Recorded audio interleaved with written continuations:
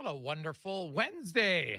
How are you? And welcome to the Jason Gregor Show on Sports 1440 Oilers Nation, YouTube, Facebook, and X. As always, coming to you live, West Edmonton Mall, the EUL Studios, your second floor, West Edmonton Mall. Gregor Show is always presented by PlayAlberta.ca. Alberta's only regulated online gambling website where 100% of the revenue stays right here in the lovely province of Alberta. And you can get in your tickets for the Lotto 649 $32 million draw. Tonight, gold ball jackpot, as well as the classic jackpot of $5 million at PlayAlberta.ca. No one won last night, so Lotto Max goes up to 55 on Friday. We got lots to discuss on the show. When you look at the Oilers last night, 7-1. That game in the first period, the Oilers had 4 breakaways. I was racking my brain thinking the last time the Oilers had 4 breakaways in one period, never mind 4 breakaways in a game, but they had 4 breakaways in the first period. They were all over. Utah, I think they found something. Utah really likes to press down on their defensemen, and that allowed Edmonton to take away chances. They had some good passes, of course, sending guys in all alone. Good backtracking that caused a turnover that goes the other way. And Edmonton just didn't really look back. Utah never looked in danger of making that game close. When they were challenged, Pickard makes some decent saves. They got Nuge and Hopkins scoring shorthanded. You had Arvidsson scoring for the second straight game. You had McDavid, Hyman with a pair. That set play. And it's not one that you do very often, but that Ekholm to Bouchard little touch pass to McDavid in flight, and he just blows right by the middle of the ice. They obviously were exploiting the middle of the ice last night on Utah, and it worked. And Utah, it's interesting. Their head coach, it's almost like he had looked into a crystal ball, because before the game, he talked about the concern he had with them coming off an emotional game, beating Vancouver. For a lot of their players, that was like the closest thing they'd had to a playoff game in a long time, and they were able to come back and win, and everyone was fired up. Well, in the playoffs, hey, you can get fired up over a win, but you better forget about it pretty quickly, because you come the next day, and now the game's just as important, if not more important. And Edmonton, they were the better team. They played like the better team. Full marks for the victory. 4 players end up with 3 points. There was nothing really to critique about that game for Edmonton. It was a solid performance. Utah, it's like worst case scenario. They lose, Calgary wins, Vancouver wins, and the St. Louis Blues all skate away victorious last night. So they lose ground. Not only do they get shellacked, they lose ground in the wild card race. And the Canucks and the Blues now have 75 points. Utah's at 71, and the Flames are at 73. That was a huge win for Calgary, too.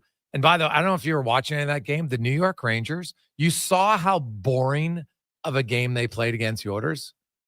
My goodness. The second and third period, that might have been the least effort I've seen from a team in a game. Like, they're battling for a playoff spot.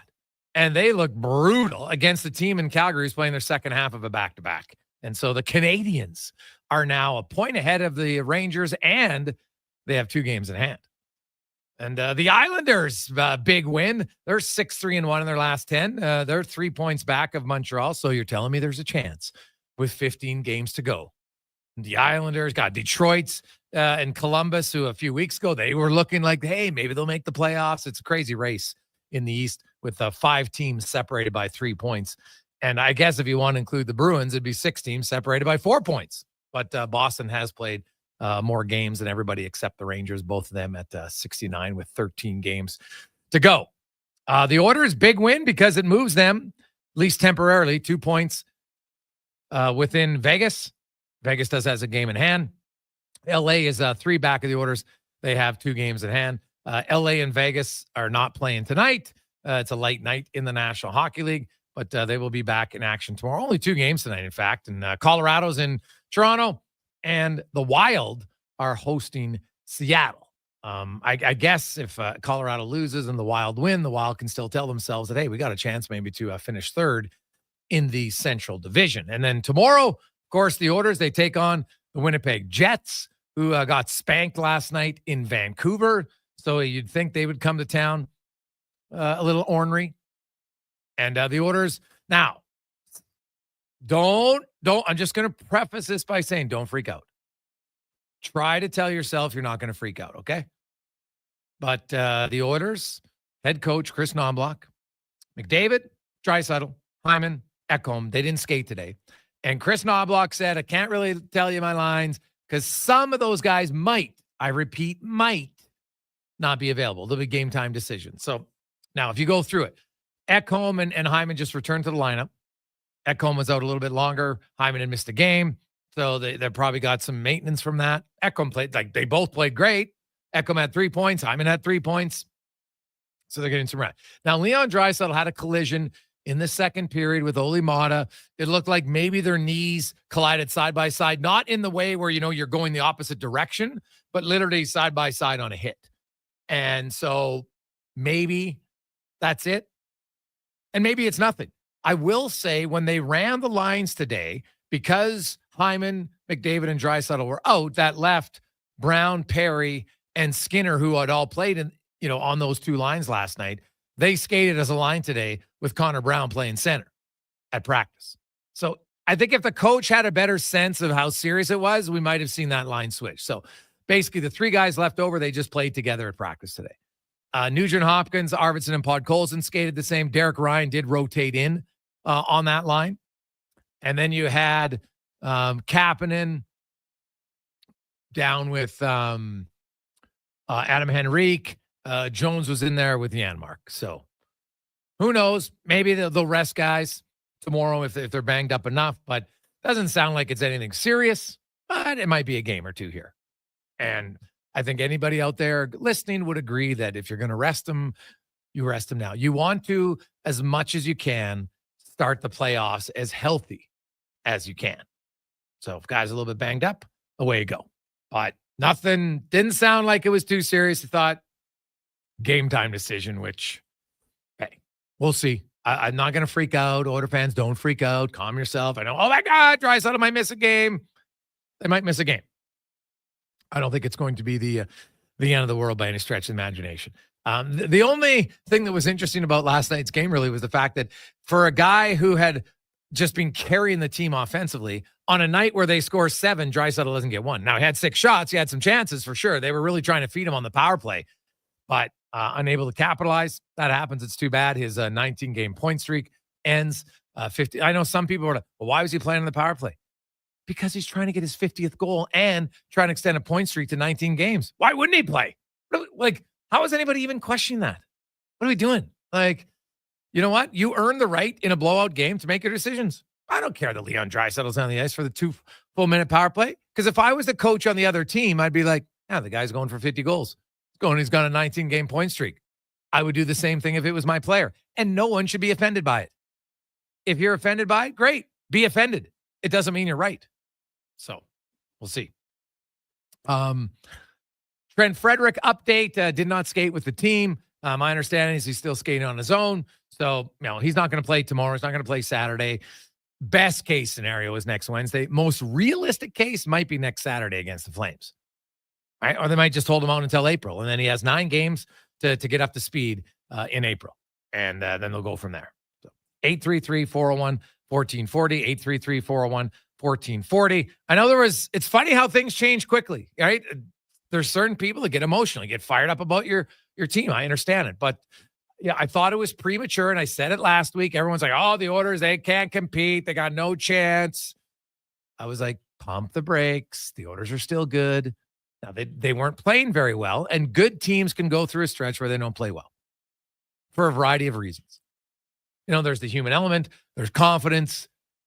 Whatever. Would they love to have been consistent all year long? Yes. It's not realistic. Heck, even the Winnipeg Jets. Like the Winnipeg Jets had an unreal start. Then they kind of hit the skids for a bit. Then they had an unreal run again. It happens. Right now, their unreal runs lasted pretty long. Right? They won 14 out of 15. Then they have a 12 or 13 game winning streak again after that. So it happens. The Jets, as Kevin Woodley outlined, like they've kind of been meh here for a while. So we'll see where things go. But the Oilers defensively, that's 3 straight games now. And I got to double check, but I'm pretty sure that's the first time all season that the Oilers have allowed one goal in 3 consecutive games, 1 goal or less. So, their defensive game is coming around. Man, I like Jake Wallman again last night for the Oilers. Like just how he's so fluid and moves around. And we saw the D pairs, switched up a little bit as Chris Knoblauch outlined they would be. Darnell Nurse still played 20 minutes despite having a fight. So, they got the guys to play. I did find it now. It was his former team. But, Ty Emberson is, I think, in a little bit of a dogfight. It'll be curious who's going to be the number 6. Emberson. What about Klingberg? Now, Klingberg hasn't played since March 4th. Blocked a shot. He did practice for the 2nd consecutive game. He was full out in a normal jersey today, which means he's close. So do we maybe see John Klingberg tomorrow night?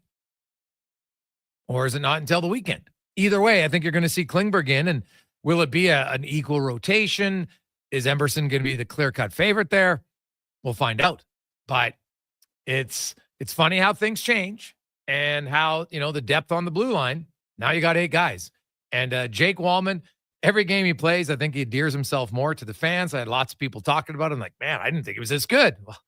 What did we say when the trade was made? Like, Detroit, they gave him away. Like, literally gave him away and added a 2nd-round pick for San Jose to take him at $3.4 million. Like, that is one of the worst. You put a guy on waivers is one thing. You pay a team a 2nd-rounder to take him. That's quite the kick in the junk. On the show today, Mike Rupp will join us. We got Eric Engles. We'll go to Montreal, the Canadiens, baby. Quite the third period for them. A few empty net goals, and they win. Today on the Business of Sport, we're going to talk about the future of sport. And I think a fascinating topic on the business side and where you're going to see how some teams are able to incorporate some new technologies to help them.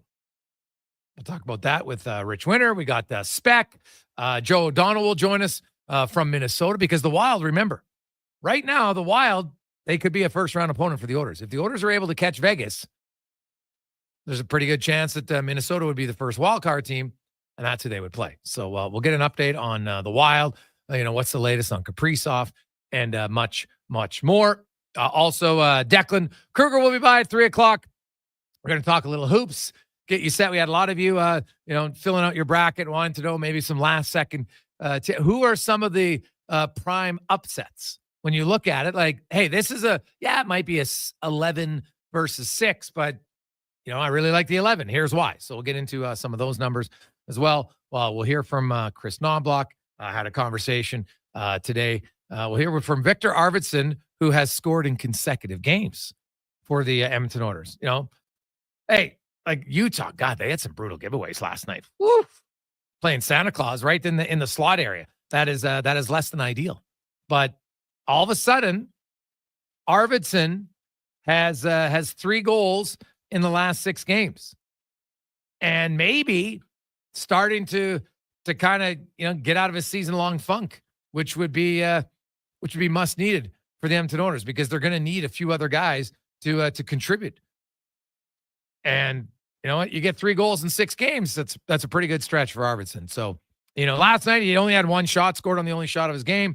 But, he had 5 shots the other game he scored. He had 4 shots the other game he scored. So, he's starting to shoot the puck a little bit more. That will help. They didn't play a ton last night. They balanced the ice time a little bit more for sure. At least up front anyway. And, I'll say this. Ryan Nugent-Hopkins right now looks better as a center. And Chris Knoblauch said it. They're going to keep him there. Nugent-Hopkins feels, he still feels more naturally comfortable playing the middle. He feels like he touches the puck more. He's in motion more. And Nugent-Hopkins, who was in, pretty decent goal-scoring funk, even though he's now scored 17, 1 shy of what he scored last year. So he's most likely going to get to 20 goals. But he has 6 points in his last 2 games. And prior to that, I'd have to look. He had 6 points, I think, in his previous 1, 2, 3, 4, 5, 6, 7, 8, 9, 10, 11, 12, 13, 14 games. So obviously it's an uptick offensively for Nugent-Hopkins, and that's a good sign. They're going to need some other guys getting going. And if Arvidsson can chip in and Nuge, heck, Podkolzin scored a goal. So, if everybody's chipping in, it's going well when you get, that line. Everybody on that line had a goal last night. Hyman had 2. McDavid scored again. So the Oilers offensively, I always felt eventually they'd wake up. And you start to see that. And combined with them tightening up defensively, it's a pretty good problem. Hey, guys, you think there's any chance Walman plays in the top pair? Bump down Bouchard, Martin? No, I don't think so. No, I think Walman's either going to play with Bouchard or he's going to play with Nurse. And that's what we've seen. I don't think he's suddenly going to put Bouchard with Nurse and Walman with Ekholm. I guess they could try it, but I'd kind of be surprised on that. So that's where we go. 833-401-1440, 833-401-1440. Hey, guys, I hope Knobloch does not put in Klingberg. 3 goals against, 3 games in a row with 1 goal against. Don't mess with the lineup. James from the Hood. Well, I do think that he has tweaked the defense a bit every game, and it hasn't really mattered. But I could see Emberson coming back in the lineup tomorrow in place of Troy Stetcher. Stetcher, I know it's a new organization, but it's Arizona's where he played a long time. That's who Utah is, and Stetcher's deserved it. He's played well. So I think you're going to have a healthy competition for that number 6 spot down the stretch. Hey, guys, I really liked Stetcher's game last night. Nothing tells me he should come on the lineup. He played great from DS. No, I agree. But I can tell you the coach doesn't like guys sitting out too long unless they're injured. So I won't be shocked if we see Emberson tomorrow. Now, you might not, but I won't be surprised if we do. We'll come back. Mike Rupp will join us, as he always does, every Wednesday here on the Gregor Show, presented by PlayAlberta.ca. The job isn't done until the last load is hauled, and having a semi-trailer out of commission is not an option. Whether replacing or adding to your convoy, Edmonton Trailer has a huge inventory of new and used semi-trailers, trusted by the gravel, logging, oil field, fluids, and freight industries. Find a trailer right for you online or at one of their 3 locations. For sales, service, parts, rental, and finance, when you're in it for the long haul, Edmonton Trailer. With the lead up to the playoffs underway, players are definitely stepping up their game. And the fans are doing the same. Simple snacks like chips and dip may work at the front half of the season, but now more and more fans are rocking the Wilhauk beef jerky for game time get-togethers. Just make sure you bring enough for everyone if you want to be invited back for the playoffs. Make your next hockey game day a Will Hockey game day with Wilhauk beef jerky, only available in Leduc. Get yours today, because you don't win games with salad. Are you tired of waking up tired? Are you tossing and turning all night and stiff and sore the next morning? If your sleep is suffering, it's time to visit the Brick Mattress Store. Their sleep experts will help you find the right support for a restful night's sleep. Back sleeper, side sleeper, hot or cold, there is a perfect mattress for you. Plus, with next day delivery, your best night's sleep could be tomorrow. Check out the Brick Mattress Store locations in Spruce Grove, South Edmonton, St. Albert, and Leduc, and start waking up refreshed. Riverside Marine and Motorsports are back for the 2025 Edmonton Boat and Sportsman Show, March 21st and 23rd. Discover new 2025 models and exclusive offers like Yamaha finance rates and big rebates. Riverside Marine and Motorsports. What you do for fun is our business. Hey, sports fans, we've got a clear choice for you. At Crystal Glass, we provide customers with the perfect glass for any job. From home to auto and even commercial, installation or repairs, we're your team. Call 310-GLASS or visit crystalglass.ca. Crystal Glass. Your paycheck is about to get bigger. With Budget 2025, the lowest taxes in the country are getting even lower. Alberta's government is introducing an income tax cut. This will save hardworking Albertans up to $750 per person and $1,500 per family every year. Lower taxes mean more money in your pocket. For the full details, visit alberta.ca/budget. A message from the Government of Alberta. Explore beyond the boundaries of capability and value during Truck Month at GMC. Right now, get 0% financing for up to 72 months on the 2025 Sierra 1500 Crew Cab Pro Graphite. With a TurboMax engine delivering 310 horsepower, GMC Pro safety features including automatic emergency braking, plus a max towing of up to 9,500 pounds. You'll be ready for anything this Truck Month. Ask your GMC dealer for details.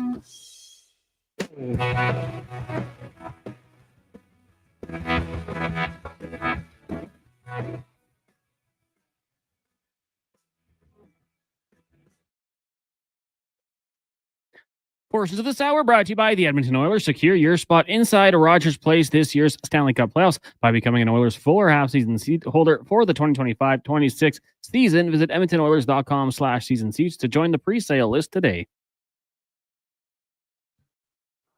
The best of Edmonton sports talk and beyond. This is Sports 1440. Presented by PlayAlberta.ca, Alberta's only regulated online gambling website.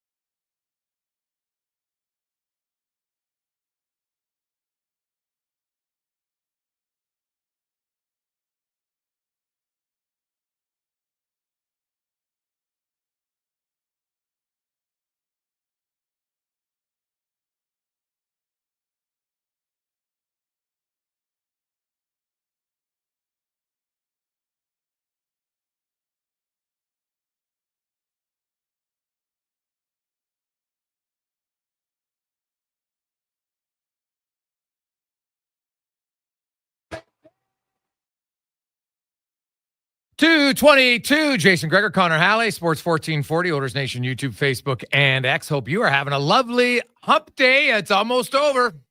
Get 6% through the week. And then Thursday, of course, in the NHL, lots of games on Thursday night. And then boom, all of a sudden it's Friday. And you rock and roll. And away we go. Also tomorrow, if you're a sports fan, it's hard not to like the first 2 days of March Madness. 16 games in college hoops, and it is crazy. It is but there's highlight after highlight. It's awesome. It is complete sensory overload. I know people who love it so much to take the day off work just to watch the game. So good luck with that. Let's get to our big guest of the day, brought to you by Silent Rides Charter Company, one of Alberta's premier bus charter companies with state-of-the-art motor coaches that will safely take you and your group to your next destination. Book your ride today at silentrides.ca. As Mike Rupp from the NHL Network, also an analyst for the Pittsburgh Penguins, Stanley Cup winner, joins us. Rupper, how you doing, my man? I'm good, Greg. How you doing, bud? Ooh, I'm doing better than the Rangers, Rupper. Oh. That effort last night against the Flames for a team that's in a play, and I watched their game against the Oilers. They remind me of the Jacques Lemaire Minnesota Wild right now. God, their system's terrible to watch. Must be worse. You mentioned about people taking off for March Madness. The Rangers thought it started yesterday. Anyways, absolute no-show. I'll lead off with that little comic relief for you. Absolute no-show by them. Like, how does that happen right now? Right, for a team that's been through what it's been through this year, and I don't know. That was concerning. I mean, I've said all year that I think that they're going to find their way inside the playoffs. I still do. Although I don't feel great about things this morning when you're sitting there wondering like how a game like that happens, especially when you have that lead early on. So on this other flip side of it, the New York Islanders and what they're doing, or the Montreal Canadiens, like now all of a sudden they look like the teams for me. So they're playing the right way right now. So we'll see if the Rangers can get this thing back on track. And I give the Flames a lot of credit. Second half of a back-to-back, they don't score a lot of goals. We know that. They just don't have a ton of offense. And, they win a lot of games scoring, low scoring goals. I think they've only scored 4 goals or more 10 times this year. It's, it's nuts. So, they really rely on their goaltending, and Dan Vladar had to be pretty solid last night. But it's not like the Rangers did anything really to test their goalie in the second and third period. But you mentioned the Islanders and the Canadiens. The Canadiens are a young gun team. They have a lot of excitement to watch them play. There's lots of goals for, there's lots of goals against in some of their games. And, Marty St. Louis is a coach who didn't have a lot of experience, and he's really kind of focuses. Yeah, he got some X and O's, but he's really about communicating and really trying to empower his young guys. You look at that Montreal team, and do you feel they can get in, or is there anything that concerns you about them? I mean, yeah, they can get in because they're playing a good brand of hockey right now. I mean, they're a fun team to watch.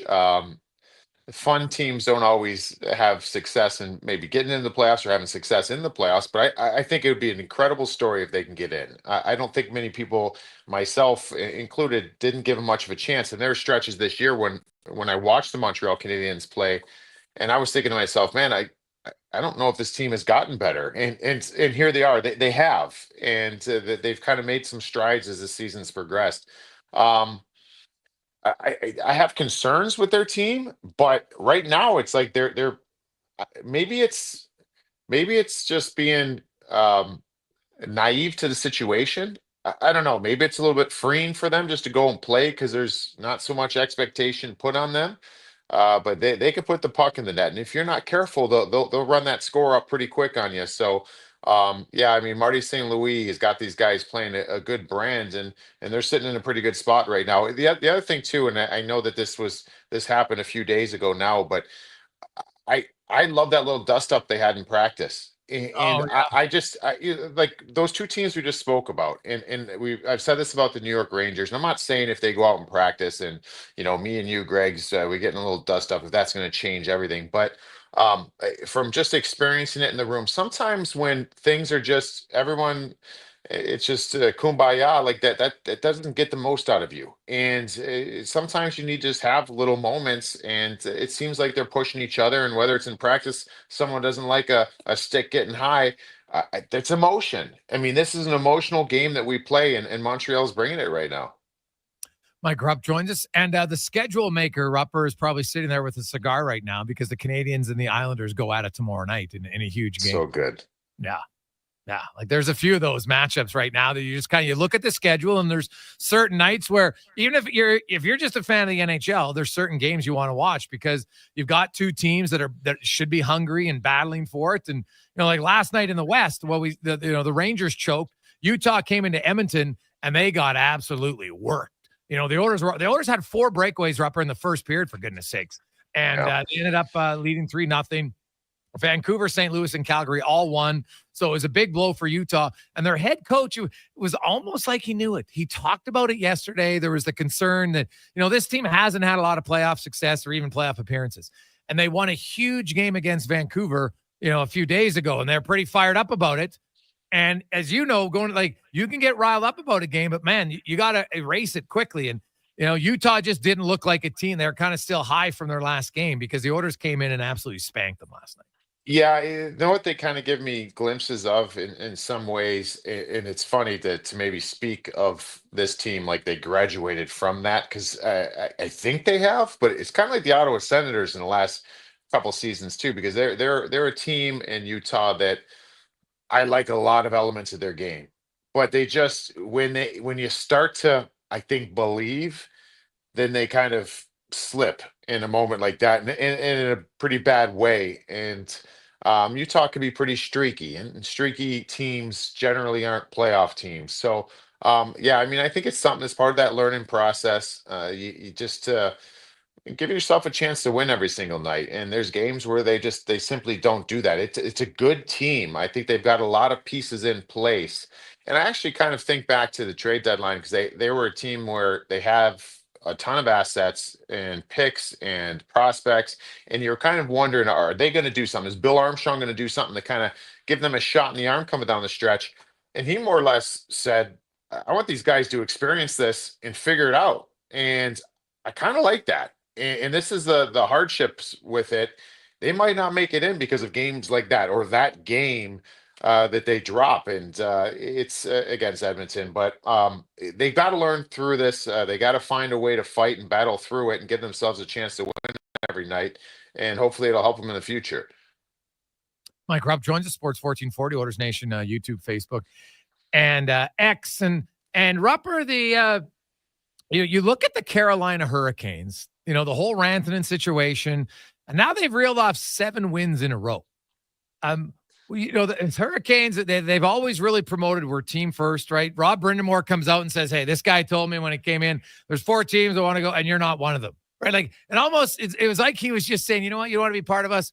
Get out of here, right? Because normally the NHL doesn't air the dirty laundry publicly. But Rod's like, hey, you don't want to be part of us? Great. But I'll make sure everybody knows you don't want to be part of our team. And it's almost like it's been a rallying cry for them. Yeah, no, I think so. we see sports all the time. It's the us against the world mentality, and I think it rings true. And I've been in situations like that in a room where maybe it's even injuries, right? You have guys out of the lineup, and for me, it was a year in Pittsburgh with Malkin and Crosby both out for more than half a season each of them, and just to kind of sit there and be like, no one thinks we're going to do anything, and we ended up finishing with 106 points. We did pretty well, and it kind of brought the best out of us because it was us, or at least fabricated it to be us against the world. And I think that's something that that Carolina could probably cling to in these moments, and it's some of the pub out there and about guys maybe being difficult, just getting guys to go down there to Carolina. I will say this though with Rod. Rod's the best to bring in, I think, the most out of guys, to bring them together and making it about team first.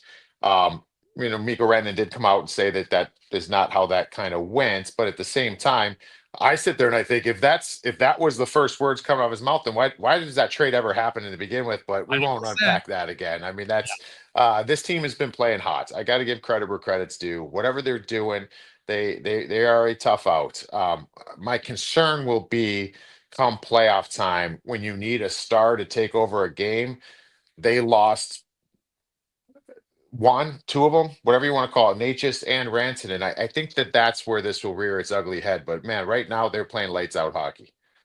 Yeah, and to me, it's Carolina as good as they are in the regular season. It's the exact same problem, Rupper, and that's what. And I give them credit; they tried to get Rantanen, but now they're so they make all these deals. But at the end of the day, when the playoffs start, and I look at Carolina's roster, I'm like, who's the difference maker in crunch time? Yeah. And I don't see one. So that's going to be their challenge. Panthers, Lightning, Leafs separated by 2 points.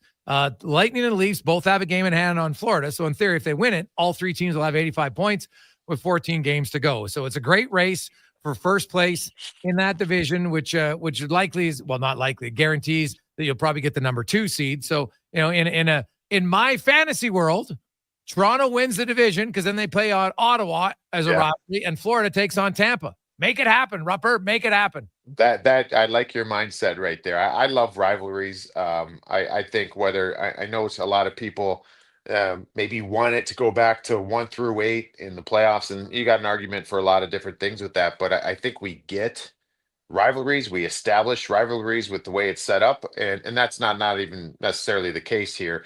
I just want to look for it. So I want Toronto. Can you imagine the world of the Battle of Ontario when Toronto finally avoids one of the Florida teams, or they avoid the Boston Bruins and they get Ottawa? You think they're licking their chops, and this might be a different Ottawa Senators team. I mean, the type of fuel that provides, and then the Battle of the Sunshine State's always one that's incredible. I love what this division's turning out to be as far as a race here.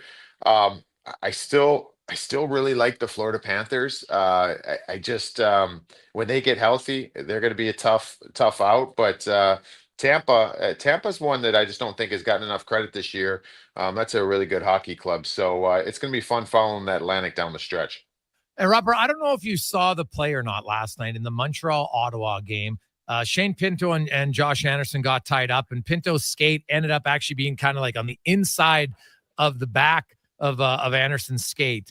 And it was the first game that Josh Anderson was wearing those cut-resistant socks. And basically it saved him from probably a huge injury.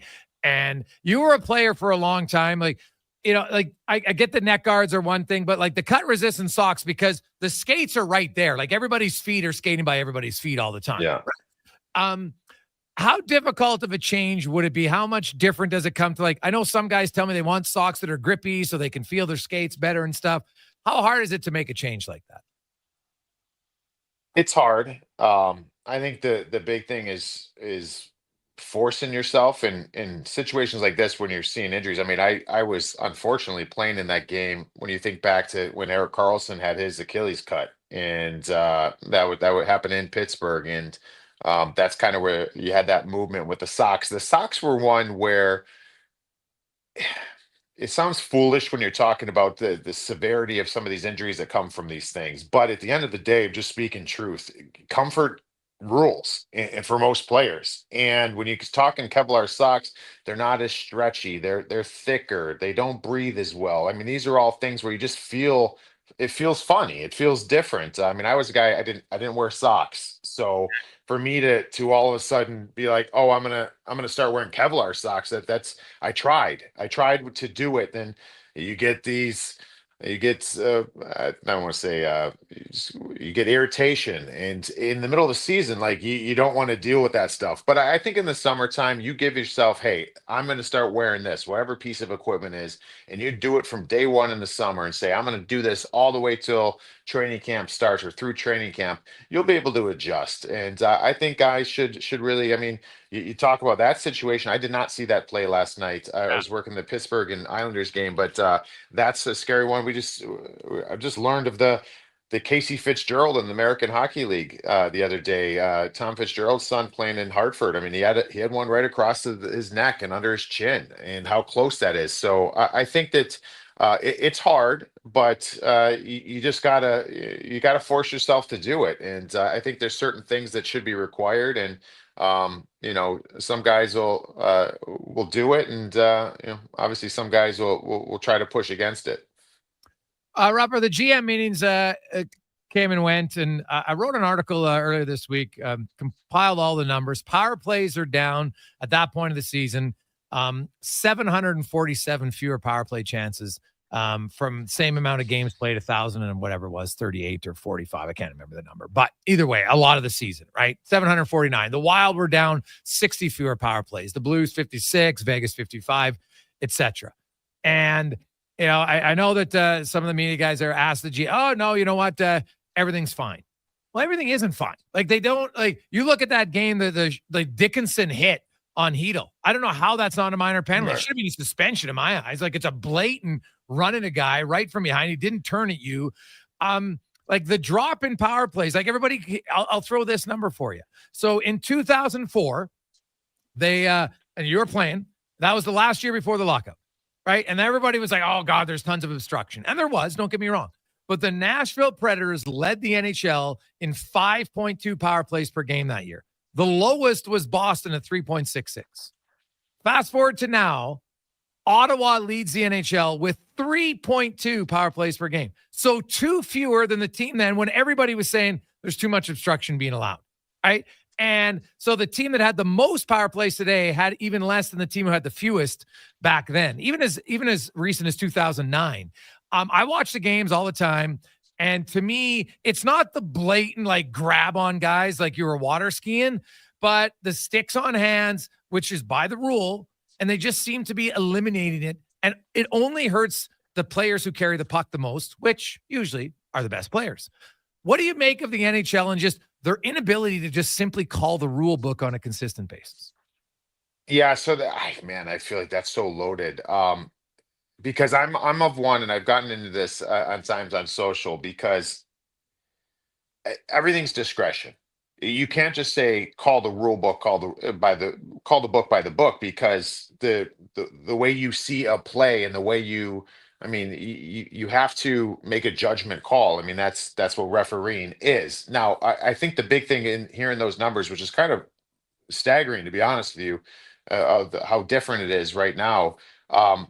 I think the biggest thing for me, I like less penalties being called. Now, with that being said, you can't have a drastic drop like that, because I think building teams, and where's your order of importance as far as building your hockey club and having certain players. I mean, when you have, heck, you can sit there and be like, hey, we are going to be a power play led team, and we're going to, our personnel is going to reflect that. And then all of a sudden you get into a season or a playoff series, and then that's just flipped on its head. That can't happen. Like, we have to know what is going to be called consistently. That's what everybody's always said about refereeing. Just be consistent. If you're going to call a lot, then in a tight game, then to just do it consistently from game to game. So that's the biggest thing. But it's interesting hearing you say that, because we're going over some numbers with Mike Kelly with Sporologic was coming over, brought up some things where the power play. So this is what's crazy to me, and it'd be a fun dive, because those numbers you're mentioning, but the power play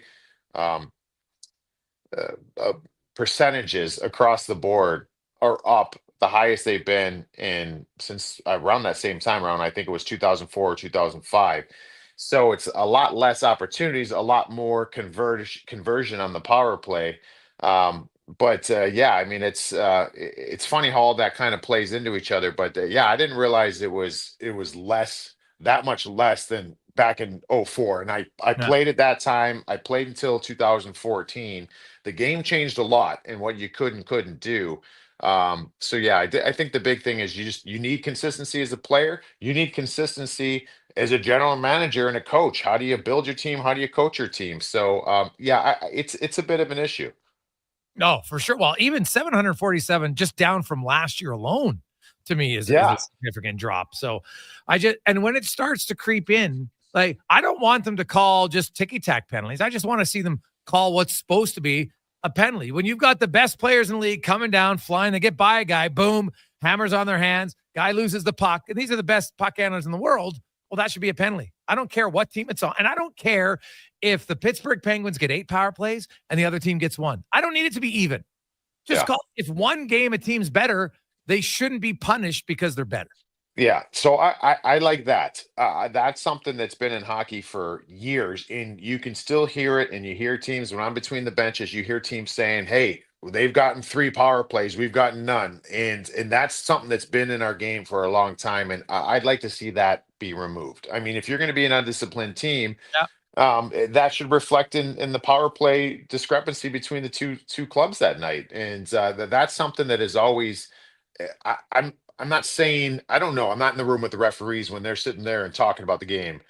I know playing on the bench and listening to guys now saying they've gotten this. It doesn't matter what's happened in the game. It's what this play is. And I think that's something that certainly can get cleaned up in our game. Because I think that people want to be like, oh, well, they got 4 power plays, we got 4. That was a good game. No. Some games it is great, but let's just call it like it is. So, Rupper, always good to catch up with you, buddy. We'll talk to you next week, and who knows by then who will be in the playoff race for the wild card in each division, because it seems from week to week it's changing on who's hot and who's not. Yes, I know it's a crazy run right now. Enjoy, and we'll talk next week. I bet you that's Mike Rupp from the NHL Network. Take a quick break. We'll come back. We'll hear from the Oilers. We'll update you on the lines and who's banged up and who might not be banged up. Like a game time decision is that. It's a game time decision. They might, I know we got a lot of texts coming in. People are like, well, why were they playing last night? Well, we'll explain why when we return to the Gregor Show, presented by PlayAlberta.ca. There's one. And another. No, not spring flowers yet, but rather huge deals. It's GMC's Truck Month at Wolf GMC Buick. Nab 0% financing up to 72 months on our most popular Sierra half-tons, or massive discounts starting at $8,000. Choose your truck from a great selection, like the fabulous all-new Canyon, right up to the trailer-hauling Sierra HD with the industry-leading Duramax diesel. Spring into Wolf GMC Buick today and snag your truck, and see the savings at wolfgmcbuick.com. If you or someone you care for are injured in a motor vehicle accident, please listen up. I'm Grant Fedoruk from Leading Edge Physiotherapy, and let me proudly say that we won't be the place your insurer tells you to go. We won't be the place because we don't sign agreements with the insurance company. We don't work for them, we work for you. We do want to be the place that your friends, family, and other medically trained professionals send you. So if your insurance company says that you have to see their therapist, you should know that's not true. You have the right to choose where you go, and we hope you choose us. LeadingEdgePhysio.com. Mr. Ruther checks off his bucket list. Skydiving is tops on my list. I want to go to Bali. What's at the top of your bucket list, Mr. Ruther? Definitely the Rubbermaid H2864R. It has 14 quarts of capacity with a spill-free pour spout and a corrosion-resistant handle. Wow, what a bucket. You know that a bucket list isn't a list of nice buckets, right? I do. That's how good this bucket is. For a plumber with buckets of plumbing passion, call Mr. Ruther. At Fountain Tire, success is a team effort. They're committed to their team members and their customers. And that means treating your vehicle like it's their own and finding solutions that suit your needs. Because whatever the road brings ahead, they're on it with you. Visit FountainTire.com today. If you're looking for nonstop sports coverage, tune into Sports 1440, Edmonton's only sports radio station. 24/7 coverage comes at you with expert commentary, in-depth analysis, and so much more. We are Sports 1440.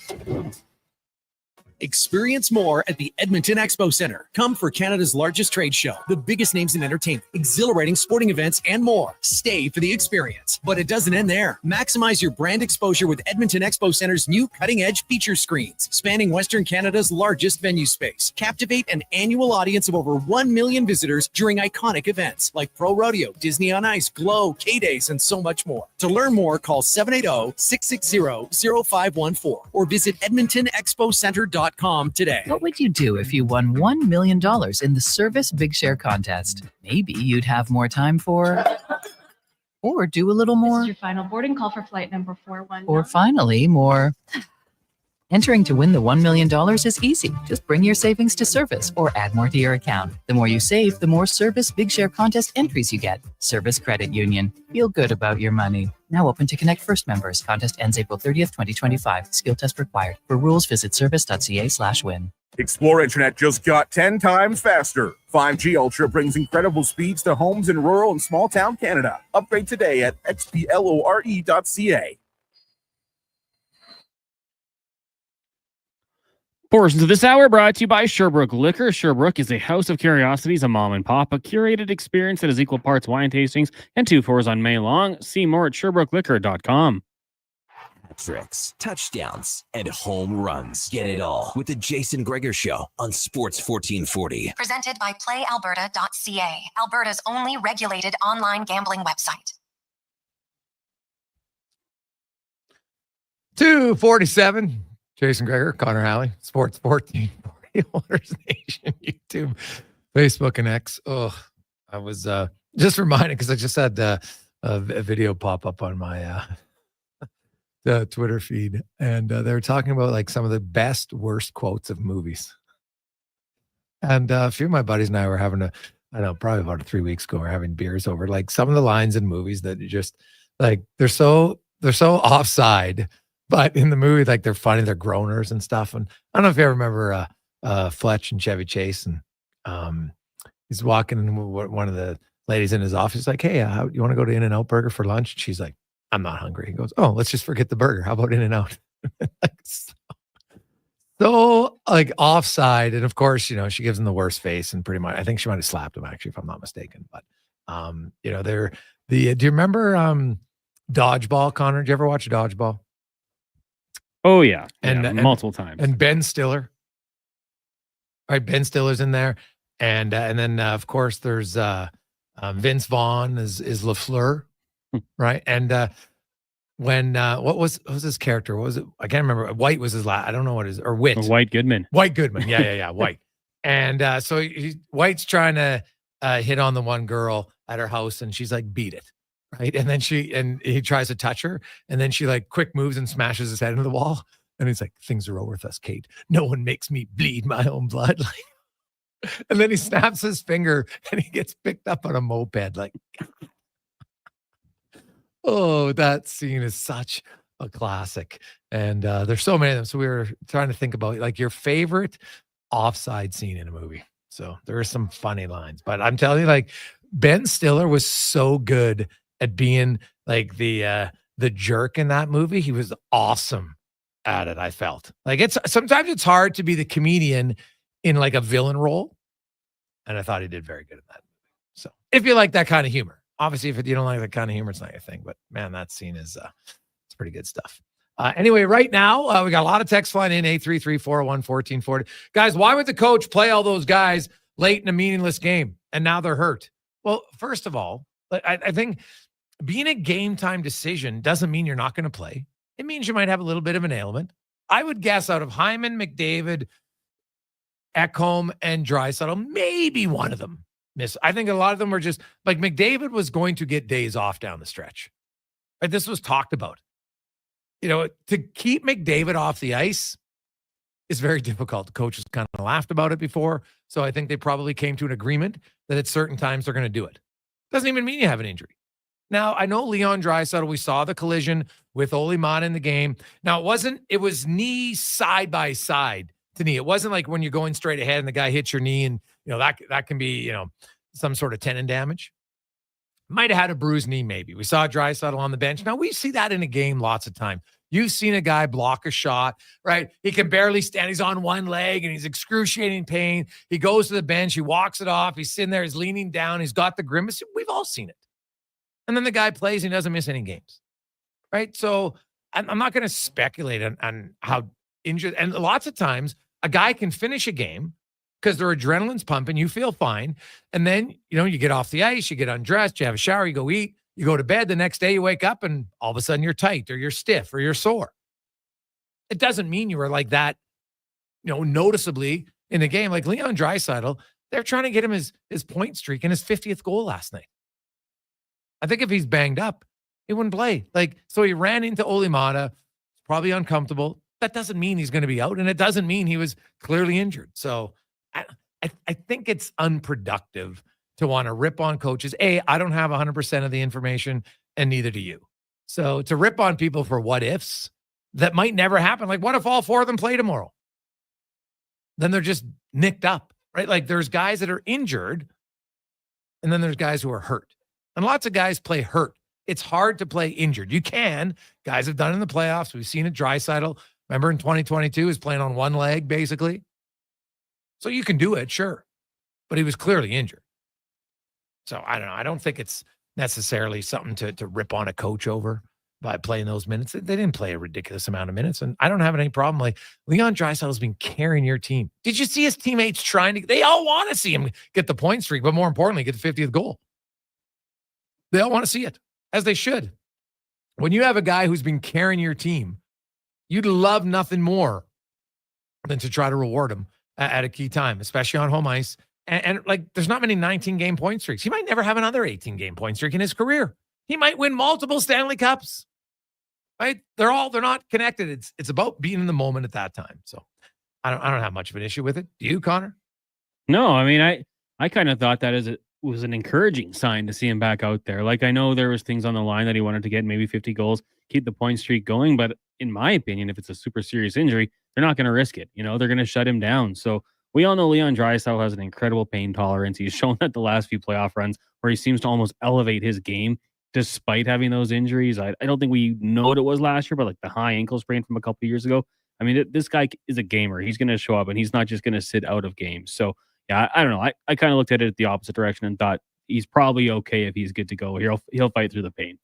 Yeah. So we'll see. The Winnipeg Jets probably come to town a little honoring. They got spanked in Vancouver last night. And here's an opportunity. Winnipeg, if you actually look at their season, it mirrors Edmonton in a little bit of ways. They've had longer streaks where they've dominated, but they also had a pretty good funk themselves. I think it was I got to go back and look. It was after they started red hot. I think then they only won 4 of their next 15. So it happens. Right? Would you like to have not had the dips that they would have had? Yes, no question. Right? They had a tough start, which wasn't overly surprising if you look at history. And then obviously they had a real brutal stretch there, 15 games that started basically end of January, and then it just kind of they started great against Detroit in that game. They're up 2-0. They're playing great, and then they lose the game. And then they just kind of went into a little bit of a tailspin for the whole month of February and early into March until that Anaheim Ducks loss seemed to kind of be the final straw where they said, okay, now we got to wake up. And they have. They've woken up in all facets. No surprise. They're playing better defensively. Ooh, shocking. Their goaltenders' numbers are better. Don't want to say I told you so, but I told you so. It wasn't just goaltending. Could the goaltenders play better? Yes. Did the team defense need to play better? 100%. And now maybe, because I'm not going to go there yet, just because if you guys have a good game. But if their offense can get back on track, that's a huge thing for them. And, their top guys are going to score. They're always going to score. But if they can get some secondary guys going a little bit more frequently, that would be a huge, huge bonus for the Edmonton Oilers.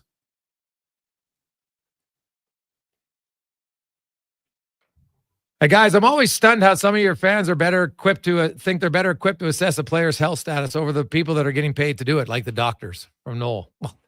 Dude, 100%. TD Force was talking to Leandra, and trust me, they know the player. Every player has a little bit more of a pain threshold, but in some instances, he'll be like, no, he's not coming back, right? Especially in a regular season game. But he never left the bench. Just because you talk to the trainer on the bench and you know what? you got hit somewhere and for a moment it hurts. I'm sure everybody's been that way. If you played athletics of any time, you've suffered, at a point of a game where it's like, oh my God, that really hurt. Maybe I twisted my ankle, had to sit out for 5 minutes in basketball, and you come back in. Doesn't mean you're sit out the rest of the game, right? And then it might swell up even more overnight. It happens. So it happens. So we'll see on Draisaitl. They didn't speak today. They didn't talk about the injury. I'm just speculating because that's the only real collision I saw with Leon Draisaitl. And again, it might be nothing. Right? It just might be maintenance where, hey, you know what? The guy didn't feel great today. It's March 19th. We're basically a month left in the season. We can miss a practice here or there.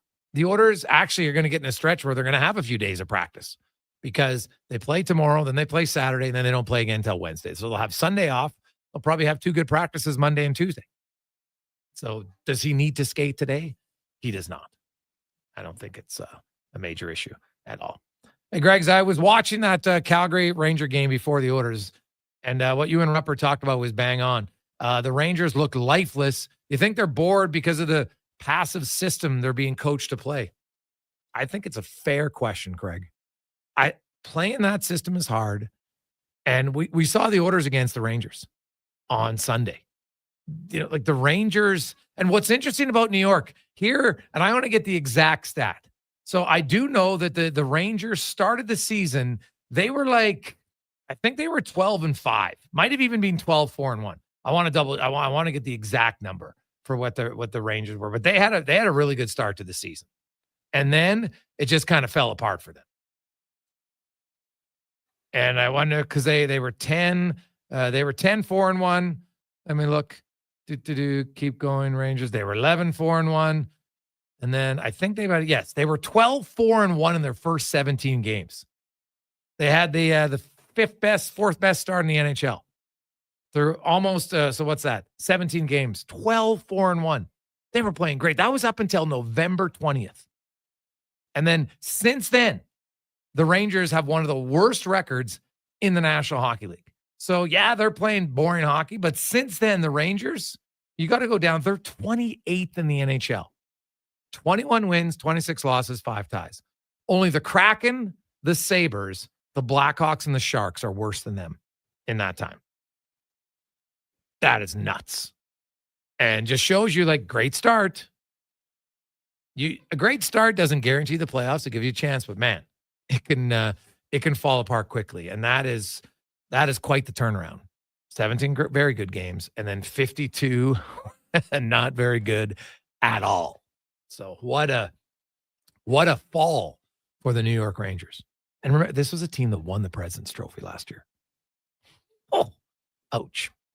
Quick break. When we return, we're going to give you some insight. I love upsets. We all love upsets. I think we like unpredictability. That's usually what makes sports the best, at least for me, is the unpredictability of what you might see on any given game. Right? It makes it great. That's why we watch. And so you might not have to know everything, but we'll try to help you maybe know a little bit more. But first, let's get to the Con Man and a Sports 1440 update brought to you by Fountain Tire. They're here to take care of your vehicle and your wallet. Until April 26th, you can save up to 25% off select tires and get an additional $120 mail-in rebate on a set of 4 select tires. Book your appointment today at fountaintire.com.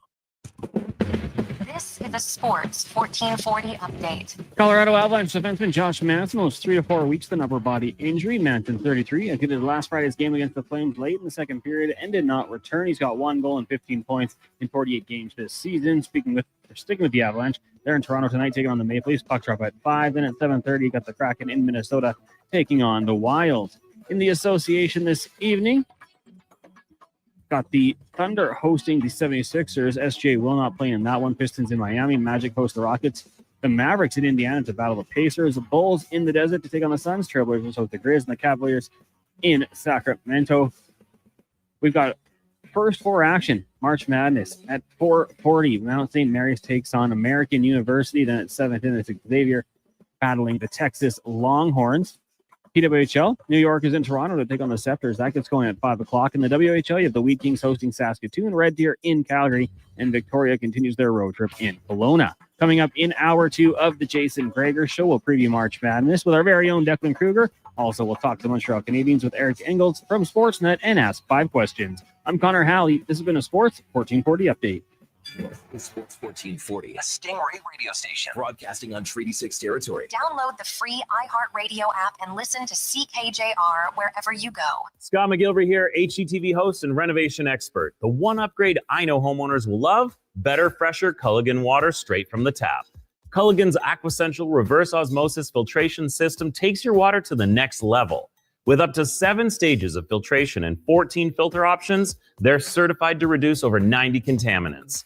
Your tap water is about to get a major upgrade. Safer water that tastes great.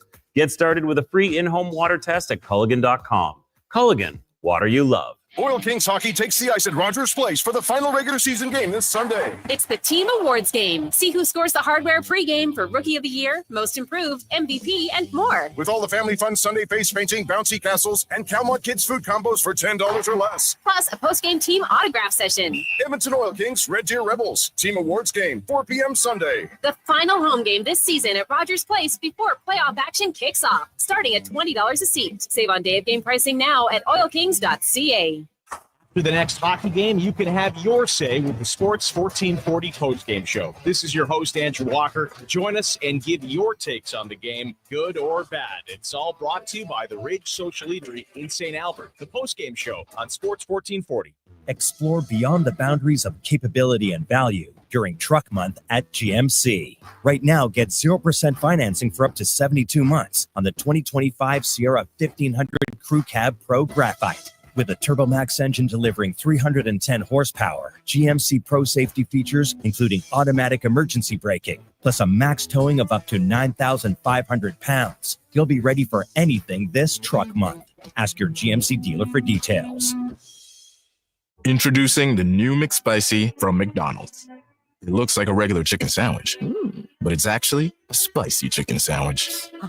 McSpicy. Consider yourself warned. Limited time only. Participate in McDonald's in Canada. The Alzheimer's Face-Off presented by Christensen Communities Limited hits the ice April 25th to 27th, pairing hockey fans with some of their favorite players from the NHL Alumni Association for a fun-filled weekend in support of the Alzheimer's Society of Alberta and Northwest Territories. Friday features a Champions Luncheon followed by the teams hitting the ice on Saturday and Sunday in a friendly hockey tournament at Terwilliger Rec Center. To purchase a table to the Champions Luncheon or to learn more about how you can get involved in the tournament, visit alzheimersfaceoff.ca for more info.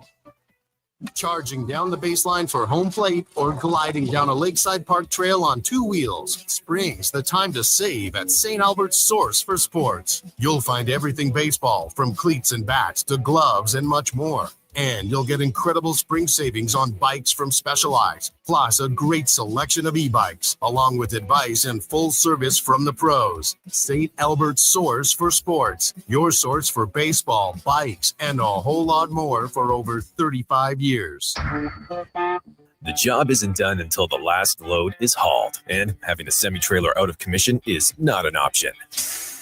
Whether replacing or adding to your convoy, Edmonton Trailer has a huge inventory of new and used semi-trailers, trusted by the gravel, logging, oil field, fluids, and freight industries. Find a trailer right for you online or at one of their 3 locations. For sales, service, parts, rental, and finance, when you're in it for the long haul, Edmonton Trailer.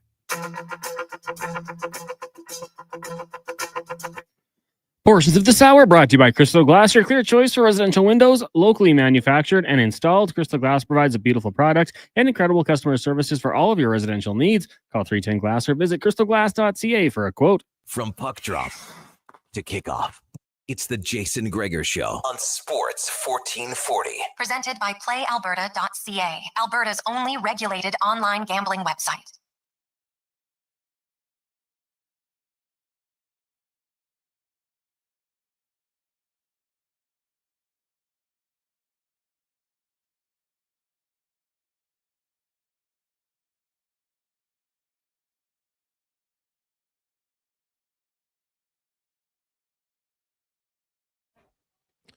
Just after 3 o'clock. Welcome back. Jason Gregor, Connor Halley, Sports 1440, Oilers Nation, YouTube, Facebook, and X. Hope you're having an awesome day. Thanks for watching. Thanks for listening, downloading the show. If you get the app, taking it with you on your walks. And we get a few people texting all the time. They're walking and listening. We love it. Get your steps in, boys and girls. Stay active. You'll feel better. So maybe some nights you need to walk after a tough loss. You need to reduce the stress. Whatever. It's great. Gregor Show is always brought to you by playalberta.ca, and good luck. Hopefully you win Lotto 649 tonight. Get your tickets at playalberta.ca. $32 million for the winner tonight. Go ball jackpot. Let's get to our, you know what we're going to call today? Because this is kind of like the playoffs. I think it's the playoff. We'll get to our playoff push, brought to you by your Alberta GMC dealers. It is truck month, baby. This March at GMC, $5,000 cash purchase credit on 2025 Sierra HD models. Learn more at gmccanada.ca. And tomorrow the madness begins. March Madness. It is, well, I know what's going on last night. The play-ins go on tonight. But hey, until you get to the real tournament, to me, it's still play-in. Either way, it gets going tomorrow. Declan Kruger has been studying for months. This is his time. You watch all the games all year. Well, maybe not all the games, but a lot of the games, Deck. And so now you look at first of all, give me your thoughts.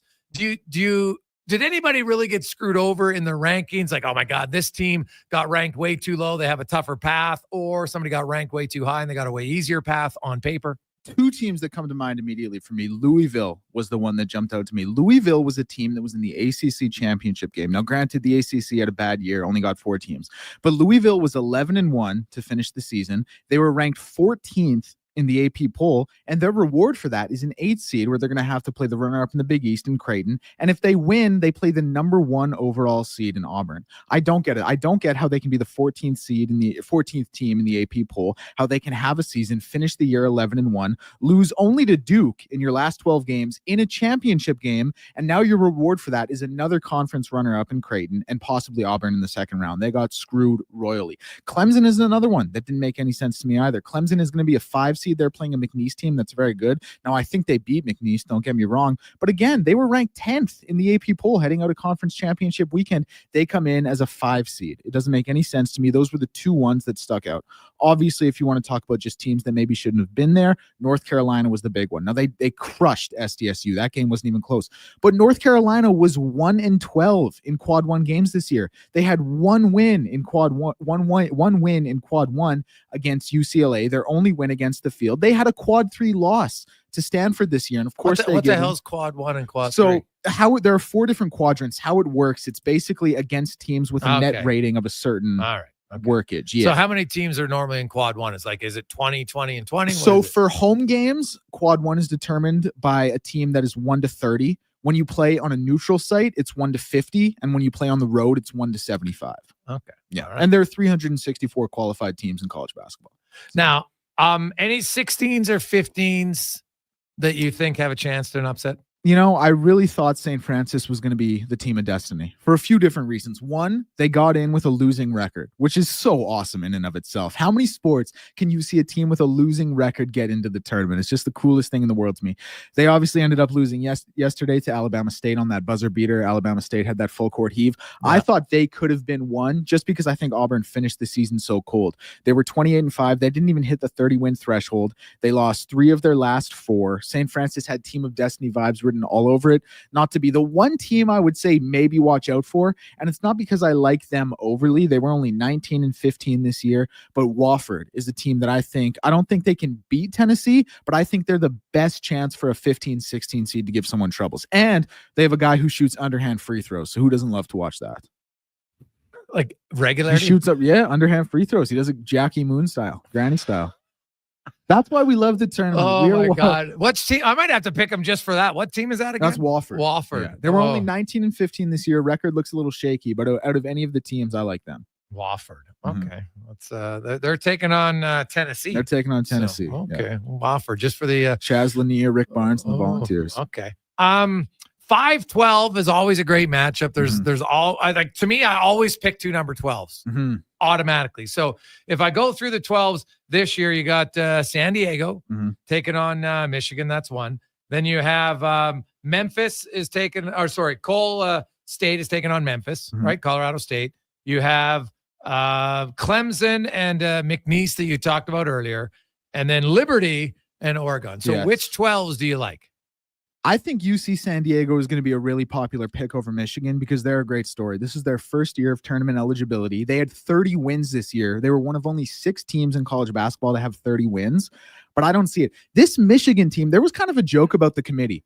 The committee must have stopped watching the games on Friday night because Michigan won the Big Ten. Michigan was 2-1 against Purdue this year. They were 2-0 against Wisconsin this year. Wisconsin comes in as a 3 seed. Purdue comes in as a 4 seed. Michigan, who won the Big Ten, had those wins I just mentioned. They're in as a 5 seed. This UC San Diego team is exactly like the McNeese team from last year. McNeese was a 30-3 win team last year. They had a 12-5 matchup against Gonzaga, and they lost by 21 points. I think that's what's going to happen with this UC San Diego team. Dusty May has done such a good job with Michigan. They were I should have mentioned them off the top. Woefully underseeded. That 5 seed made no sense. And I'm going to retract. That's the worst seeding. How they're a 5 seed and 2 teams they want to combine 4-1 against played in their own conference and didn't win the conference tournament when they did or seeded above them makes no sense whatsoever to me. So I love Michigan in that game, but I think UC San Diego is going to be a popular pick. The one I'm looking for is Colorado State over Memphis. Colorado State is actually a 3.5 point favorite against Memphis, and they're 5 spots. And they're 5 spots ranked better in KenPom. Colorado State has this guy Neek Clifford, not even Dominique, just Neek. So awesome name. He has a chance to be the breakout player of the tournament. He's a 19-point guy. Colorado State shoots the ball extremely well. Memphis, it's similar to UC San Diego a little bit. People see 29 wins. They see it's close to that 30-point threshold. I don't think they're as good as their record suggests. They have one great player in PJ Haggerty, but I really like Colorado State in that matchup. The other ones, just really quickly, Liberty, fun shooting team. Dana Allman's going to game plan too well. He has like an 80% win rate in the first round or something. Oregon's going to win that one, and I think Clemson dog walks McNeese. But credit to Will Wade, he's playing his alma mater. He's head coach of McNeese. His alma mater's Clemson, so that's a cool story.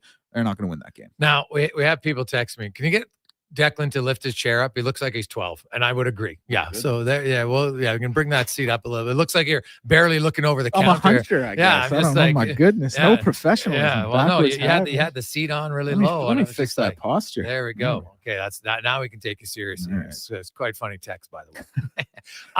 I do like the the Colorado State matchup. So 3-14 is always historically 3 wins, but we've seen because of so much transfer portal and everything else, it's last year anyway, there was more unpredictability. There was lots more teams that, higher seeds that went a little deeper than we thought. Do you think that occurs this year again? I don't. I think this bracket is going to be pretty chalk. I'll say this. I don't see any 14 seeds winning. Like, I don't think Troy can beat Kentucky. I think Texas Tech gets out of their game. I think Iowa State gets out of their game. And I think Wisconsin beats Montana, although that's probably the closest. But I don't like Iowa State against Ole Miss in the second round. I don't love Texas Tech against who I think is going to be a Drake team that beats Missouri in the second round. I don't think it's a great year for these 3 seeds. Iowa State's beat up. Texas Tech is super beat up. Chance McMillan and Deron Williams, 2 of their top 3 players, aren't going to be playing. So I don't think it's going to be a great year for deep runs. I think there's going to be a team that surprises. Like, I have High Point and Yale, who are both 13 seeds. I have them winning their opening round matchup. I think that's probably where the magic stops for them. I think if there's going to be a double-digit seed in the Sweet 16, it's probably Drake.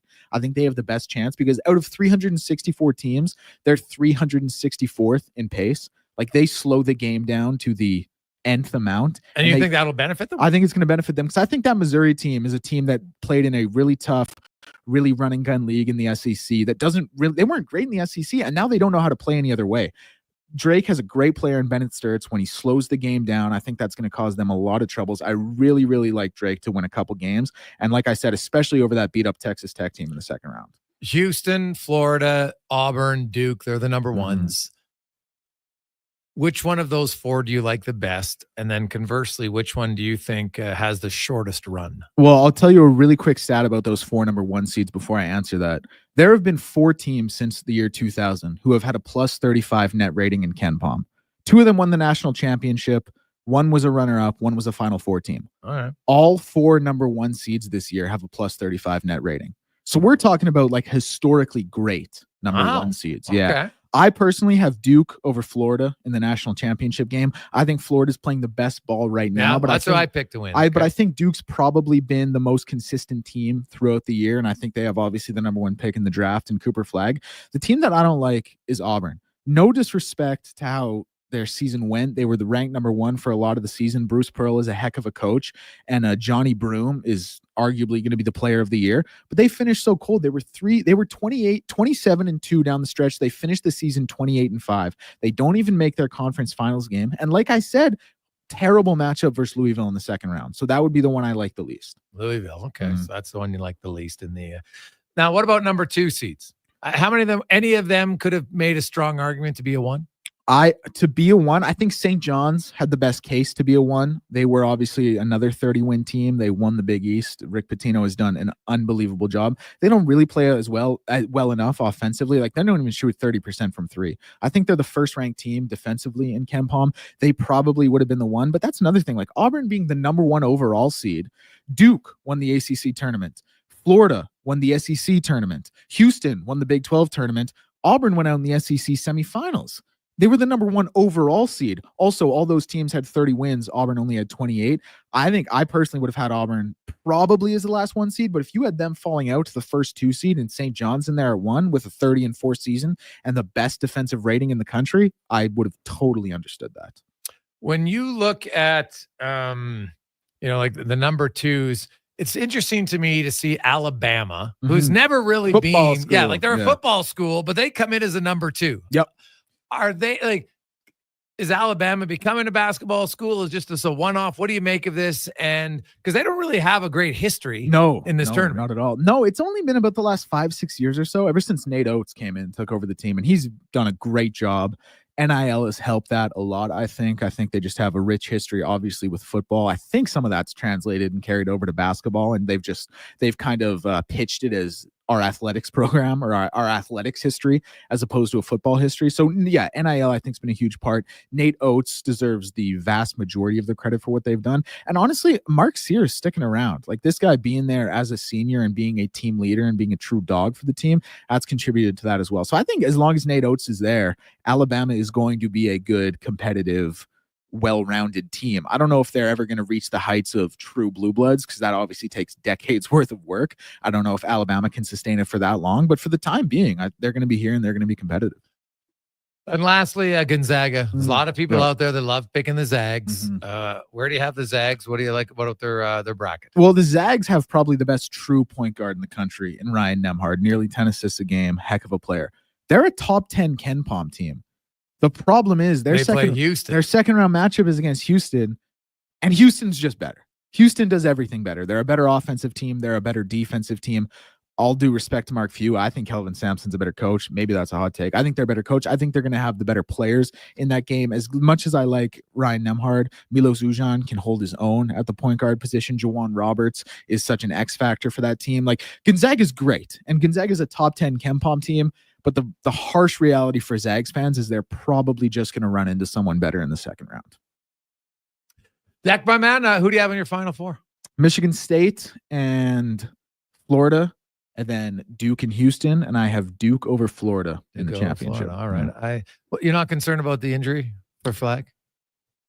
He's gearing to go. And you know what? I trust Tyrese Proctor, and I trust Con Nepple, and I trust Simeon Pierce. Like, I trust these guys who can pick up the reins if they have to. Dak, my man, unreal stuff, buddy. We appreciate it, and we got a lot of text people enjoying it. So the one dark horse maybe is look for Colorado State, the number 12 seed. Absolutely, not just win one, maybe get to the Sweet 16. Great, thank you, Jason. All right, that's Declan Kruger. Of course, you hear him every weekday with Low Tide from noon until 2. Let's take a quick break. We'll return. Sports 1440, Oilers Nation, YouTube, Facebook, and X. Hey, boys, Declan's on fire with his March Madness passion and knowledge. I love it. Great job. That one comes in from Brian. Hey, guys, how does this guy know that much about college football? Chris and Victoria. That's Chris. He likes it. He's passionate about it. What's wrong with that? It's great. And Chris adds, I don't think there's anybody who cares. Well, Chris, you are very much incorrect because I have lots of texts that argue otherwise. It's a big tournament. Lots of people like to fill out a bracket. Doesn't mean they're huge college fans, but now you can have at least a better chance rather than just kind of blind. Oh, I like the name of this team. And sometimes that works too. What's their moniker? Okay, I'll pick them. Oh, what's their jersey color? Okay, I'll pick them. And that's fine. Sometimes it works, but sometimes you can go with the stats. That's why we want to have the D-man on. He definitely knows. I put up his college ball against anybody, man. That in college football for sure. Quick break. We'll return to the Gregor Show presented by PlayAlberta.ca. We'll hear more from the head coach. We got Eric Engles joining us. And why can this team make the playoffs? We'll discuss it next. Whether you're a craft beer connoisseur or more of a wine aficionado, there's always something new to discover at Sherbrooke Liquor, a unique, family-owned, independent liquor store. The selection, incredible. The non-alcohol section is also very impressive. Sherbrooke Liquor, expert, knowledgeable staff with a passion for unique finds. More than just a liquor store, we're a community. Alberta's best, the one and only Sherbrooke Liquor. Wine, spirits, and oodles of beer. Visit SherbrookeLiquor.com. Day or night, tasting just so right. You can order oodle noodle at oodlenoodle.ca, delivering you the news almost right away. Remember, you can order oodle noodle at oodlenoodle.ca. So stay on your couch all day and order oodlenoodle.ca. Oodle noodle. At Hughes, it's all about getting in and out quick and clean. No cash, no problem. With Hughes' new tap and wash system, all you need is your debit or credit card to get your vehicle sparkling clean. Find us at HughesCarWash.com. Hey, it's Andrew Walker, host of the Cross Mitsubishi pregame show, which you can check out before all the games this season. A big thank you to Cross Mitsubishi for their support. We are Sports 1440, Edmonton Sports Leader. RV Wars hits the north side March 27th to 30th at the Old Lowe's building. Go RV, Vision RV, and Arcan RV have joined forces for RV Wars. Take advantage of pre-tariff pricing on travel trailers, fifth wheels, motorhomes, and more. The last of the 2024 models are being cleared out. Make no payments for 6 months OAC. Now is the time to buy with special discounted finance rates. Free admission with a donation to the food bank. RV Wars on the north side, 9603 165 Avenue. Visit rvwars.ca. There's an old saying that goes, many hands make light work. We believe that at GS Construction. So what does it mean? It means a task is easier to complete when many people work together. It also means that GS Construction is preparing for the start of the 2025 season and is hiring. Currently, we're on the lookout for top men and pipe layers. So if you're one of those skilled pros who know how to do your job safely and efficiently, we're interested. Come join a team that's as solid as the infrastructure we build and maintain. Visit gsconstruction.ca today. When you live in northern Alberta, you need a vehicle that is built for this climate. That's the all-new 2025 Jeep Compass, and you'll find it at St. Albert Dodge. Now, what can I say? It's a Jeep. It's a 4x4, so it's totally at home driving on snow and ice. And it's got some great standard features like an 8.4-inch touchscreen, keyless entry, and heated front seats. As I said, northern Alberta. And all starting from just $34,900. Head up the trail and see how easy it is to do business at St. Albert Dodge. Your paycheck is about to get bigger. With Budget 2025, the lowest taxes in the country are getting even lower. Alberta's government is introducing an income tax cut. This will save hardworking Albertans up to $750 per person and $1,500 per family every year. Lower taxes mean more money in your pocket. For the full details, visit alberta.ca/budget. A message from the Government of Alberta. Hey, it's Andrew Walker, host of the Cross Mitsubishi pregame show, which you can check out before all the games this season. A big thank you to Cross Mitsubishi for their support. We are Sports 1440, Edmonton Sports Leader. Portions of this hour brought to you by Papa John's. Use promo code Gregor and get 20% off your order all day, every day. That's promo code Gregor before entering your order at papajohns.ca. The Jason Gregor Show, the best of Edmonton sports talk and beyond. This is Sports 1440. Presented by PlayAlberta.ca, Alberta's only regulated online gambling website.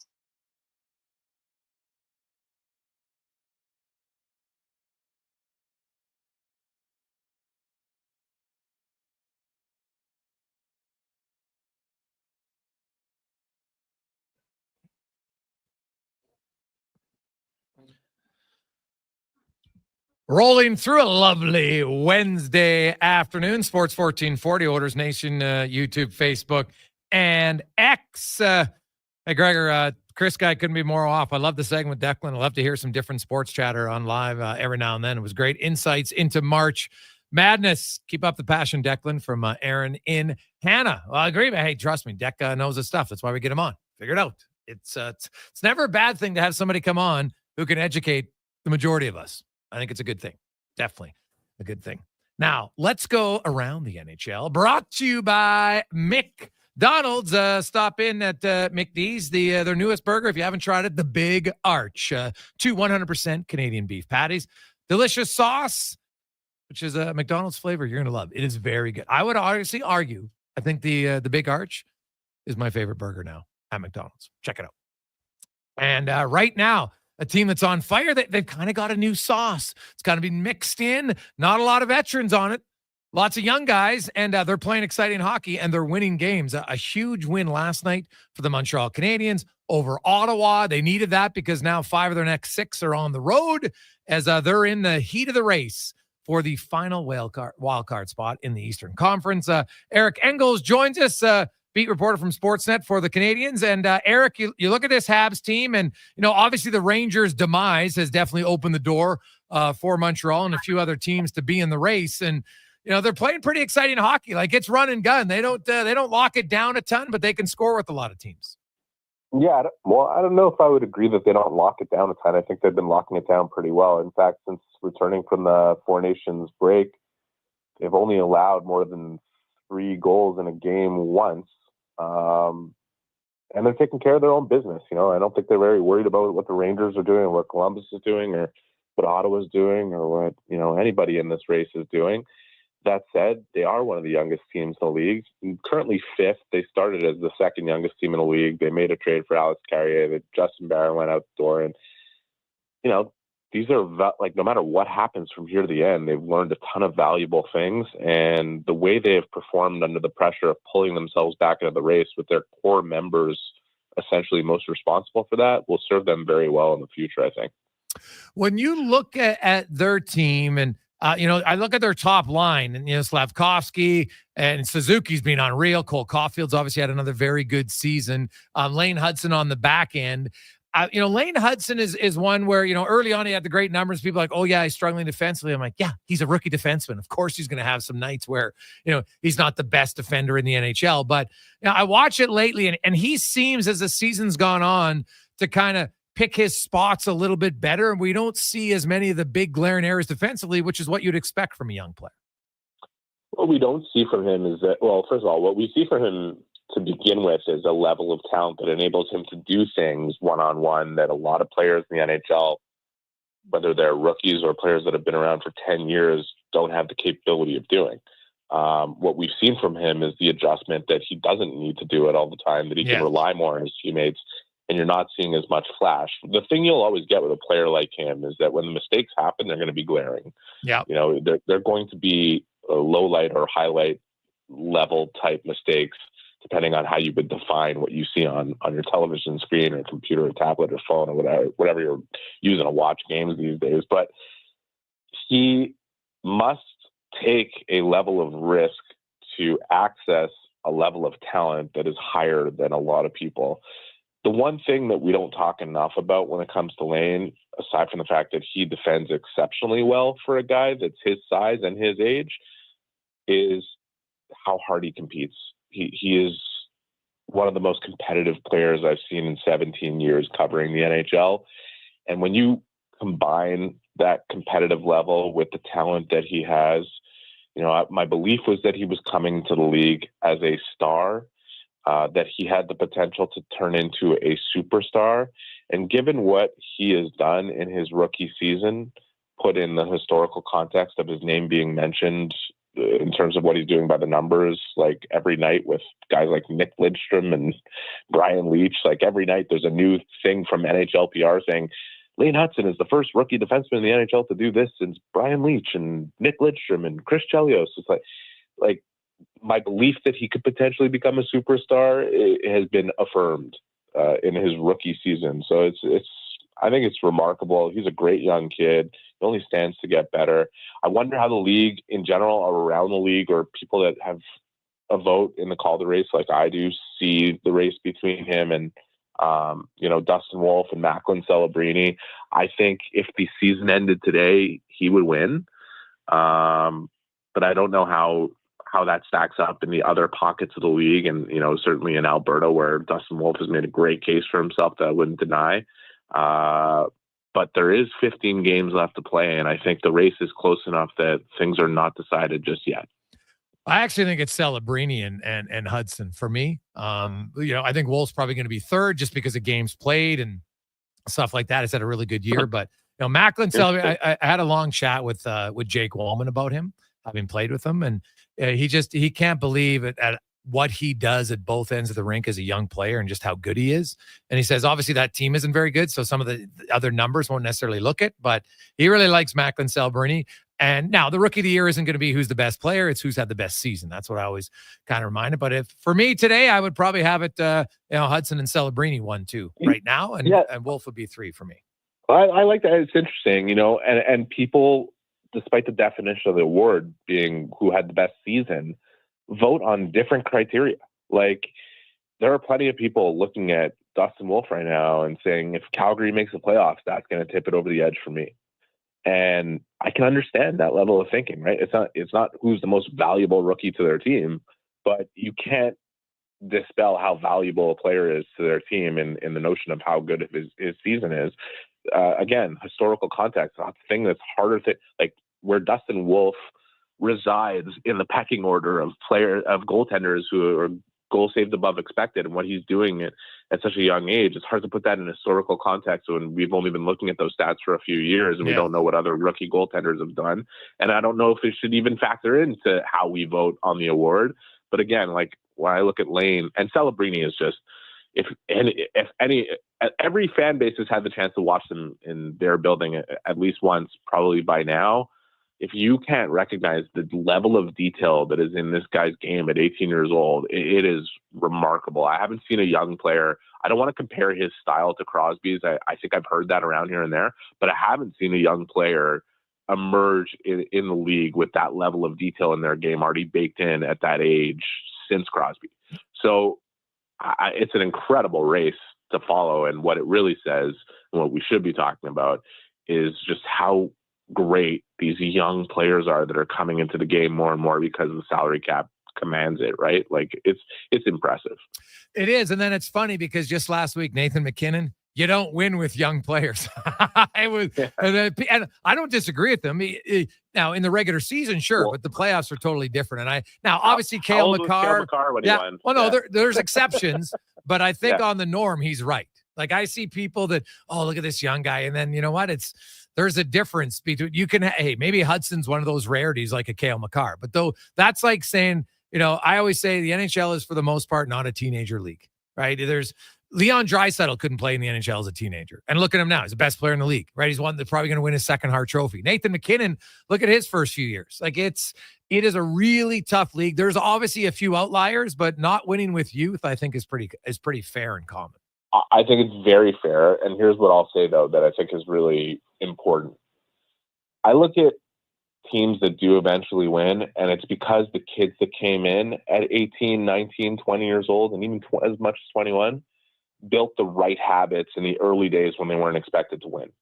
And I think the players that come in that don't necessarily have those habits as they're growing through different portions of a rebuild before the team comes of age and is expected to start competing, it is very hard to break those habits. And those bad habits, no matter how well the team finds its collective groove, tend to pop up at the most inopportune moments when things really matter.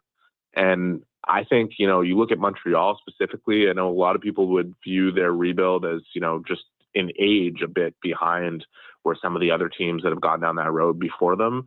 But what they have built from a culture perspective, I believed before the season would be the biggest factor in enabling them to deliver on their goal of being in the mix throughout the season and being in these relevant games late down the line. With Marty St. Louis at the helm, these guys have been committed and growing, learning the right habits and not building up the wrong ones that they'd have to undo once the team would be competitive enough to start competing. And so I think that's why Montreal's rebuild so far has followed a linear path. Will they step sideways down the line or backwards even? That's yet to be determined. But this culture that they've built is going to serve them well when they're good enough to win. And I think they're trending towards becoming a team that will be good enough to win in a couple of years. When you look at the Jake Evans signing, not moving Matheson, obviously, that makes your team as competitive. But what about from a psychological standpoint? Do you think it meant to the players in the room, like, hey, they believe in us. We're not just getting away guys for draft picks down the road? Yeah, I mean, it's huge, right? And it's a lot different than turning to your guys or facing outward publicly and saying the rebuild's over. I mean, I think those are dangerous words to use. But you leave your players the opportunity to prove to you that you deserve that type of compensation. And, they came out of the break, they had a period where they were unbelievable in around the Christmas holidays, really from November 15th to January 15th, put up one of the, 5 best records or 6 best records in the NHL. It wasn't a small sample, but they went through the biggest meat grinder of their portion of the schedule, which every team has gone through at one point or another. There's been a 2-week phase where you're just like, I can't believe this schedule. And for them, it was right out of the Christmas holiday. They played back-to-back Florida, Tampa, and a third game in 4 days in Vegas, and then over to Chicago for a back-to-back with Colorado. It was lunacy, and then came home to play Vancouver, and they won all those games. They won all those games, and then they were exhausted and lost 8 of 9 going to the Four Nations break and put themselves behind the 8 ball. And so to come out of that with Nick Suzuki having a meeting with Kent Hughes and saying, don't trade these guys, and Kent Hughes saying to him, you do what you're supposed to do and put us back in here, and I won't trade these guys. And Nick Suzuki, outside of Leon Draisaitl, or he's tied with Leon Draisaitl, I think, for the most points since the Four Nation break with, I want to say it's 18 or 19. That's growth from the most important player that should have been compensated the way it was. And I think it's huge to those guys in that room. They clearly want it, and they've played like they want it. And it's going to bring this team forward to whether they make the playoffs or not, what they've experienced and what they will continue to experience from here to the end of the season is essential for them taking the next step. Looking at their remaining schedule, it's definitely tough. They got Carolina twice and Florida twice and Toronto. They have 5 of their next 6 on the road. How have they been as a road team, Eric? And when you look at their schedule and stuff, how much of a chance you make, especially when you consider such a free fall that the Rangers are in? They've been 500 on the road. It's not as good as they've been at home. Ironically, you go back to the beginning of the season, some of their ugliest losses were at home, and there were a lot of them through the first 6 weeks where they really shot themselves in the foot. They lost, 12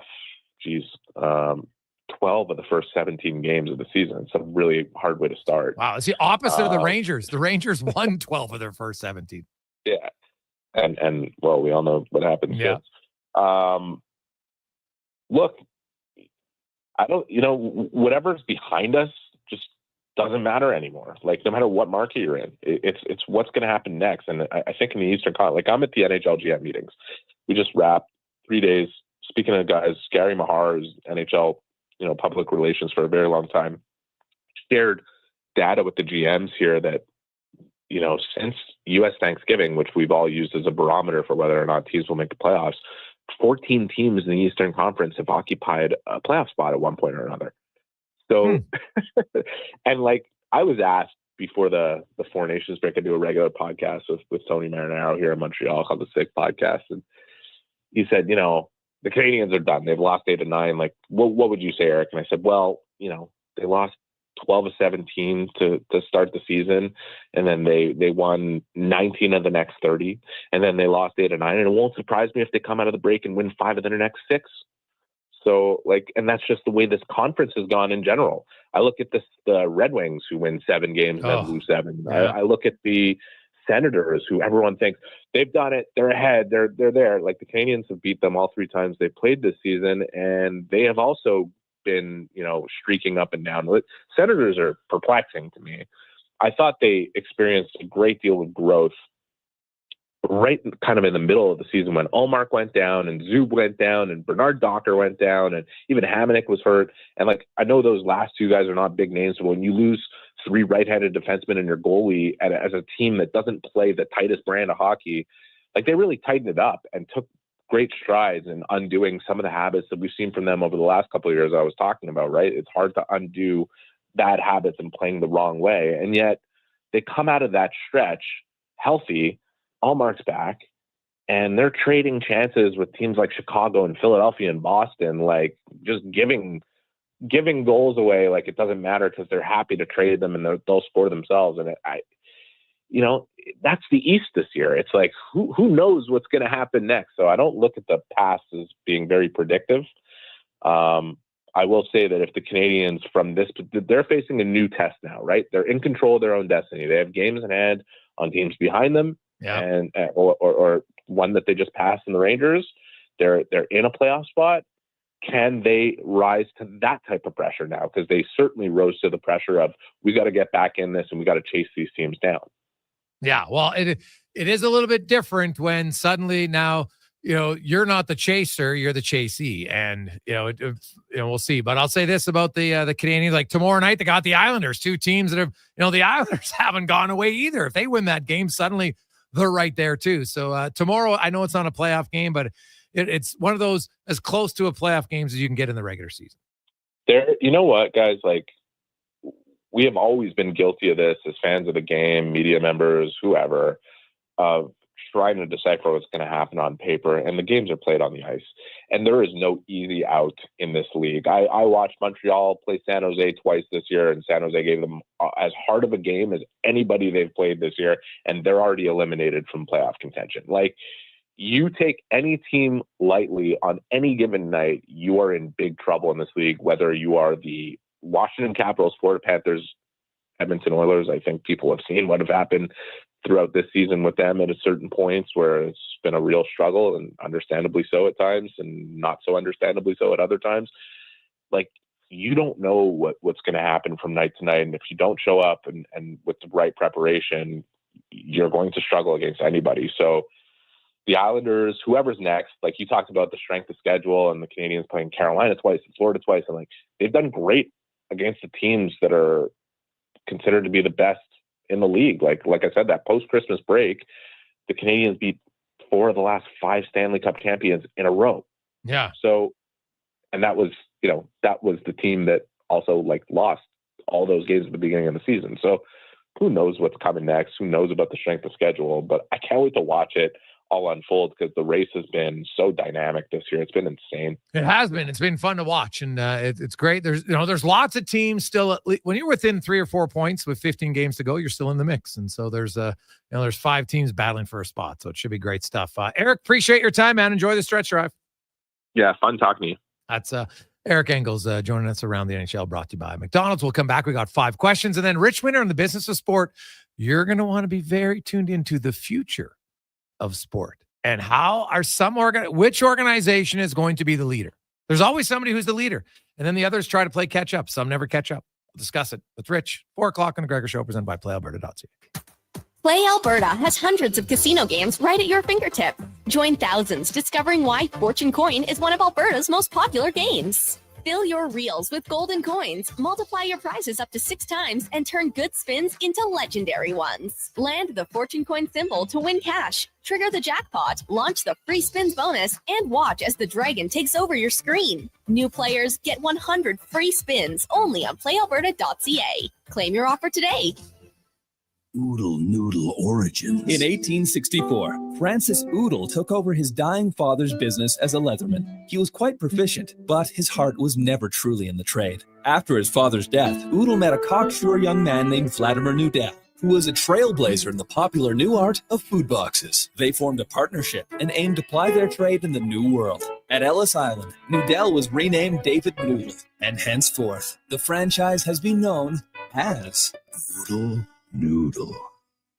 The Alzheimer's Face-Off presented by Christensen Communities Limited hits the ice April 25th to 27th. Don't miss the Champions Luncheon on Friday, April 25th at the Edmonton Convention Center. Tables are on sale now. This year's event is hosted by accomplished sports journalist and author Scott Morrison and features the legendary locker room tales of Mike Keenan. Iron Mike grew from a highly respected NHL player to one of the most passionate coaches in hockey history. For more information or to purchase your Champions Luncheon table, visit alzheimersfaceoff.ca. Volvo Cars Edmonton invites you to their biggest sale of the year. The March showroom event is on now. Lease or finance a 2025 XC60 plug-in hybrid from 1.99% and save $3,500. Lease a 2025 XC90 plug-in hybrid from 1.49% and save $5,500. Lease or finance a 2024 XC40 plug-in hybrid from 0.49% and save $2,500. Don't miss the March showroom event at Volvo Cars Edmonton. Great vehicles, better service. Only at VolvoCarsEdmonton.com. This is going to make you hungry. Booster Juice just dropped new guacamole and black bean grilled fresh options. What the guac? Yeah, a guacamole black bean wrap, guacamole chicken panini, and an egg and chipotle black bean wrap. What a trio! Holy guacamole! Bye-bye, boring as bread sandwiches. Guac, yeah! New flavors, new cravings. Avocado up to wraps and paninis from Booster Juice. Canadian-born blending since 1999. Download the Booster Rewards app and order one today. From coast to coast, Napa Auto Parts is here to keep your car running longer and stronger, Canada. Did you know that Napa Auto Parts has close to 600 stores throughout Canada and over 90 years of history? Napa offers a wide range of quality replacement auto parts, accessories, supplies, tools, equipment, and proudly keeps Canadians moving day in, day out. With over 85 locations in Alberta, stop into your local Napa store today or visit online at napacanada.com. That's Napa know-how. Charging down the baseline for home plate or gliding down a lakeside park trail on two wheels. Spring's the time to save at St. Albert's Source for Sports. You'll find everything baseball, from cleats and bats to gloves and much more. And you'll get incredible spring savings on bikes from Specialized, plus a great selection of e-bikes, along with advice and full service from the pros. St. Albert's Source for Sports, your source for baseball, bikes, and a whole lot more for over 35 years.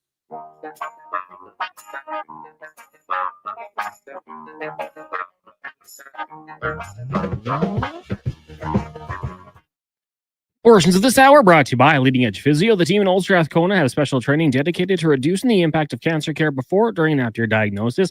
From lymphedema to the management of fatigue and side effects of chemotherapy and radiation, they can help. Learn more at leadingedgephysio.com.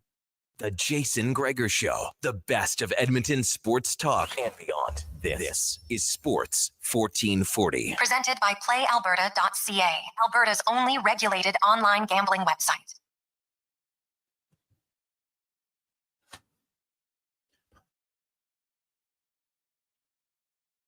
We rolling through a lovely Wednesday afternoon. Jason Gregor, Connor Halley, Sports 1440, Oilers Nation, YouTube, Facebook, and X. Hope you are having a lovely Wednesday. Get in the game. PlayAlberta.ca. Use the promo code Gregor50 to get a free $50 play. PlayAlberta.ca. As it's time now for 5 questions brought to you by The Brick. And you're waking up and you're just sluggish, not having a good sleep, can't figure it out. Well, go see the experts at The Brick Mattress Store. They'll go through the whole gamut to ensure that you get the right mattress that helps you sleep better. Sleep's important. Get better sleep at The Brick Mattress Store. It's time for 5 questions on the Jason Gregor Show. All right, Jason, question number 1 for you. What was the biggest takeaway from the Oilers' big win over Utah last night? Well, I really thought Edmonton exploited the middle of the ice last night on Ottawa. They had a few good turnovers, but look at how many breakaways they had that came right up the gut. And, Nuge and Hopkins talked about how they knew they were a little aggressive. They pinched down low. You saw a shorthanded breakaway. That was part of it. But I just thought Edmonton was able to exploit Utah's aggressiveness last night and really took advantage of it. Yeah, man, I think they can beat the teams they should beat. And, with all due respect to Utah, I know they're an up-and-coming team, but this is the team I think the Edmonton Oilers, when they're playing their game, should handle. And they did so quite well, getting some depth scoring. So I thought that was quite the encouraging performance from the Edmonton Oilers. And, ideally, they build off that and get some confidence from it. Question number 2 for you. With a healthy Matthias Ekholm, where would you rank this Oilers defensive core in the league? That's a good question. Oh man. Vegas has a pretty good one. Man, I'd have to go over like top to bottom because like I think Edmonton has 5 really good defensemen. And then Emberson, Klingberg, Stetcher, they're your number 6. They all have different elements. Emberson, is kind of more on the penalty kill for sure. I think his play has dipped a bit here down the stretch. Keep in mind, he's really young. He's only played like 100 NHL games. So I definitely would say their decor that fully healthy is top 10 decor. That's what I was going to say. Top half. Quick question. Better or worse than last year? That's a good question. So CC's out, Wallman's in. Yeah, Wallman's definitely a better puck mover than Cody Ceci. I don't think there's much question. But Cody Ceci and Vinny Desharnais were huge on the penalty kill, which went like -1. So now, and that's a really important part because if you only give out, you're only -1 in 25 games, your penalty kill was winning you some games, right? So those minutes were pretty important. I would think in a skill standpoint, yeah, I would say this decor is probably top to bottom better because I like Wallman better than Cody Ceci. Question number 3, in honor of March Madness, do you think that a 32-team bracket-style tournament in the NHL would be something the league could look at doing rather than a 4-nation face-off type tournament? So you'd have 32 teams. We rank them. How are they ranked? How I does say it go? points or winning percentage, depending on how, if the games were even 1 through 32. So winning percentage coming up to February, one of the season. So you wouldn't have any of the brackets set until those final games. So you'd probably have to have 2 or 3 days off in between because some teams are going to have to travel depending on where the games are at, right? Would that be interesting? So you think about how many games, right? That's going to be 16 games. Then you're going to have 8. Then you're going to have that's a lot of games overall. It's not a lot of games per, but they'd have to be in different markets, I guess, right? You couldn't all have them in one place. Yeah. So you'd probably have to have, I don't mind it because I guess although I don't know if the first round would be that interesting, like the top 10 versus the bottom 10 on one. Now anything can happen in one game, but man, knowing that there was something for it. Yeah, I'm going to say gimmicky, to be honest, like, where we mock the NBA for what they did, and I wouldn't say this is much different. It's all the same teams. What are they playing for? So I would say it's not going to be as good as 40. Yeah, I mean, certainly wouldn't be as intense and wouldn't bring out the national pride. I wouldn't be opposed to it. Keeps everyone involved, and who knows? Maybe some teams are like, we lose the first game, great, we're done for the next 2 weeks. We get vacation. Maybe there wouldn't be too much hype about it, but just thought I'd throw that one out there for you. Question number 4: Scotty Scheffler's menu for the Masters Club dinner for champions was released today. Oh, is it? Okay, I want you to read off what it is. Yeah, so it's quite the meal. It starts off with cheeseburger sliders, firecracker shrimp, I don't know what that is, meatball and ravioli bites before moving on to the feast of Texas-style chili, followed by the main course of either cowboy ribeye or blackened redfish. Then for dessert, a nice chocolate chip skillet cookie and vanilla bean ice cream. Well, firecracker shrimp is just it's a recipe, right? It's just so it's looking like shrimp, and it's just how it's all the spices and everything that's on top of it. I think I think there's like hot peppers on it, if I'm not mistaken, Cons. You can look it up. That's what I think's on it. Hot peppers, and they've got like, what is it called? Those pepper flakes. Now I don't know, like ghost pepper is pretty hot, so I don't know if it's those. I think it probably varies, from place to place, but that's basically what it is. It's kind of hot. Well, spicy shrimp, essentially. Yeah, basically what it is. Yeah. It's funny because you can go look at all the past winners and what they've had, and it varies person to person, obviously. Yeah, like this one seems very much like a guy's fantasy draft when they get together and everybody brings something. Okay, Bob's going to bring sliders. Pete's bringing the firecracker shrimp, and somebody's bringing the ravioli. There wasn't a ton of vegetables mentioned in this course at all, right? So then there's some, hey buddy, I've been cooking my chili now for a week. I'll bring my chili, bring some extra spice. Let's open the windows, ha ha ha. Right? So yeah, this one it's very different, right? So like, there's no is there any vegetables? I don't see any. I don't think so. Yeah. Scheffler, for one night, I like it. Yeah, for one night. It's different. That's why when I saw it, I was chuckling. But if you're picking the menu, what are you serving up for the champions? Well, I definitely like appetizers, man. So I'm having cocktail shrimp for sure. I love cocktail shrimp. Also, I'm going with risotto. I don't know if you've ever been where they serve the risotto, kind of looks like an egg on the toast. It's unbelievable, right? So I'm definitely going to have some risotto, certain different types. Then I would want a salad. I love salad, so I'm having a salad. I don't care. I'd probably just go with the classic Caesar. No croutons on mine, though, because I just think they're a waste of a Caesar, so I don't put the croutons on. And then I'm going to have some fettuccine Alfredo, homemade. Right? I'd probably go like Vivo. I'd get Greg and say, hey, buddy, can I bring your Vivo restaurant? Can we get that there? I would have that. I'm a huge fan of sea bass. So I'm going to have some sea bass, but I would have an option of sea bass and steak and chicken. So you get to choose because everybody likes different meat. I would have that. And then for dessert, I'm having key lime pie and probably a strawberry cheesecake. Good selection. Kind of you. I was going to think of the other way. Like I kind of want to slow the guys down. It's a couple days before the Masters get going. Maybe go kind of like greasy and carb heavy to try to, mess with them just a little bit. Maybe they wouldn't eat it because they're fine tune athletes. But I'd start off with a little bit of a bar food buffet. Get some chicken tenders, some wings, maybe some little rib bites, some jalapeno poppers. Greasy food there. Then I'm following it up with Chicago deep dish. I really want to slow them down with some carb heavy food. And then for dessert, chocolate cake. Big old chocolate cake, I think, for me. But I'd like to hear what other people might provide if they were at the Masters Club Dinner for Champions. Final question for you today. It is the birthday of Bruce Willis. He's turning 70 years old. His movie list is ridiculous. He's had some great ones. What would be your favorite Bruce Willis movie? Oh, God, you go first. I got to think of this because there's a lot. Yeah, I mean, there is a lot. Like one of the first movies I went and saw in theaters was Sin City. So I always kind of have a soft spot for that one. But I'll go away from Die Hard, and The Sixth Sense for me was awesome. Yeah, well, Die Hard is. How can you not go with? But I'm gonna go. Because I agree. I'm gonna go. Not Die Hard because it's great, but I'm going 12 Monkeys. Ooh. Yeah. Armageddon was good.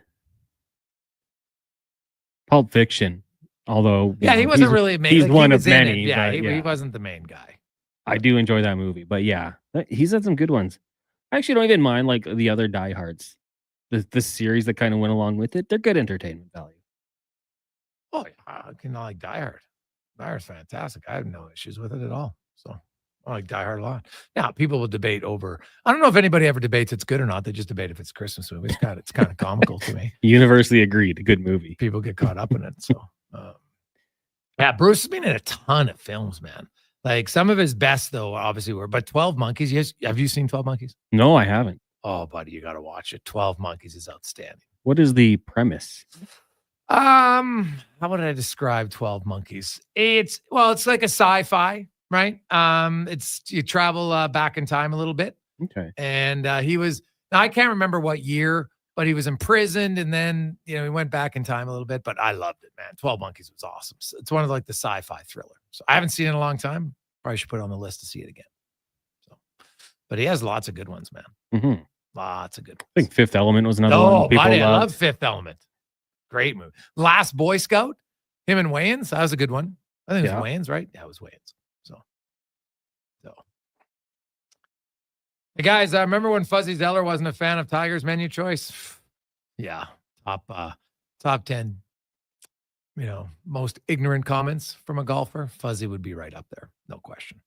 Let's get to the Con Man and a Sports 1440 update brought to you by Booster Juice.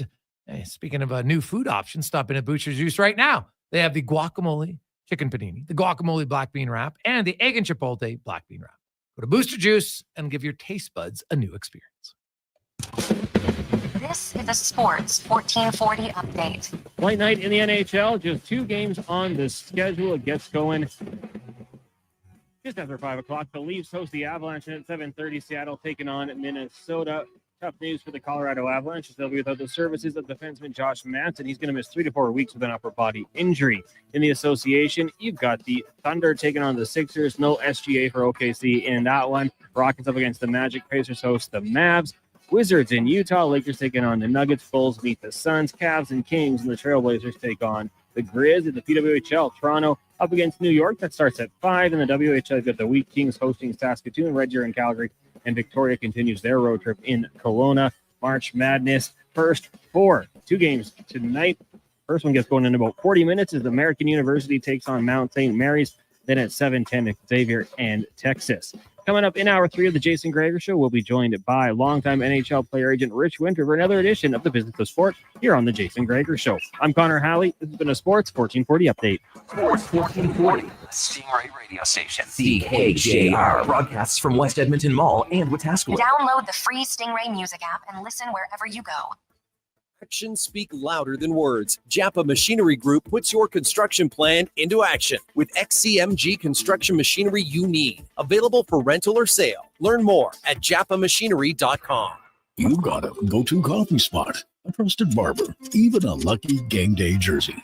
But when it's about looking your absolute best, there's only one name you need. Mr. Dirk. Family run since 1939. We're experts in crafting impeccable tailor-made suits and offering a wide variety of everyday styles. Pair that with personalized one-on-one fittings and the convenience of on-site tailoring. Mr. Dirk elevates your style game. Visit our Edmonton store or explore MrDirk.com. Score big on style with Mr. Dirk. Truck Month is on now at GMC, and it's one of the best times to get behind the wheel. Right now, get a $5,000 cash purchase credit on 2025 Sierra HD models with a 13.4-inch diagonal center touchscreen, an available Duramax 6.6-liter turbo diesel V8 engine with 470 horsepower, plus the most trailering assistance technologies in its class. Sierra has some serious hauling power and is the only off-road ready HD. Truck Month is on now. Ask your GMC dealer for details.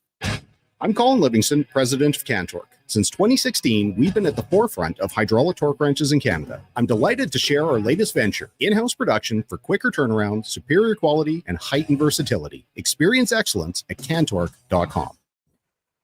RV Wars hits the north side March 27th to 30th at the Old Lowe's building. Go RV, Vision RV, and Arcan RV have joined forces for RV Wars. Take advantage of pre-tariff pricing on travel trailers, fifth wheels, motorhomes, and more. The last of the 2024 models are being cleared out. Make no payments for 6 months OAC. Now is the time to buy with special discounted finance rates. Free admission with a donation to the food bank. RV Wars on the north side, 9603 165 Avenue. Visit rvwars.ca. Do it, do it, do it. Your vehicle is a big investment. Protected at Hughes Car Wash. We use only clean, fresh water and the highest quality car wash soap. Hughes Car Wash, the car wash pros. Find us at HughesCarWash.com.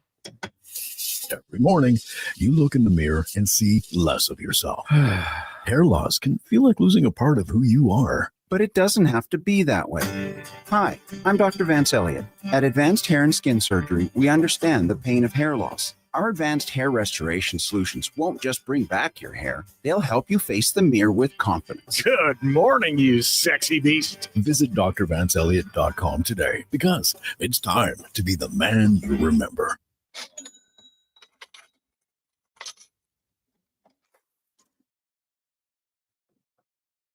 Portions of this hour brought to you by RV Wars. RV Wars is back. Multiple dealers all battling for your business, clearing out the last remaining 2024's pre-tariff pricing. Don't miss out on an incredible deal. Visit rvwars.ca for details. The Jason Gregor Show, the best of Edmonton sports talk and beyond. This is Sports 1440. Presented by PlayAlberta.ca, Alberta's only regulated online gambling website.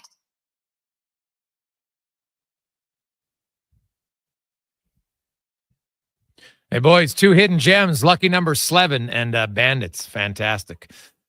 Lucky number 11, I did like that movie. I would agree. I haven't seen Bandits, but definitely liked that one. It is time now to get to the business of sport. And, you know, we've got lots to discuss as we go in the room today in the business of sport, brought to you by Action Electrical. Take action on your savings. You've been thinking about it? Don't think any longer. You want to get solar for your home or your business, go to actionelectrical.net. As we welcome in, of course, a longtime player agent joins us every Wednesday on the Business of Sport. Ritch Winter. Ritch, welcome to the show, man. How you doing? Feeling like a really short time sports agent with a lot of energy. So I'm kind of concerned about the long time agent, but I'm feeling good. Feeling good. Well, that's great. Well, today, a very interesting topic that we're going to get into. We're going to kind of call it the future of sports segments, and to kind of line it up, and this has to do with AI and how maybe they're going to use it, and LLM, the large language model, LQM, the large quantitative model, and then of course AQ. Let's start. Most people know what AI is for the most part, but what about AQ? What is AQ?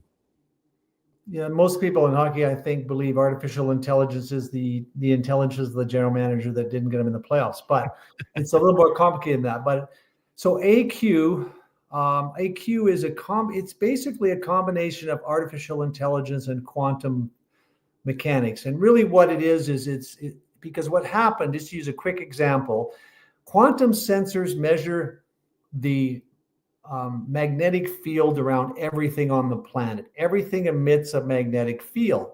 So when they use it to measure your heart and look for plaque in your heart, the difference between a quantum sensor is that it's so sensitive that it can detect a piece of plaque in an artery the size of a smaller than a head of a pin. Really important, because we all know a lot of guys who had electrocardiograms and then died 2 weeks later running a marathon because the old style technology wouldn't catch that plaque.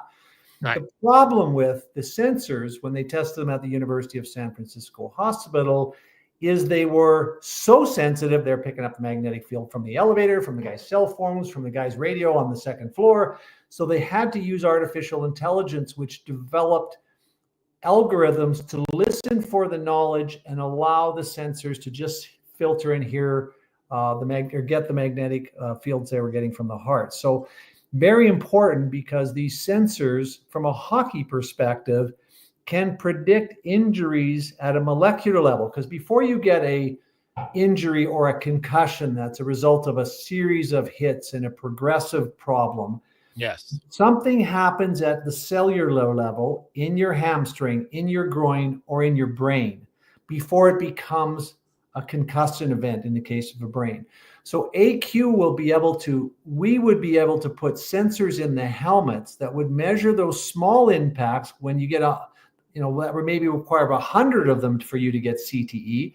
We'll be able to measure them and then send signals to the medical staff to alert you to the seriousness of the problem and the magnitude. So Jack Hidari at Sandbox AQ, who developed a lot of this technology while at Google and spun it off into a new company, would be able to use sensors to identify concussions. Also, instead of trainers will be able to use the sensors to just take a look at a groin or take a look at a hip and measure guys constantly and catch them before they have an injury. Not a small thing when you have a salary cap. If you can reduce the games lost to injury by 20%, 30%, 50%, right, important. But more importantly, if we can protect these young men from having CTE and ruining the rest of their life because we didn't have enough data to protect them, that's tough. And of course, traumatic injury, can't stop that.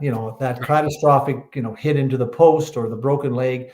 But we can probably predict somewhere between 60 and 80% of the injuries that occur in the National Hockey League before they occur.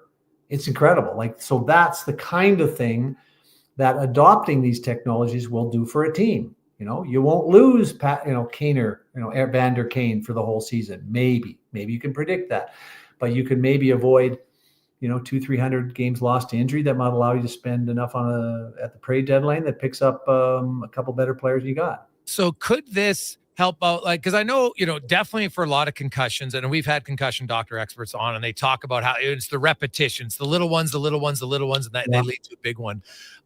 Could that be the same? Now I know it's very different, but we're talking like a knee injury, right? And now sometimes you just have guys come across the middle, they collide knees and the ACL gets ripped, right? That's a catastrophic one. You can't predict it.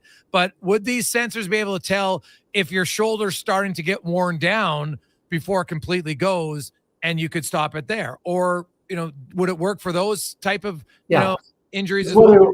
It'll be better than an MRI. Because it's looking at a molecular level. MRI is still measuring something using a different scanning technology. They're looking at it, but they're not getting to the molecular level. Like what quantum means is at the lowest common denominator. So it's looking at it at a molecular level. Right. So, and what, when it comes to medicine and other things, they're, for example, very close to see what happens. Cancer, for example, happens at the cellular level. What happens is cells start replicating, as we know, quicker and quicker and quicker, and that's cancer. And once you are able to get at the cellular level and learn to what they call fold a protein and insert it into a cell, you can actually turn that cell off and prevent it from replicating. So they're going to be able to do things at such a small level that's almost incomprehensible to us to understand. They'll be able to identify some change in the fluid levels, the molecular structure in the ACL joint, or whatever it is, right? Before, way earlier. Will you prevent them completely? Maybe, maybe not, but you're going to get a lot of information a lot earlier. And that's critical. And the concussion thing is, having seen so many guys suffer from CTE symptoms, that other side of this, AQ also is able to, what they do is they take, it's hard for people to capture, but there's so much information that they can manage. They can look at and say, we're looking to develop a new material that will be 45 to 500 to 600 times stronger than the material that Bauer, say, for example, or CCM is using in their helmets. But we want to make it also 50% lighter. Now, AQ is able to take all of the molecular structures in every single material on the planet and start filtering them to test what new material would create that product. What new construct of molecules, atoms, and others will create that product. Now, it's not that complicated. It's basically like it's cooking, right? They're cooking at high speed and figuring out when this thing comes out of the oven, oh my gosh, it's like 5 times as heavy or 5 times as light and 40 times stronger. So at this, you want to attack both. Protect the players to the extent you can protect them. Try and measure the injury before it happens. And then beyond that, live with the rest of the consequences that you can't fix. Maybe, to your point, Jason, the rest of the problems are fixed by calling a penalty. Well, yeah. Dare to dream on actually using the rule book, Rich. Let's not go crazy today. I try and explain to the police officer who stops me, this is a hockey country. It's playoff time. I know I was going 110 and a 50, but it's playoff time, man. Yeah. I haven't sold that one yet. No. Ritch Winter joined. So, Rich, when we talk about this, how close are teams to implementing this, do you feel? And any idea on what cost would be to the teams to do it? The costs are going to be determined on the goals that they would set for certain material evaluation and things. A lot of the material evaluation has already been done by Sandpoint AQ for the U.S. Army. But to suggest an NHL team is close to doing this is... they're no closer than having their general manager do open heart surgery than they are to this. They are so far off the radar. They are so far behind the curve of what's happening in the world. It's unimaginable. But that's the great opportunity. The team that actually jumps into this, it's like actually, oh gosh, we're going to have like 6 extra forwards on the ice with, and those guys are only going to have we'll have 11. They'll have 5 or 5 players. It's like it's such an advance, but it takes hockey a long time to innovate because unlike other businesses, they have for years licensed the logo, licensed the broadcast. They're not in the business of investing. Teams like the Los Angeles Dodgers say, no, we're interested. They have their own innovation hub called Elysian Park Ventures. And why is that important to hockey? Well, their Elysian Park Ventures watched what was going on in women's hockey and the mess that it was and said, hey, let's just use our innovation hub. We'll tee it up with Billie Jean King's innovation hub, which we've helped her start, and we'll start the league in 6 months.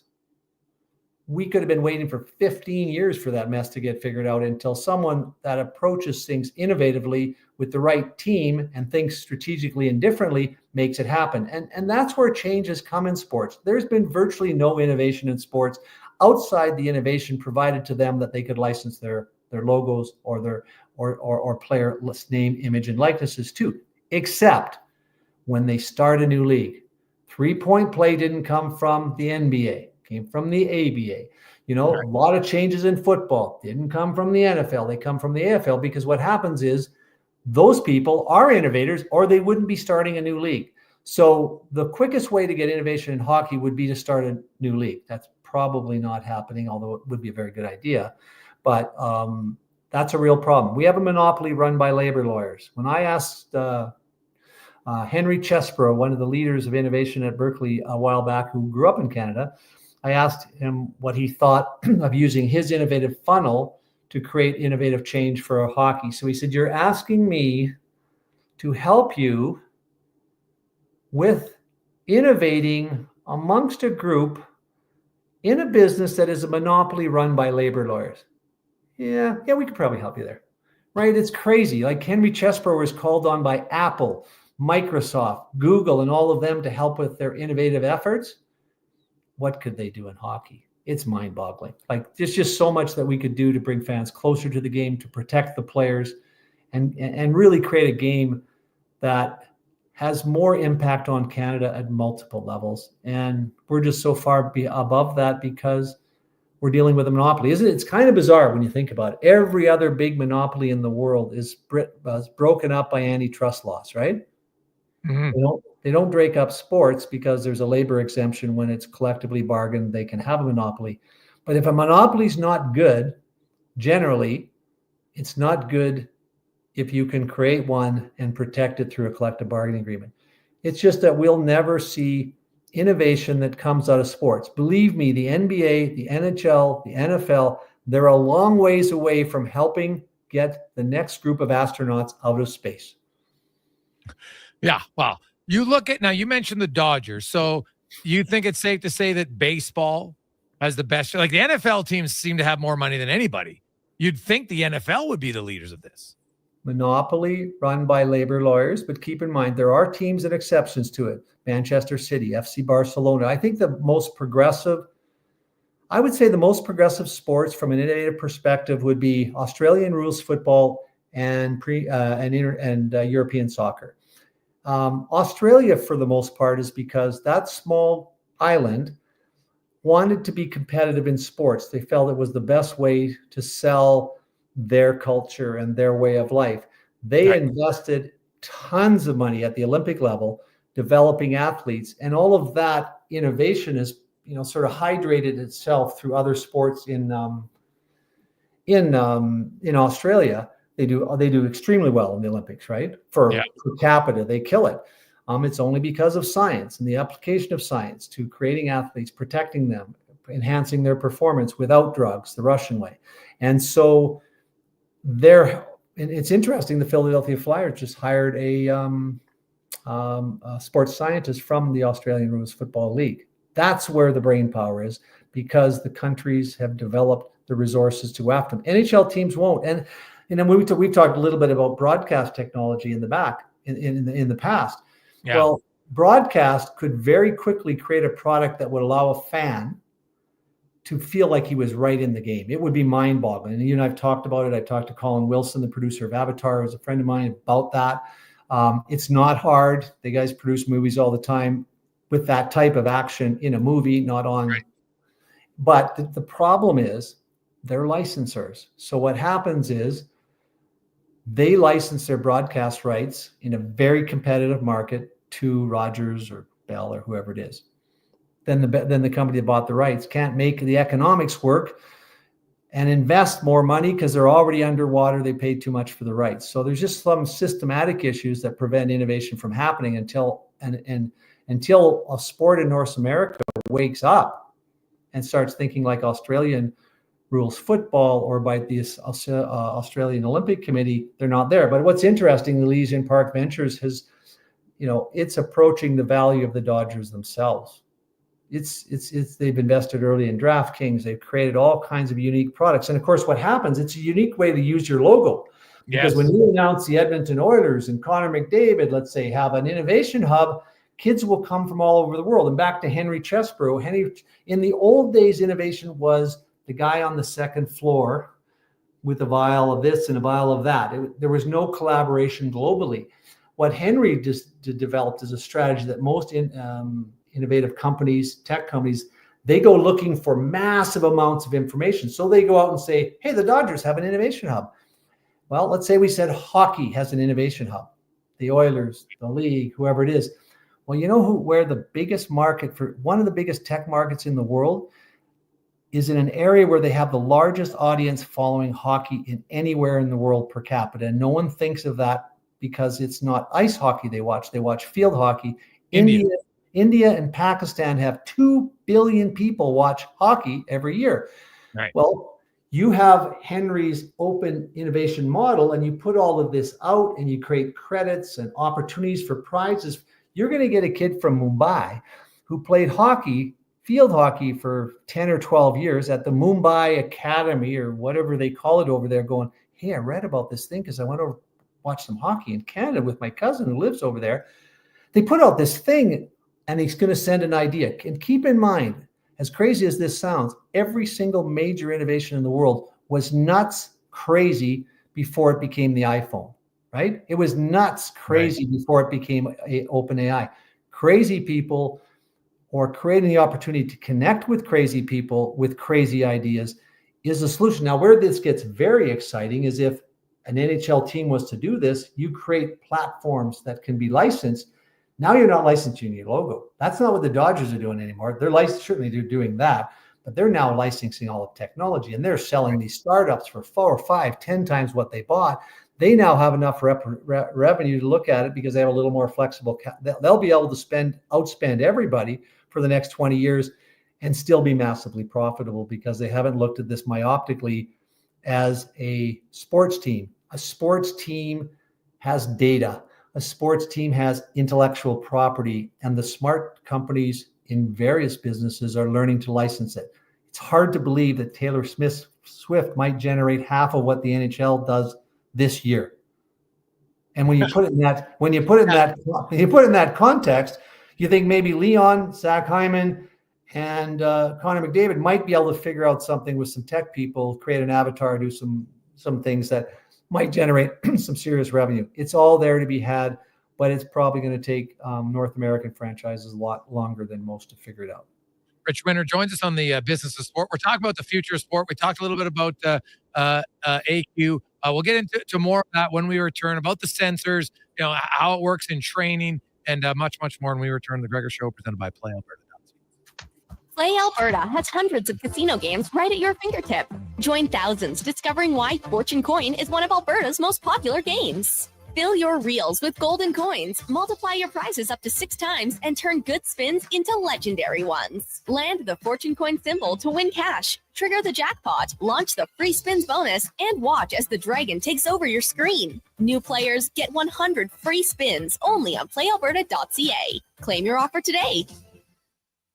Silent Ice Sports and Entertainment is an innovative market leader across Western Canada. With sports and entertainment properties including the Spruce Grove Saints, the Junior Prospects Hockey League, Silent Rides Charter Company, the Hockey Super League, and the newly launched Female Super League. Silent Ice also owns the Western Hockey League Seattle Thunderbirds and operates the Morinville AAA Arena. The Silent Ice Center, a new state-of-the-art entertainment facility, is open in Nisku, which features 2 sheets of ice, including a 1,600-seat arena and a restaurant with a viewing area.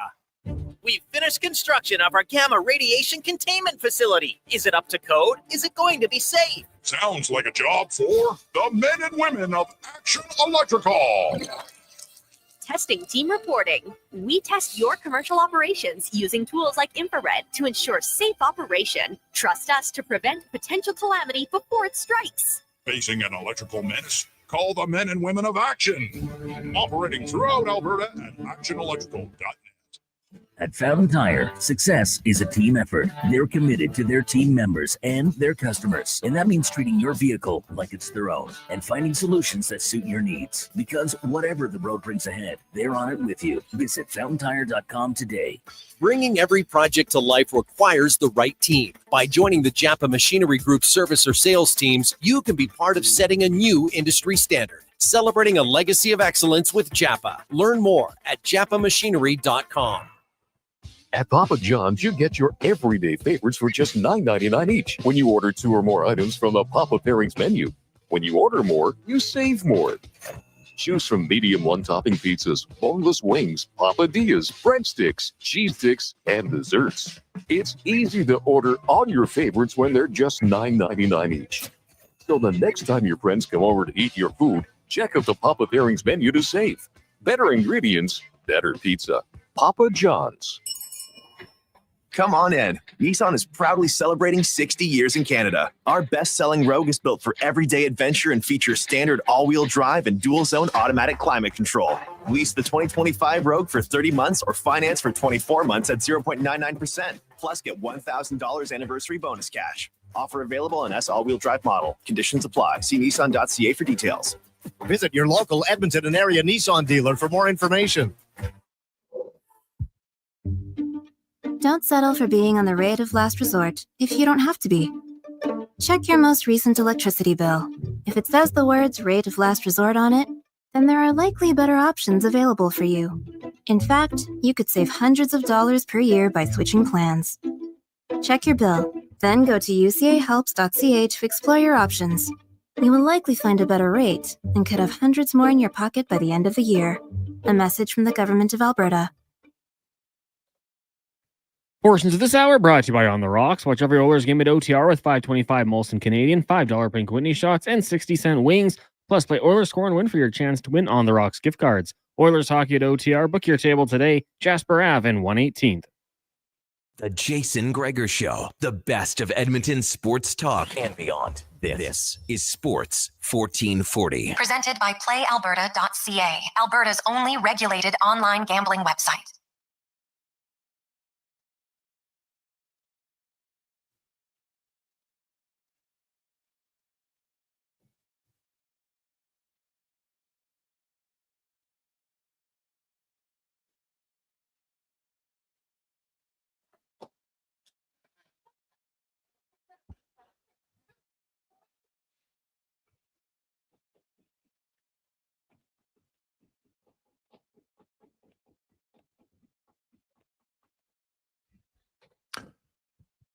As we roll through a lovely Wednesday afternoon, the business of sport on Sports 1440, Oilers Nation, YouTube, Facebook, and X.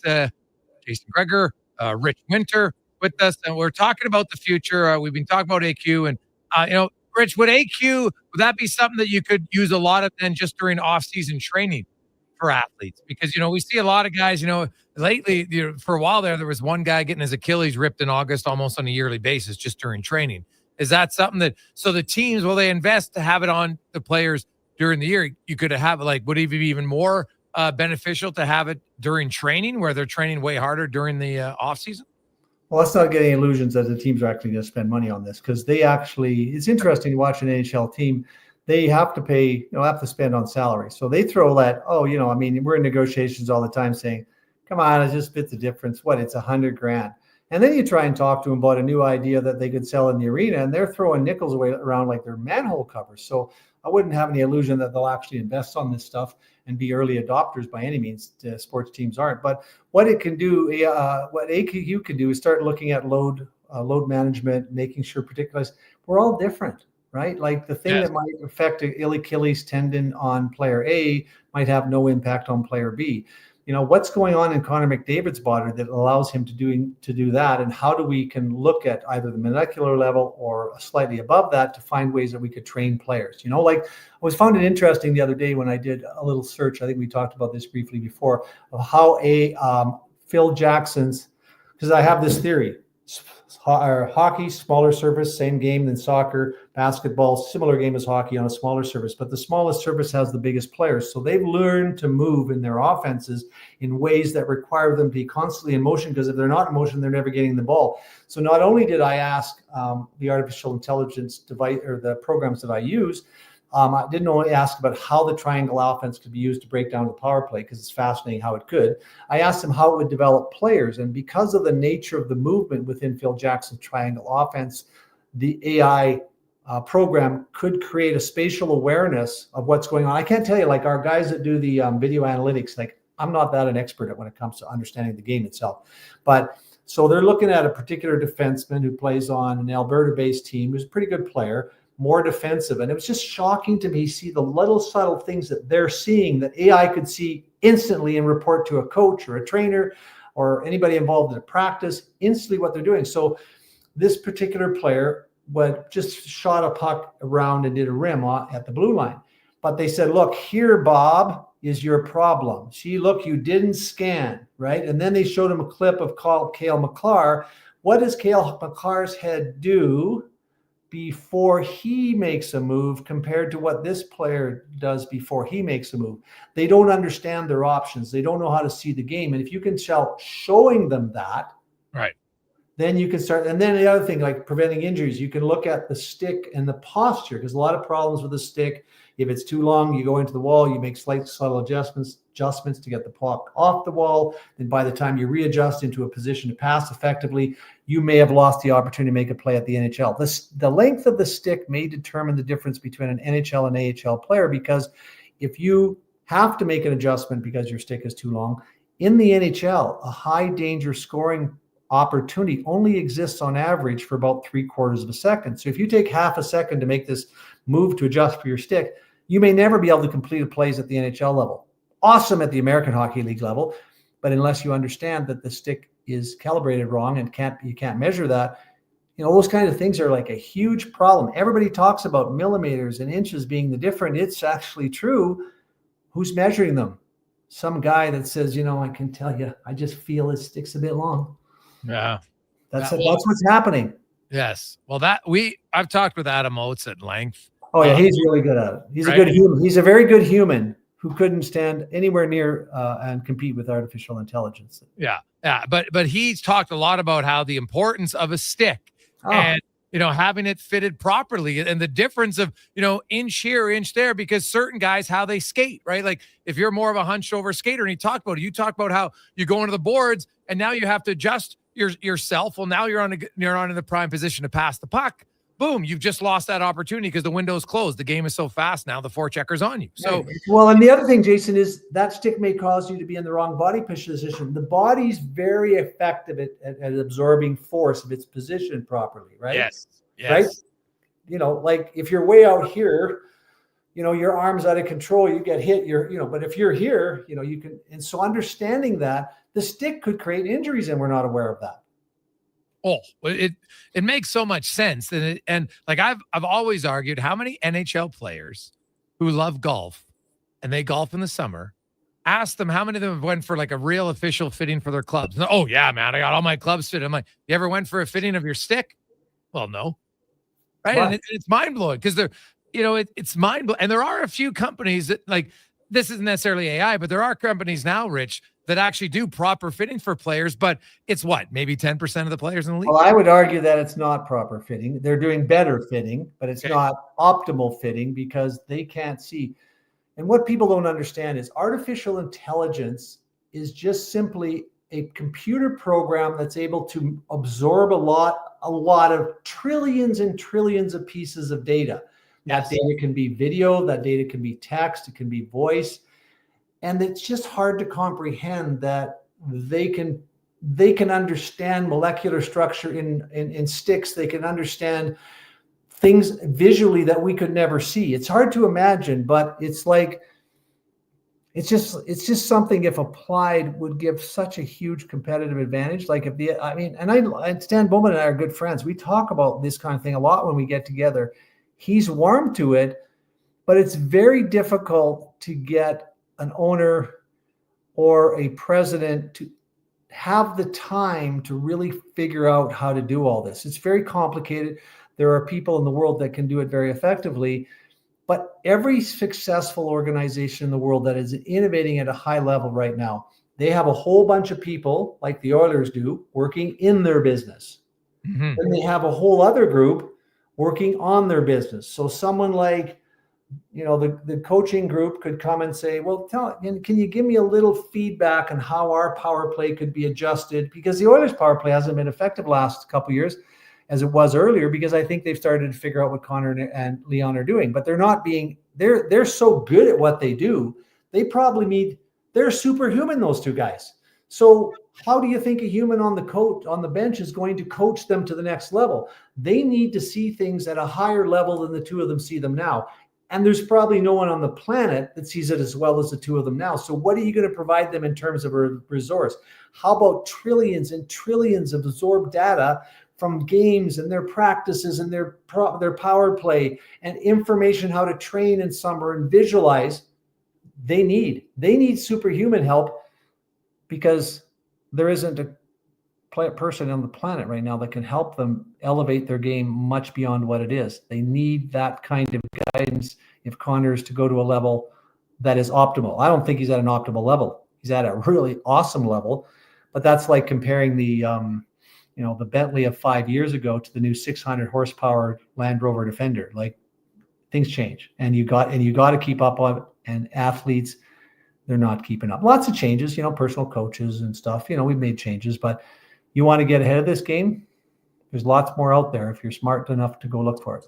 Now, what about, as simply, we talked about this, we've talked about preventing, injuries and when they know it, but what about, like, you talk about the material in the helmets, right? And, more protective material. Has that, are we even close to where it should be on that? Can it be way better, or is it pretty good? Where does it come out?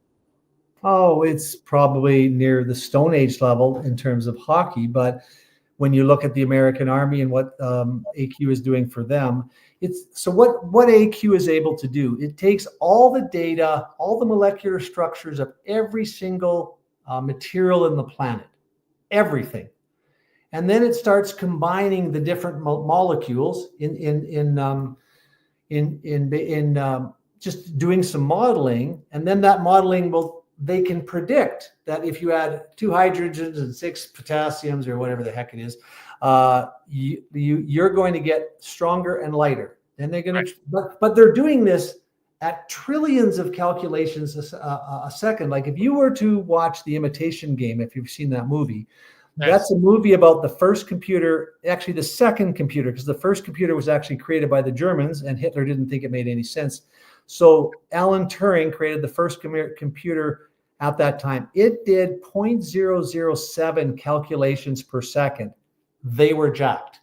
Now the calculations that NVIDIA's new chips are doing are at over 1 trillion calculations a second.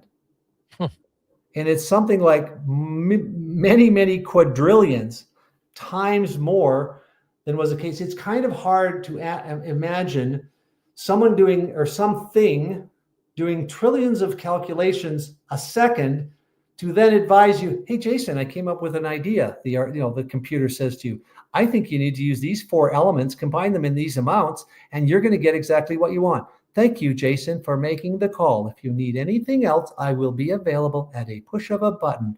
Thank you, Hal. And that's just what's happening now. And we're using look at the sticks alone. I want AI to analyze my player sticks. I don't like them snapping midstream on a really choice opportunity. Unbelievable how often that happens. Who's going to be first? The problem for the rest of the league, in whatever league, with whoever goes first, this train is leaving the station at the speed of light, not the speed of a Japanese bullet train. And if you get on first, it'll be impossible to catch up, because some of the people that are developing these things are some of the top scientists in the world, who happen to be sports fans. Not shocking. That they're sports fans. I remember the first time I called Rudy Giuliani, when he was actually Rudy Giuliani, the mayor, not the crazy man that he is now. And he phoned me back in 15 minutes to see what I wanted. And I was like totally shocked, because, hey, Rich, how's the Dominator? What's going on, man? Like, he played great here a couple of nights ago. I was at the game. You forget that some of the leading scientists, Henry Chesbrough, some of the leading innovators, technology folks, Salim Ismail, who works with Peter Diamandis, who's actually got the guy who got Elon into the space race. He grew up in Canada, loves the game. I'd like to get his brain working on some of the stuff, but teams won't find them. They found some analytics guys that used to have blogs, and that's big progress for them. And it probably is some progress, but it's not progress. Ritch Winter joins us now. What about the NHLPA? We had Marty Walsh on the show last week and talked to Marty about like his vision moving forward. So if the NHL won't do it, Rich, and you work directly with the players, could the NHLPA do it? They could develop an innovation hub. I've had some brief discussions with Marty about it. One of the challenges I think they face right now is, they're in collective bargaining. So it's back to that working in your business and working on your business. Marty's got an awful lot on his plate, being a partner in a new Four Nations tournament, working on collective bargaining. I mean, I think some of the bigger issues that he has to solve right now that are primary is working on a strategy to generate enough money or negotiate with the league effectively enough to have some medical benefits for players when they retire. Since we don't have any of that AI, we don't have protective equipment at the level we could. It's sad to think that these players are leaving the game without any form of benefits. And I think those are the kind of things that have been so neglected by absolutely brutally run NHLPA organizations over the years that, I think he's focused on those things. Marty's an interesting guy because, not only is he an alcoholic, which he advertises quite openly, a recovering alcoholic who's done phenomenally well as the mayor of Boston and the secretary of labor, but he also had cancer as a young man. And those kinds of traumas has given him a perspective that I think will make him a great union leader, because players have problems. It's a tough sport, mentally challenging. We talked with Slater Cuckoo about anxiety and these things. I think Marty is a guy that is going to be able to understand players and help them more effectively. But whether he gets to innovation on, he's probably now at about day 400, whether he gets it today, gets on it to day 600 or day 1,000, is going to be depend an awful lot on how he manages what's on his plate now, which is also important. And so you look at it, because we have a lot of people texting, like, how easy would it be, like, if you got to be the commissioner of the NHL for a day, like, how easy would, like, to start a hub? What type of investment are you looking at? Like, you've got all these billionaire owners who are all claiming that they're making more money all the time.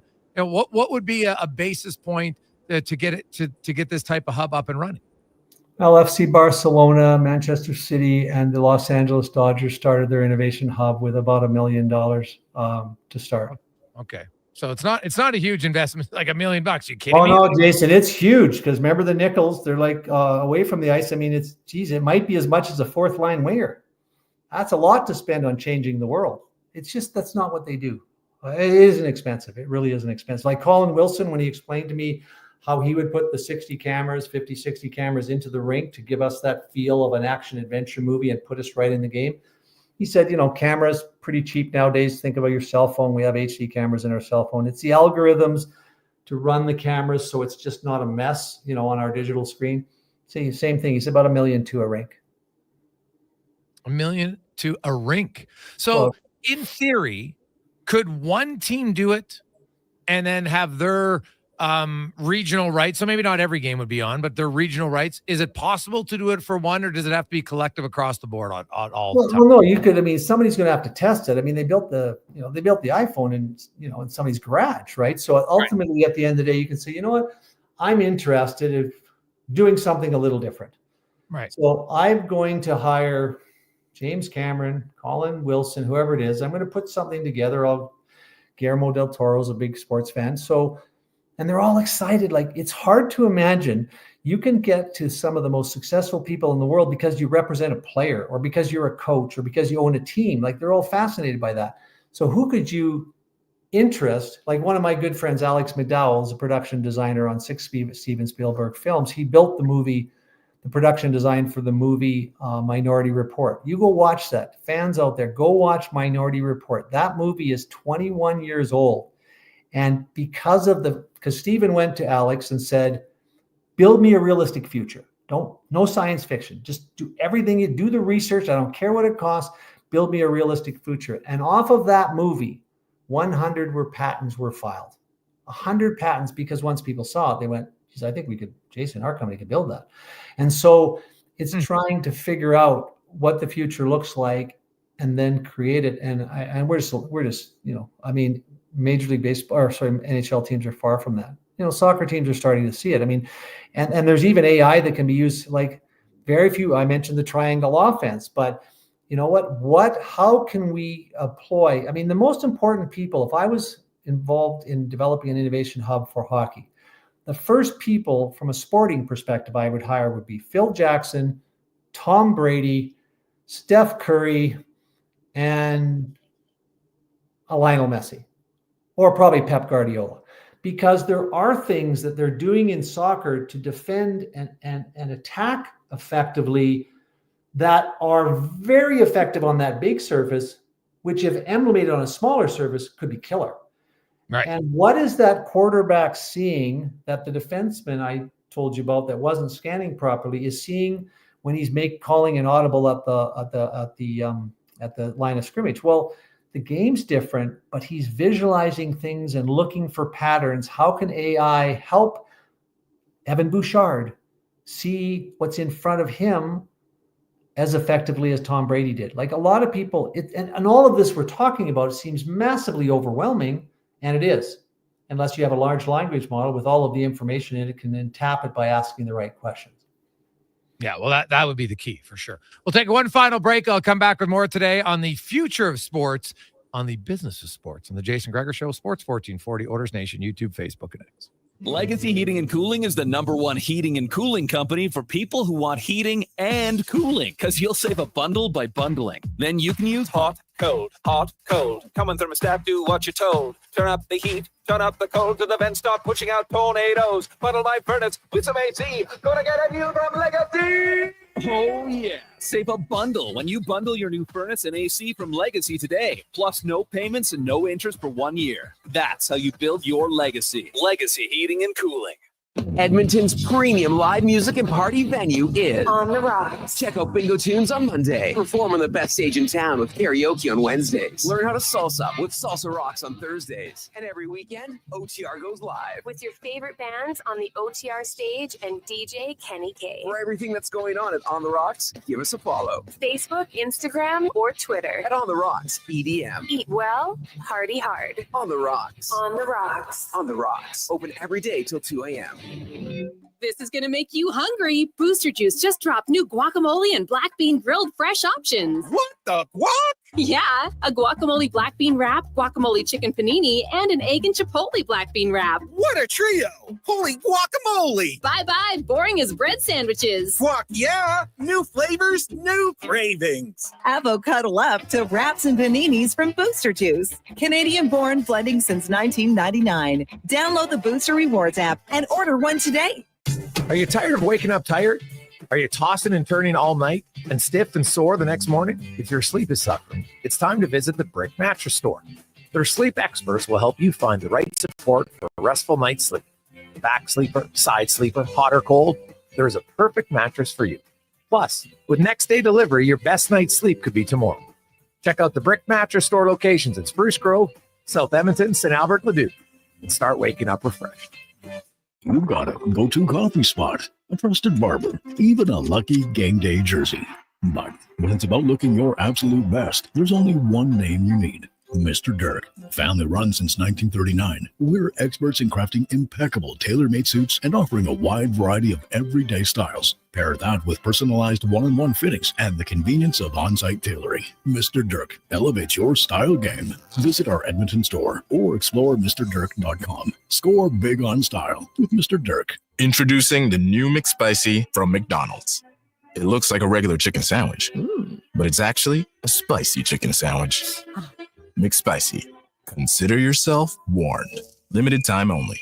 Participating McDonald's in Canada. Explore beyond the boundaries of capability and value during Truck Month at GMC. Right now, get 0% financing for up to 72 months on the 2025 Sierra 1500 Crew Cab Pro Graphite. With a TurboMax engine delivering 310 horsepower, GMC Pro safety features including automatic emergency braking, plus a max towing of up to 9,500 pounds. You'll be ready for anything this Truck Month. Ask your GMC dealer for details.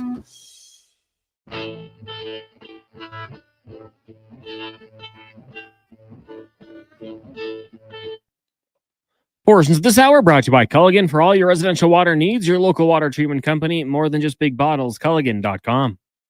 Tricks, touchdowns, and home runs. Get it all with the Jason Gregor Show on Sports 1440. Presented by PlayAlberta.ca, Alberta's only regulated online gambling website.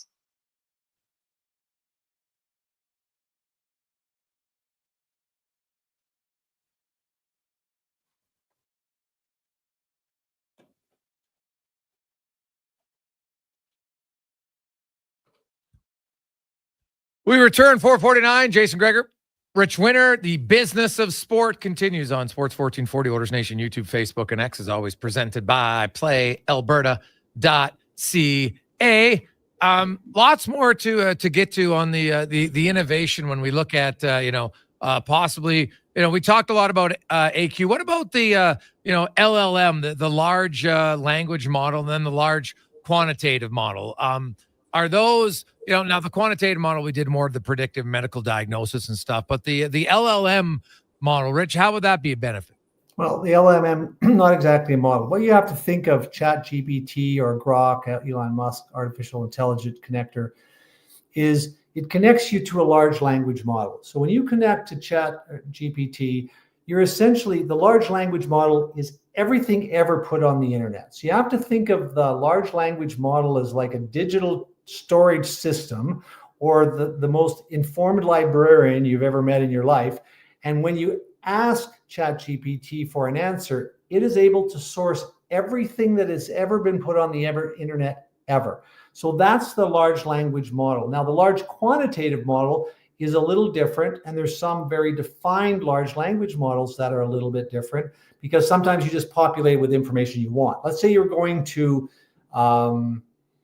work on the draft and looking at player analysis. You might want to put all your scouting reports, a whole bunch of other things. But can you imagine if you had artificial intelligence could sort what every single person on the internet is saying this year about every single draft pick? And then over the course of 5 years or 6 years, you're going to find out that 56-year-old player that you've hired as be a scout, who sometimes stays for the whole game, sometimes doesn't, he's going to be trumped by an AI process that's going to find all the best advice and analysis of players in the world that's available. And you're going to find there's a guy in Worcester, Massachusetts, that's out predicting projecting the effectiveness or the prospect of an NHL player better than any scout you've ever hired. Now, you don't have to hire that guy. You just keep accessing his blog and looking at his information, using it to push your scouts, go see players.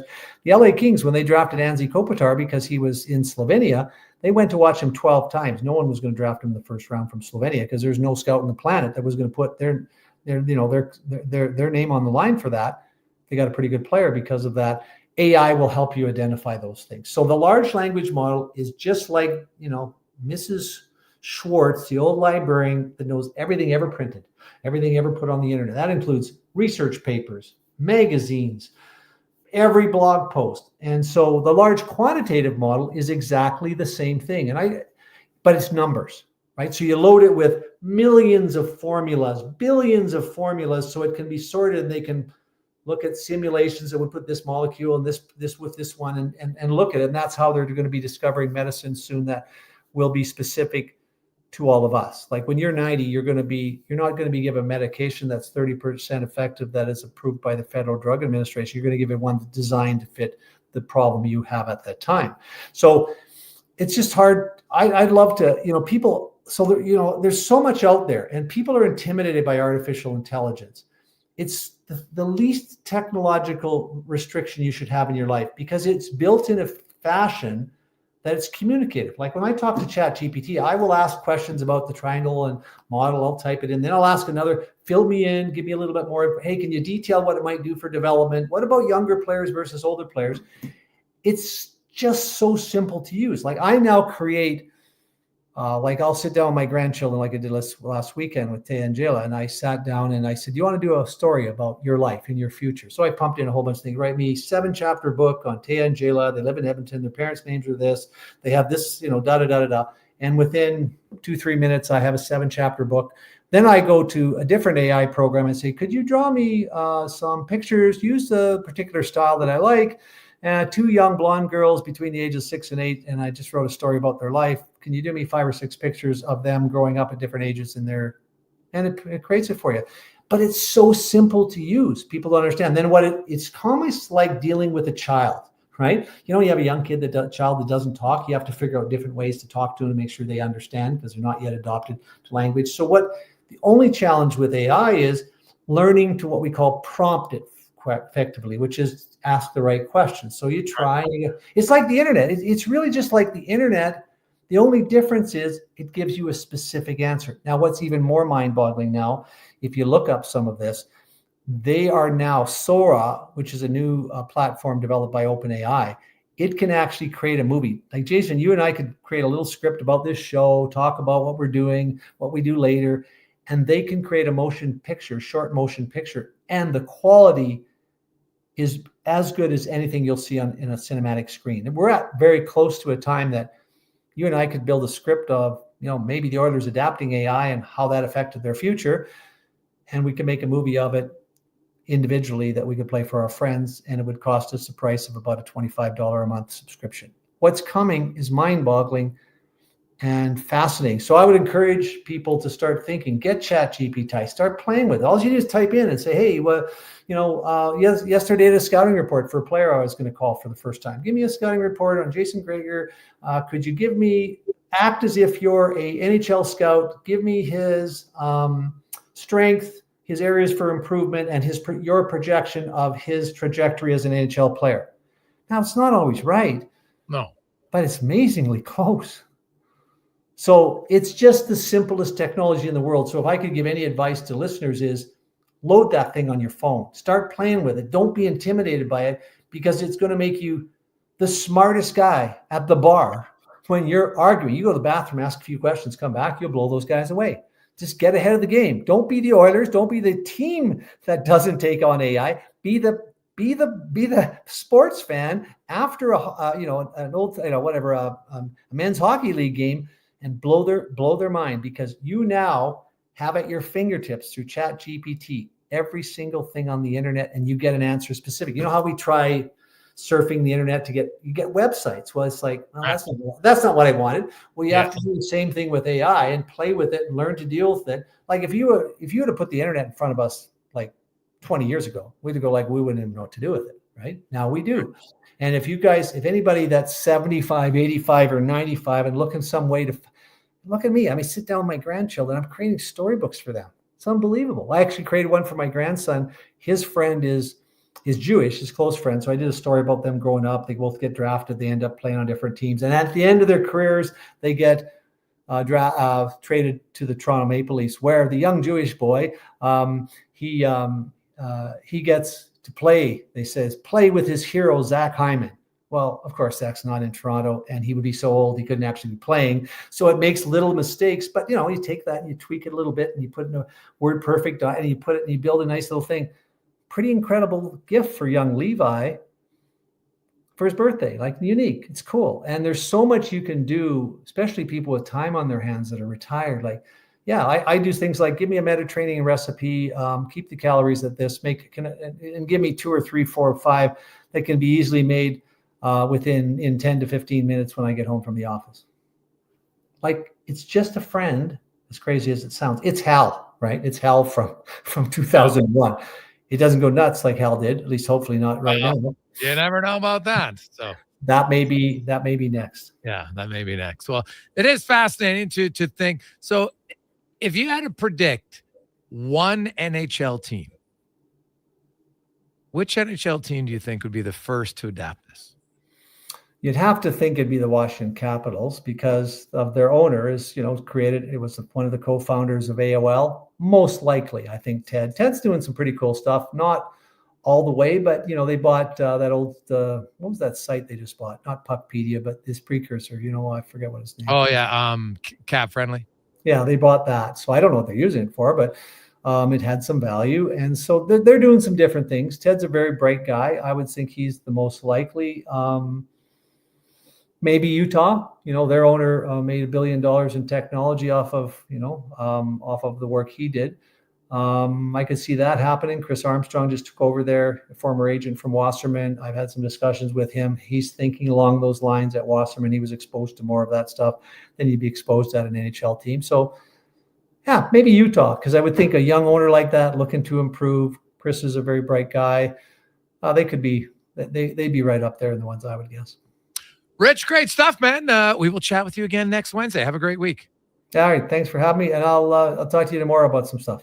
You betcha. That's Ritch Winter, the business of sports, every Wednesday here on Sports 1440. It's fascinating when you can think of the injury prevention angle and how you can have a predictive model that now it's not going to be 100% accurate. Obviously, the real traumatic ones are boom, the big you can't predict those.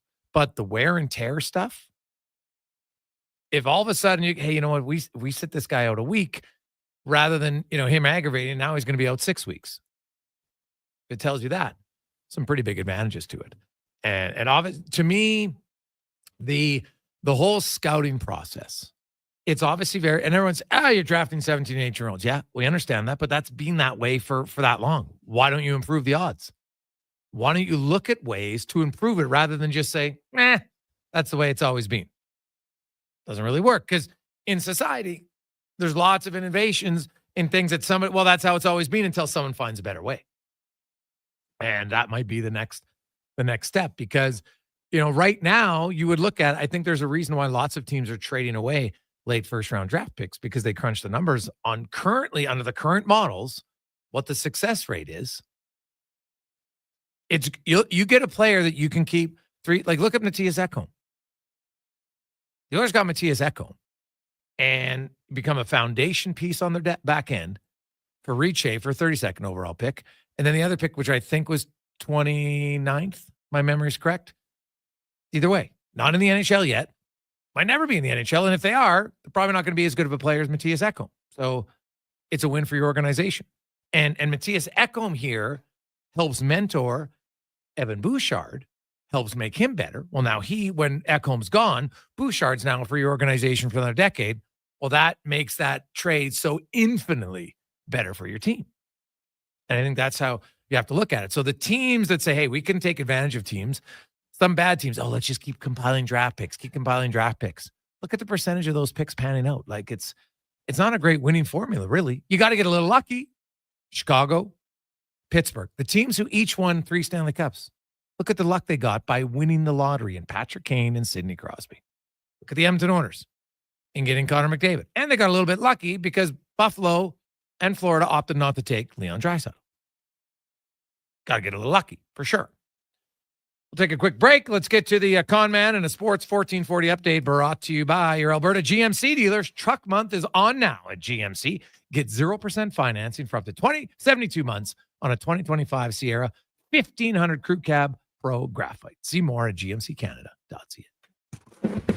This is the Sports 1440 update. Colorado Avalanche defenseman Josh Manson will miss 3 to 4 weeks with an upper body injury. He suffered the injury on Friday in the team's game against the Calgary Flames.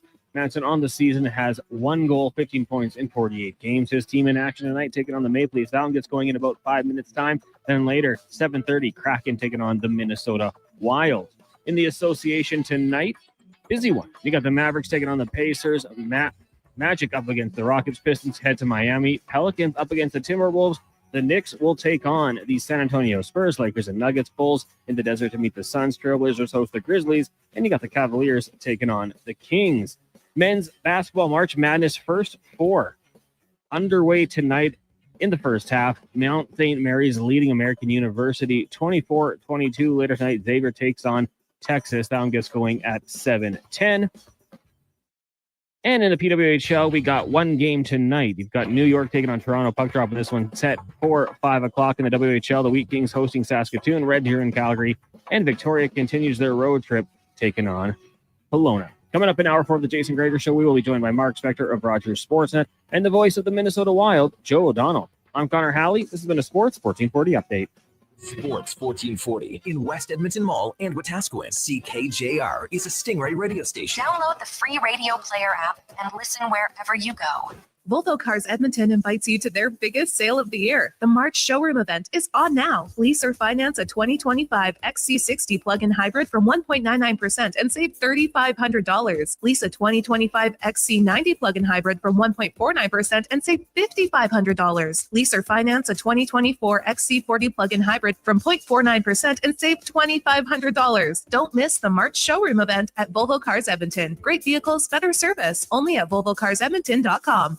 Introducing the Female Super League. Female hockey is on the rise with more women playing the game than ever. Join us as we pave the way for the future of women's hockey. The FSL is more than a game. It's a movement and an experience for the motivated female athlete. That when we return about the style format featuring consistent interprovincial competition. Come be part of the journey as the 2024-25 season unveils a 12U division, as well as the launch of a groundbreaking progressive body checking 14U division. For more information, visit femalesuperleague.com We roll. Hockey takes the ice at Rogers Place for the final regular season game this Sunday. It's the Team Awards game. See who scores the hardware pregame for Rookie of the Year, Most Improved, MVP, and more. With all the family fun Sunday face painting, bouncy castles, and Calmont Kids food combos for $10 or less. Plus a post-game team autograph session. Edmonton Oil Kings, Red Deer Rebels. Team Awards game, 4 p.m. Sunday. The final home game this season at Rogers Place before playoff action kicks off. Starting at $20 a seat. Save on day of game pricing now at oilkings.ca. The Gear Center, Hydra Steer, and Pat's Driveline are celebrating 50 years of trusted service. From automotive to heavy trucks and equipment, our certified technicians handle all drivetrain repairs, including transmissions, transfer cases, clutches, differentials, steering units, and drive shafts. We also offer a massive selection of top quality parts from the brands you trust, both online and in store. The Gear Center Group, 50 years strong, supporting Canadians who get the job done. 8 Alberta locations and online at gearcentergroup.com. Need a solid foundation without the fuss? Richard and Kalina at DCL Pile Driving have your back. Locally owned, they offer straight, driven piles. No screwing around. Serving all of Alberta, DCL Pile Driving gets your foundation ready in hours with minimal ground disturbance. Perfect for tight spaces, whether it's for a deck, grain bins, or RTMs. Tell them the radio sent you and receive a special discounted rate. Call or text 587-322-PILE. DCL Pile Driving. Don't get screwed. Get piles driven.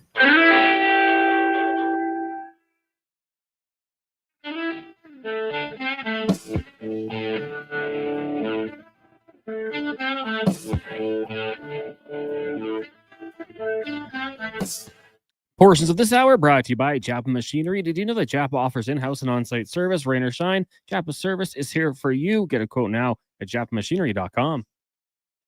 The Jason Gregor Show, the best of Edmonton sports talk and beyond. This is Sports 1440. Presented by PlayAlberta.ca, Alberta's only regulated online gambling website.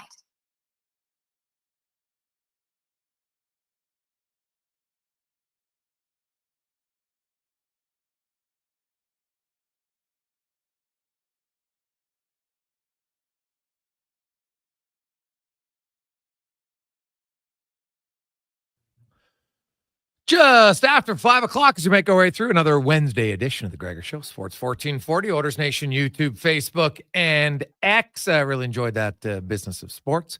So it's always good to talk about things we don't really focus on when it comes to sports. And when you think about innovation in the world, how can sports innovate? And I think it's very fair to say that at times, the only thing that sports is very good at innovating is increasing your ticket price. They have no problem doing that. Hey, it's a new year. Let's just up it. Oh, 12, whatever percent. They got no rhyme or reason why they do it. They just do it because they'd be like, well, people will pay. And I guess they're right because people still pay. But how many innovative things have they really done to improve the game as a league? The skilled players work like they did nothing to make Connor McDavid the player he was by the time he got to the NHL. Absolutely nothing. They benefit from it. But what do they do? Honestly, when you think about it, what has the NHL done that's innovative in the last few years? Can you think of anything? Other than increase ticket prices, create bigger arenas that are less inviting for a great atmosphere to watch. The seats might be more comfortable, but the experience itself, you have a big, hey, look, we got a scoreboard. Ooh, and look, we can scan the crowd and people can cheer. Like, honestly, I do think at times North Americans are a little bit what you see, so that's all you know. And then you go to Europe and you go to a sporting event and it is a completely different story, man. It is completely different. And it's something we should keep talking about. And until fans demand more of it from the organization, say, you want to keep charging me way more money? Tell me why. For what? Explain it to me. They'll keep doing it. The Gregor Show is always presented by PlayAlberta.ca, where you can get in the game. Use the promo code Gregor50. PlayAlberta.ca. You'll get a free $50 play in your next purchase. As it's time now for the Spec Report, brought to you by GS Construction, your underground infrastructure specialist. They are gearing up. They barely slowed down this winter. They're that busy, which is awesome, and they are hiring. If you want to work for a great company that loves promoting from within, go to GS can go to Indeed.com and look up GS Construction. As Mark Spector from Rogers Sportsnet joins us. Spec, interesting from Chris Knobloch today because Draisaitl, McDavid, Hyman, and Ekholm, four of their top five guys, really, when you think about it, weren't practicing today. And Chris Knobloch said, well, I can't really say what my lines are because some of these guys will be a game time decision tomorrow. So you expect, hey, Hyman and Ekholm just got back in the lineup. Leon Draisaitl had a collision in that game with Olimata. He finished the game. He was in discomfort for a bit, but I didn't notice him really in any sort of discomfort after that. But that doesn't mean the adrenaline wears off and then you wake up the next day a little stiff, a little sore. We'll see. But, from talking to a Knobloch and then, people afterwards, what's your thought process on who might be banged up? Well, I mean, I don't know because you don't know how bad these guys are. I sense really, Jay, we're getting into the part of the season, and I think we're getting into it earlier this year than last year, where rest is going to be a big deal. Guys are going to rest. They're not going to practice as much. I'll bet you Pickard gets more games down the stretch than he would have gotten the first 15 or 20 games of the year. I think there's been a bit of a theme around this team all year of, I'm not trying to tell you that they haven't been trying hard or anything like that, but there's been a theme all year of not emptying the tank here before the big games come. And I think instead of, a resting regime, a time to take practices off that often starts in round one of the playoffs, I see it start with 15 games left. I really do. I think being healthy and having your game going into the playoffs is more important to what place you're in than what place you're in.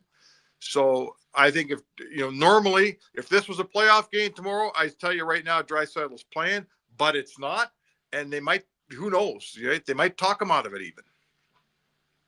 Yeah, you never know. Well, it all depends on what it is. And, they have a break coming up. They play tomorrow. They play Saturday. They don't play again until Wednesday. Leon Draisaitl is a player who has shown, he can play a little bit nicked up. He's also on the 2022 playoffs. He's pretty effective when he was. Now every injury is different. I understand it. So, we'd have to see. The Oilers, though, last night on that game, that was a pretty dominant performance, Spec. They played fast. They played effective. They moved the puck well, and they really capitalized. I felt they made it a concerted effort to attack the middle of the ice on Utah, and it really worked. Yeah, and I think what we saw was a Utah team that they didn't, listen, you talk to Utah people. They weren't any good last night. That's what they tell you. That was the worst game they've played. But I think what you saw was an Oilers team. You weren't hanging around that Oilers team last night by playing your B game, right? Utah came out with a very poor version of their game, and the Oilers shoved it right down their throat. There's no, it wasn't even close, and it wasn't close for any period of time.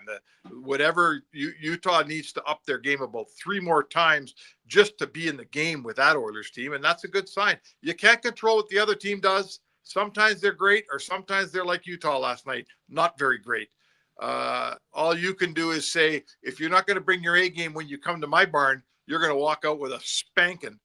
And that's exactly what Utah got last night. Yeah, it was a pretty dominant effort, I think, by the Edmonton Oilers. David's line played well. Nugent Hopkins' line was excellent. Nugent Hopkins, since moving back to the middle, Spec, it's, a big resurgence for him. And Knobloch after the game said, Nugent Hopkins down the middle is something they're going to keep here for a while. And Nugent Hopkins explained he still feels probably the most comfortable as a center. He touched the puck more.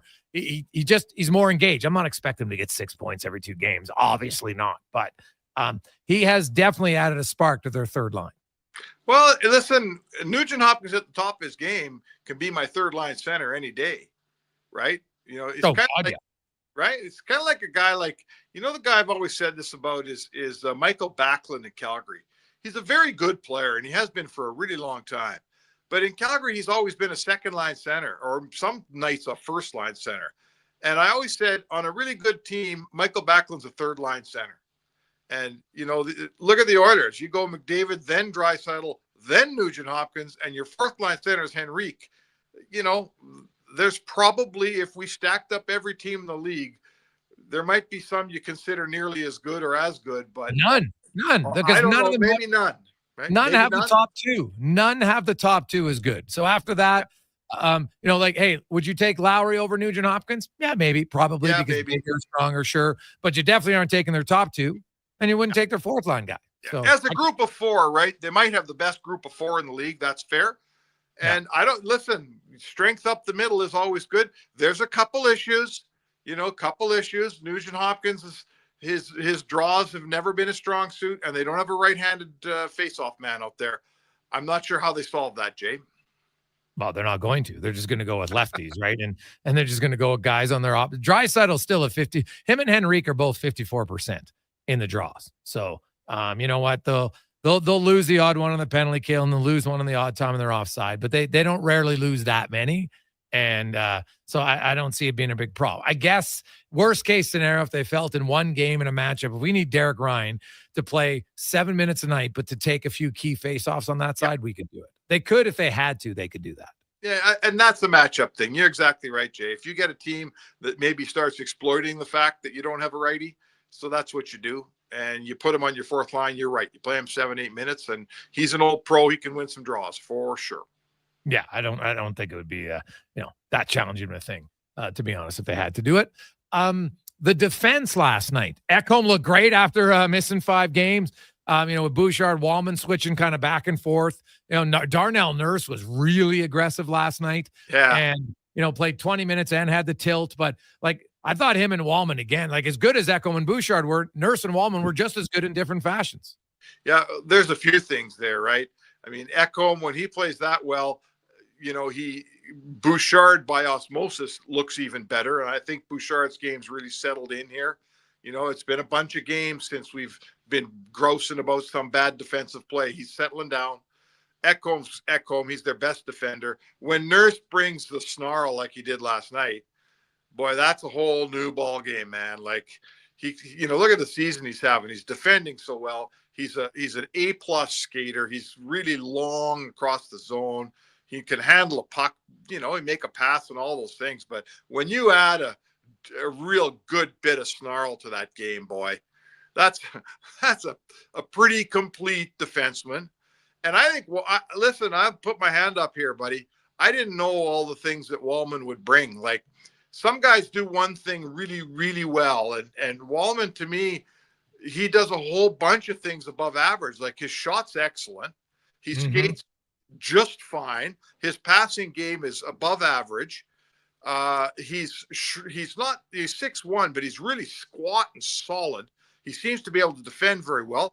And he's an open ice hitter. The Oilers haven't had an open ice hitter in forever. So he does all kinds of stuff, Wallman. I wasn't aware of what an all-around player he is. I quite like. He makes their top 4 better, man. They're top 4 right now. Throw Kulak in as your third pair. You got a pretty nice top 5, man. Well, if you go around the league, how many teams have a better top 5 than Edmonton's top 5 right now? Not many. Not many. I'm not saying they're the best, but they're good enough. I'll tell you what, they're good enough. Oh, yeah, they're very good enough. And so they spank Utah and Utah had lots to play for, right? Like Vancouver, St. Louis, and Calgary all won. So, it was a rough night for them on the scoreboard. It was a rough night on the out-of-town scoreboard for them. Now you got the Winnipeg Jets coming to town, Spec. And are you a believer in measuring stick games? Does it matter? Not at this time of year, no. Sorry. Winnipeg's bringing a good game, and particularly because they lost the last one. They didn't like the game in Vancouver, so you're getting everything out of Winnipeg. And I think the Oilers are playing a really strong brand of hockey here. So, I guess what I'd say to you is this, Jay. If I went out tomorrow night to the rink and the Oilers played a really good game and lost by 3 or 4, I'd be pretty concerned. But I'm here to tell you, if the Oilers play their best game, they might not win. They might lose by a goal. It's 2 good teams going at it.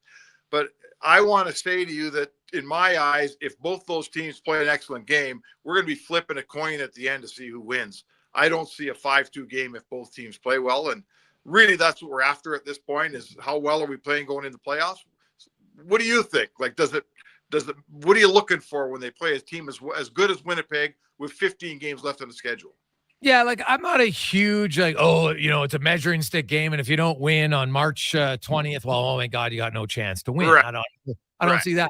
Now, but like if you play well and get waxed, then you're like, ooh, geez, maybe we got some room to grow here. Like, but I think you're the Oilers. And I know that, what happened in the past. I had a really long conversation with Connor Brown about kind of how the season's been up and down as a group, and then even the penalty kill. And, there's a lot of belief and a lot of confidence in that room and everything like that. But like Winnipeg absolutely embarrassed the Oilers on the season opener. Now, I know there was the emotional letdown of losing, and everybody's back together. And, history tells us that teams who lose the cup, they don't have a great first 10 games. I get all that. But, the Jets come in, they're the top team in the Western Conference. And, these two teams are only going to meet in the third round. There's no way they can meet, before that. So I still look at Edmonton, and Edmonton's played really well. I think Edmonton, it's not so much a measuring stick for their oppositions. Like, guys, we want to keep our consistency going. Yeah. Right. And if we lose a game and we play well, that's going to happen. Some games you're going to play well and lose. It happens in the playoffs quite often. So to me, I think it's more about how does Edmonton play, not so much, how they perform against the Jets. Are they continuing to do the things that seem to have them going on the right direction right now? And I think there's, to me, one of the more important spots in one of these types of late season matchups is goaltending. Like you don't want to leave there getting shut out by Hellebuck and scratching your head and saying, man, we didn't score on Hellebuck. And Skinner's thinking the same thing. I'd love to, let in only one and have the Jets go, man, that's Skinner. We had a hard time beating him. Because, let's face it, those two are going to oppose each other if these teams were to meet in round 3. So after that, I think, listen, I'll tell you this. When they're playing games that matter, we won't be sitting here on the radio talking about a game they played on March 20th. That's for sure. No, and that's kind of where I come on. Like, I think there's something to be gained. You can always learn from every situation, but it's not one where if the Oilers lose tomorrow, that means they can never beat the Jets. It's a lot about the fashion of it. And, Edmonton, to me, the thing about last night is now Arvidsson, I talked to him, 3 goals in 6 games. And he feels that, like, hey, some things are going in that earlier in the season, he goes, man, I hit a few crossbars. Now they're going in. So, that's a good thing. But he did even admit that you start to score and suddenly you start to score more. You feel more relaxed. You're a little bit more confident. And so if they can get Arvidsson, I don't expect him to score 3 goals every 6 games, but he contributes. Hyman scoring. Nugent Hopkins is scoring. Suddenly your offense looks way better, and their defensive game seems to have improved a lot. And the other thing I noticed last night, I know it's Utah, they're not a dominant team, but the penalty kill of the Oilers here lately again looks back in sync once again, right? Like, watch when they're attacking as a group again. And that's when their penalty kill is good. It reminds me, those when they show those schools of fish that skate around, and they all move in unison. That's kind of what a good PK does, right? 4 guys that are all doing the same thing at the same time, but and they are. I think I know I've written this a couple times and we've talked about it. I'm starting to see elements of a team that we watched go to the Stanley Cup final last year. The PK's one. Support scoring's another. The goaltending's been excellent, whichever guy's in there. Even the power plays, like seemingly generating more looks. I don't know what their numbers are in the last few games, but I'm seeing a team that's they're not icing it on them as much, and they're really getting some chances. So these are all the things that took them a long way last year. And maybe I don't think I'm being hopeful, Jay. I think in the last few games, I'm starting to see little elements here of, oh yeah, I remember this, and oh yeah, that's right. And that's a good sign, because they're not reinventing the wheel. They're just trying to become last year's team and one period of hockey better. Yeah, well, that's true. Well, one more goal better, no question. Spec, have yourself a great day, and we will chat with you tomorrow. Hi, sounds good, Jay. There you go. It's Mark Spector, the Spec Report, brought to you by GS Construction. What are you seeing? How do you feel? I'm guessing most Oilers fans are a lot more confident now, because last week at this time, some of you were jumping off the bandwagon. You're done. They can't win. They got terrible goaltending, no depth, they're slow, everything. We're just like, well, maybe calm down. Are they not playing well? Yeah, I thought they were a good team playing poorly. And now they found their stride. Now, it's March 20th. You got to make sure you have your stride on April 20th, for sure, but it can be building blocks. Tomorrow, I think it's great to see kind of where you're at. Win or lose, how do they perform against the Jets, who have had a really good season? Now, the Jets themselves have had a few hiccups too. And after last night, you know what? Will they try? I'm assuming they're going to bounce back. But if you're the Oilers, you try to be like, hey, maybe we can capitalize on a team that's suddenly questioning themselves a little bit. We'll see. When we come back, first round matchups for the Oilers. There's a few options. One of them would be a great option for the Oilers based on how they played lately. But this team could have a major addition. We'll talk about it next on the Gregor Show, presented by PlayAlberta.ca. Play Alberta has hundreds of casino games right at your fingertip. Join thousands discovering why Fortune Coin is one of Alberta's most popular games. Fill your reels with golden coins, multiply your prizes up to 6 times, and turn good spins into legendary ones. Land the Fortune Coin symbol to win cash, trigger the jackpot, launch the free spins bonus, and watch as the dragon takes over your screen. New players get 100 free spins only on playalberta.ca. Claim your offer today.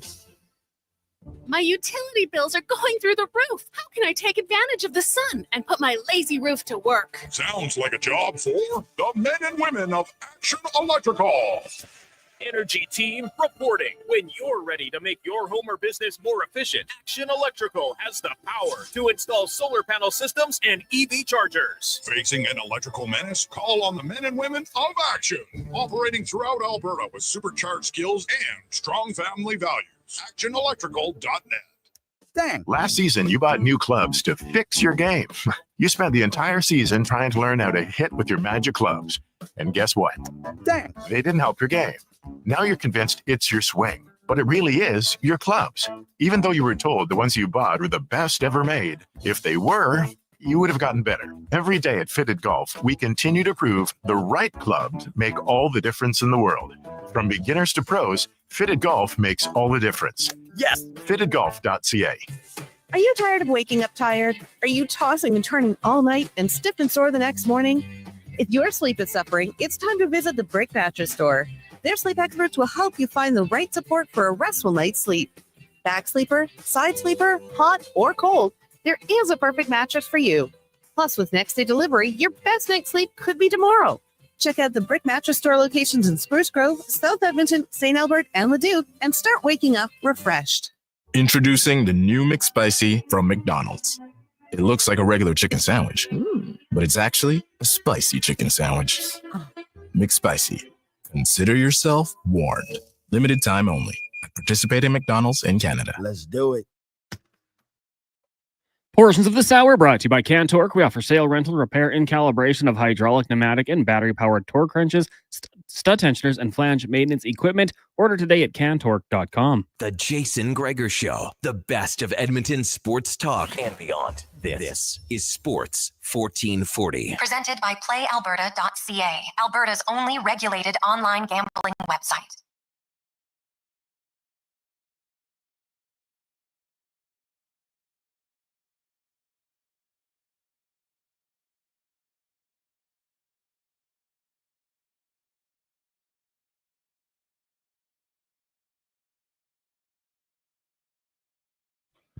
Welcome back.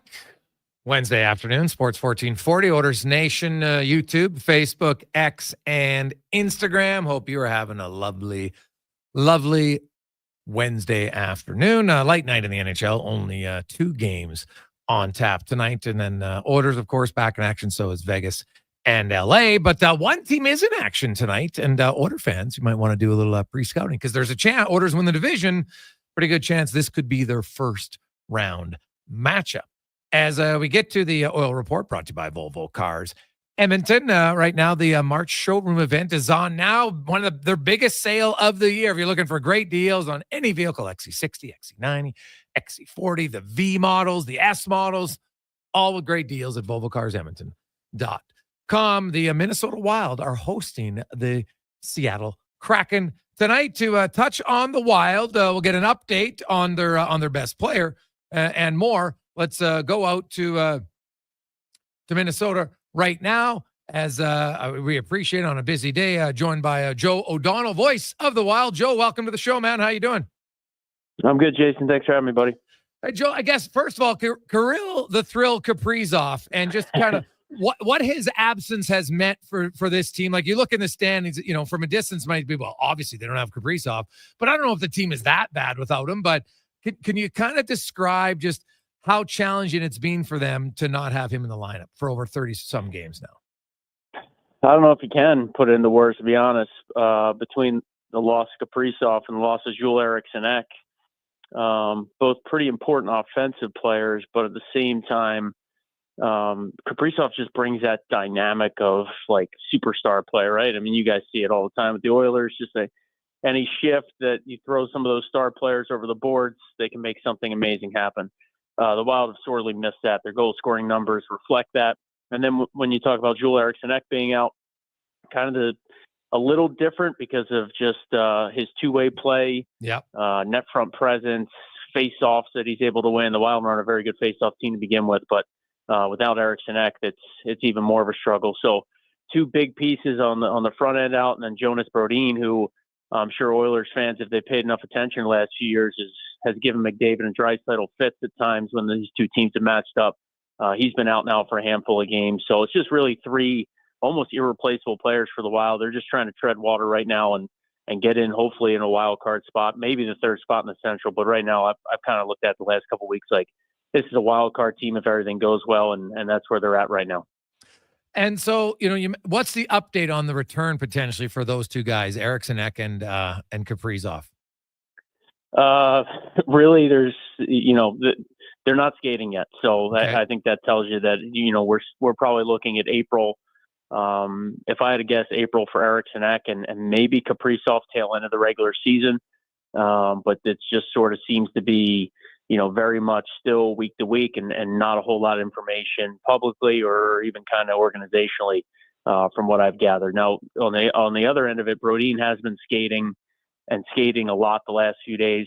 I'd be shocked. I kind of thought he might play tonight. I'd be shocked if he doesn't play Saturday against Buffalo, just because the team has 2 more days off here. And really what they're doing right now for Brodin is just trying to see how he feels after all these, on-ice sessions. Okay, so he could be available this coming weekend. That'd be a big boost for them. In their absence, like the Wild have been on a streak, they got a big win recently, and that probably had to be huge for them, just to kind of a relief to say, okay, let's reset it. But in the absence of those two guys, because those are 2 of their top 5 forwards, I think for sure, maybe 2 top 4. Has anybody elevated their game and kind of filled that void?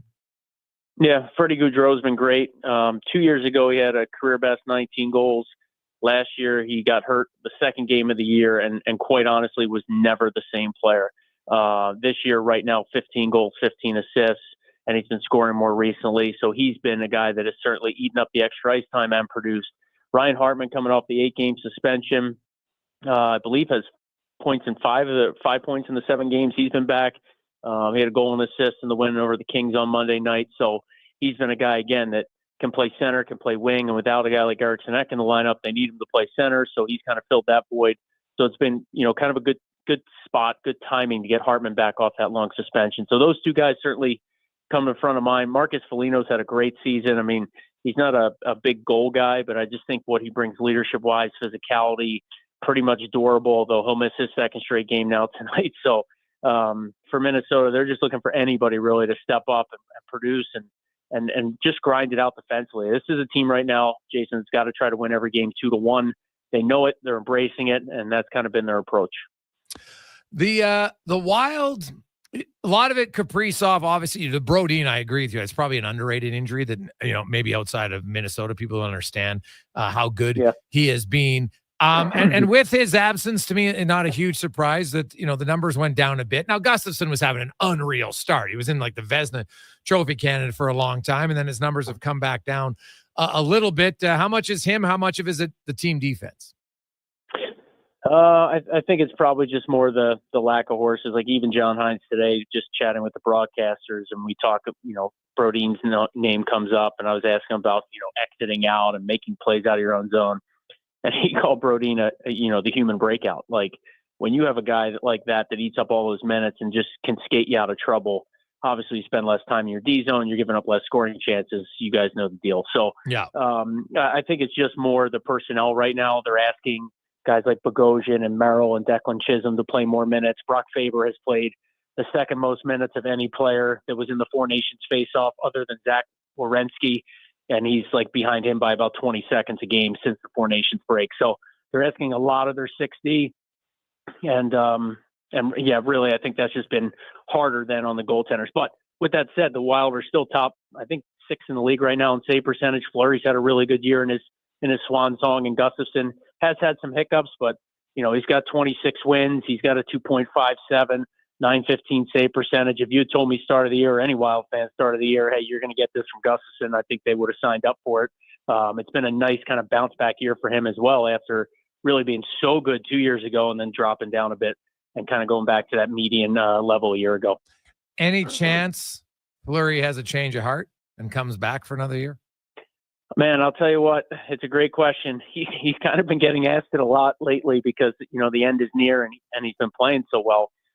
I don't know this, but I would tell you that my gut tells me that if he could do it all over again and not have sort of announced it so soon, maybe he would have, waited to announce it, because he just seems like the type of guy to me that's so humble, so, friendly around, like in all these tribute videos, like I'm not so sure he's a huge fan of them, right? Like every building we go to is like, let's thank Marc-Andre Fleury for a great career. You go through all that, I don't know that you can come back. Well, there's everybody kind of said their goodbyes. So, he's having a great year. I know, we all know he loves the game. He comes to the rink with a smile on his face every day. He signs 1 million autographs, takes pictures everywhere we go. The lines outside the hotel, the team bus pulls up at 3 a.m. He is one of the best. Hall of Fame person, Hall of Fame player. It's been a pleasure just to kind of be around him the last couple of years. But all indications are this is it. Even if he's going to regret that decision for a long time, I really do think that this is it for him. And he wants to go off, playing well, which he is, and obviously with the team in a playoff spot, because he missed the playoffs last year for the first time in like 20 years. So it'd be nice to get back in, even if it's a round or two, to give Fleury one last taste of the postseason. Whether he's starting or not, I just think it's a proper way for him to wind things down. Bill Guerin at the deadline was very open and honest about, hey, you know what, we got so many injuries, and they made it, they did make one addition, but he didn't make a huge splash, which probably was the right thing to do, right? Like now wasn't the year to go in for the Wild. They got huge cap opening up next year with Parise and Suter coming off the books. I know Faber's contract kicks in, but how aggressive do you think Bill Guerin's going to be in the offseason? And is there some obvious positions of need to upgrade? Yeah, I mean, the center ice position. Obviously, every team would love to draft and develop a number one center because that's the easiest way. Well, might be the hardest thing to do, but it's the way you can kind of definitely shore up that position, right? For long-term, superstar play is to get a high-end pick and make sure he pans out. But outside of the center ice position, Zeev Bouillon is a young defenseman that will finish up at Denver this year at the collegiate ranks. He's been outstanding from World Juniors to the NCAA level. Like, he's going to be on this blue line next year and maybe the tail end of this year. So that should help there. You're going to have to find another goaltender if it's not Jesper Wallstedt, the young prospect in Iowa, to play alongside Gustafsson next year with Fleury retiring. But really, it's just scoring. This team needs top six help, whether it's a winger, whether it's a center, whether it's both. You're right, the Parise and Suter cap hits go from $14.7 million this year to about $1 million next year. The Faber contract does kick in. And starting July 1, the Wild can try to re-sign Kaprizov because his 5-year contract will have 1 year left. Right now, he's making $9 million a year. And Craig Leopold, the Wild owner, has been very vocal about saying nobody's going to offer him more money. So that's out there publicly. And starting July 1, they have a chance to re-up him before anybody else would have a chance going into the final year of his deal. So I expect the Wild to be aggressive, but they're going to be looking for a lot of top six help. Yeah. Now you mentioned the young netminder. How's his season going? Like, I know Wallstedt, like, he came, everyone's like, oh man, this guy was going to be there this year, but now he only made 2 appearances this year, but he had a tough time, over 4 goals against, an 8.43 save percentage. And young guy, it's young, man. That position is very hard to come in at the NHL. He's only 22 years of age. Kind of what are you hearing on him? How's he playing in the American League? And do they need a veteran just in case he's not ready next year? I think to answer that part of your question, yes. Like, I'd be shocked if there's not I don't know if Peter Mrazek's the right example, but somebody that's got, plenty of NHL experience and wouldn't mind ending up in the American Hockey League. Like, that's not a huge pool of goalies to pull from, but probably where they'll be looking, just in case either Volstead falters or somebody gets hurt, right? You need some form of depth in the organization from a veteran perspective. As for Volstead's season, they were talking this year about having 3 goalies. Volstead was on the team out of camp. Fleury and Gustafsson played so well that it was sort of like, okay, now we got this young kid sitting around. Yeah, but then he went down to the American Hockey League, and it really, his season was kind of almost derailed from the jump, it felt like. Didn't get off to a great start, then started playing better. Been banged up a couple of times, missing time with injury. I got the sense that he was starting to find his game here the last, couple of weeks. I to be honest, Jason, I haven't checked to see how he's done the last 5 or so games down there. Okay. But it has been a bit of a tumultuous season for a young kid that, should be putting up great numbers down there. He should be putting up Dustin Wolf type American Hockey League numbers. UC Soros, I watched in the American League in Milwaukee for years, and he was just, one of the best goalies night in, night out for years because Pekka Rinne was taking up the crease in Nashville. So you'd love to see him down there for 2 or 3 years dominating, waiting for his time. It's happened in spurts at the AHL level, but this year, certainly it's been kind of a roller coaster ride for Volstead. Yeah, it's a tough position, and it's very, very volatile, even for some of the best goalies in the league, right? We see it from absolutely. You saw it with Gustafsson, even, right, where he had an off year, and Ingram and Vejmelka. We go down the list of guys who have done Tristan Jarry's the guy I look at too in Pittsburgh. I mean, here's a guy that the Penguins thought was their number 1, and he was in the American League a ton this season. Yeah. So you're right. Now, you mentioned, young defenseman. What about David Jurasek? He's not playing a lot. They got him here, and obviously a reason why he wanted to get traded was he wasn't playing yet. He doesn't seem as disgruntled in Minnesota. What's up with him and his playing time? Yeah, he still waiting for an opportunity really here. Looking at his numbers this season, he's played just 12 NHL games. I think he's played about 30 in the American League between Iowa and Cleveland prior to the trade with the Blue Jackets. Again, when this deal was made in November, it was sort of a deal made for the future. It wasn't necessarily this guy's going to be in our lineup right away thing.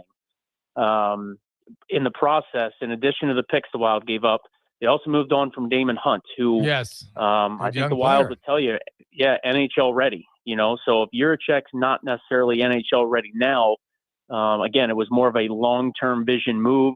So you hope that this summer the work's put in, whatever he needs to clean up, working with the skills coach, the strength team here, and gets himself ready to go. Because if the Wild could add him to the blue line with Azeev Bouillon, who I mentioned earlier, Virgin coming back, Brodin, Faber, Middleton, that's a pretty good 6.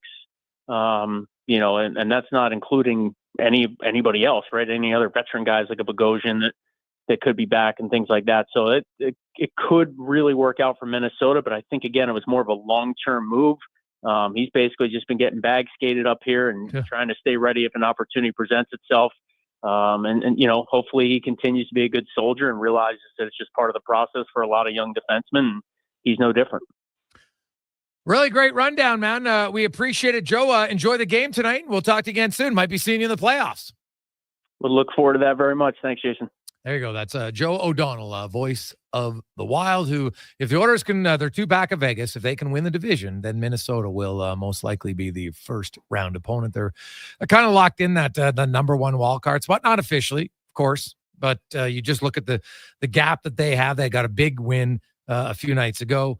They're playing tonight, and they currently have a 6-point lead on Vancouver and St. Louis. So not with 14 games to go, they're not out of the, they're not safe at home, sitting there with their feet up by any stretch of the imagination. But you think about it, if they go 7-7 and end up with 95 points, then Vancouver's got to go 10-4 to catch them. And actually probably have to go 10-3-1 because Minnesota has the tiebreaker.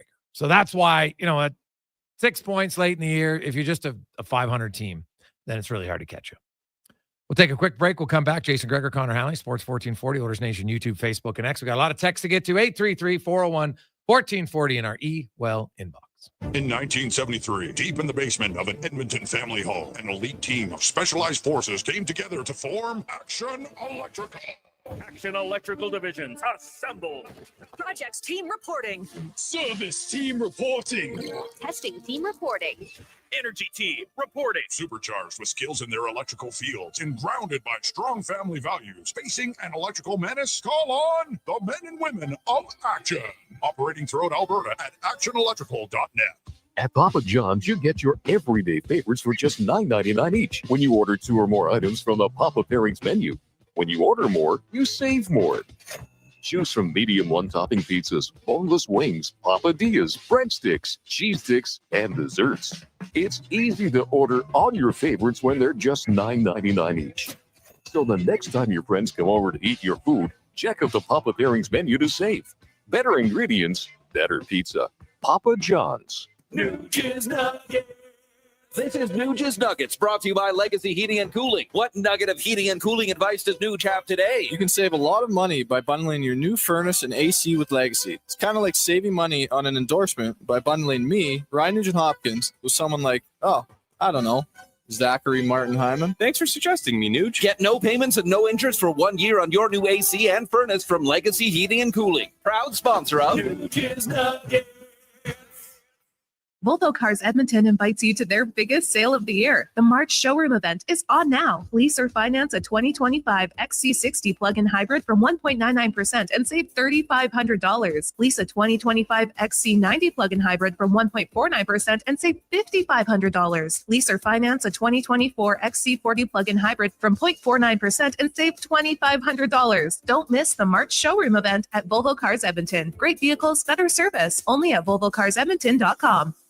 A premier hockey solution with a clear path for long-term development is proud to be entering its 8th season of independent borderless hockey, featuring provincial and cross-province competition with showcase-style regular season gameplay and a strong commitment to individual skill development. It's an attractive option for those seeking family life balance. The Hockey Super League offers opportunities for both male and female athletes born between 2012 and 2017. Visit hockeysuperleague.com for more information. At Schwab Chevrolet Buick GMC, saving you money is no game. Just ask our boss. That price isn't Schwabbing good enough. Finding you a better deal is something he's really passionate about. Dig the Schwab in right Schwabbing now. It's Truck Month at Schwab with an added no-charge diesel. Save up to $15,000 on new 2025 Silverado and Sierra 1500 trucks. Applies to most models, including Denali's, Elevations, Trail Boss, RST half tons, and HD trucks. At Schwab Chevrolet Buick GMC in Wood Duke.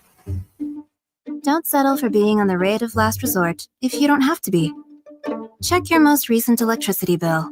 If it says the words rate of last resort on it, then there are likely better options available for you. In fact, you could save hundreds of dollars per year by switching plans. Check your bill, then go to ucahelps.ca to explore your options. You will likely find a better rate and could have hundreds more in your pocket by the end of the year. A message from the Government of Alberta.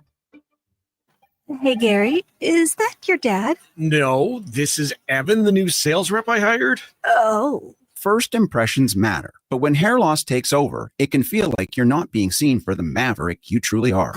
Hi, I'm Dr. Vance Elliott. At Advanced Hair and Skin Surgery, we know that hair loss is more than just a cosmetic issue. It's personal. Let's discuss all the cutting-edge options available so you can make a great impression every time. Book a free consultation today at drvanceelliott.com.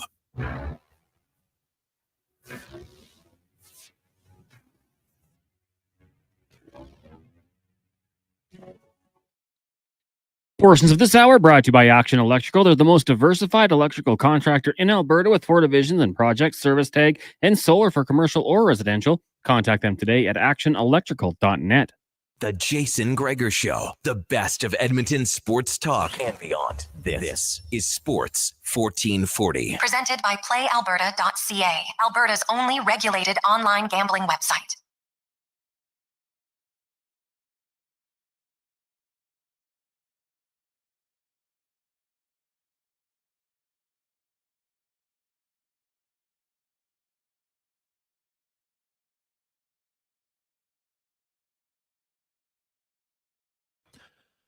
.548. Welcome back. Jason Gregor, Connor Halley. Sports 1440, Oilers Nation, YouTube, Facebook, and X. Lots of text, 833-401-1440, 833-401-1440 in our inbox. Of course, the Oilers, if you missed it, Practice today, but no Hyman, no McDavid, no Draisaitl, no Ekholm. Chris Knobloch said maybe, and I want to emphasize the word maybe.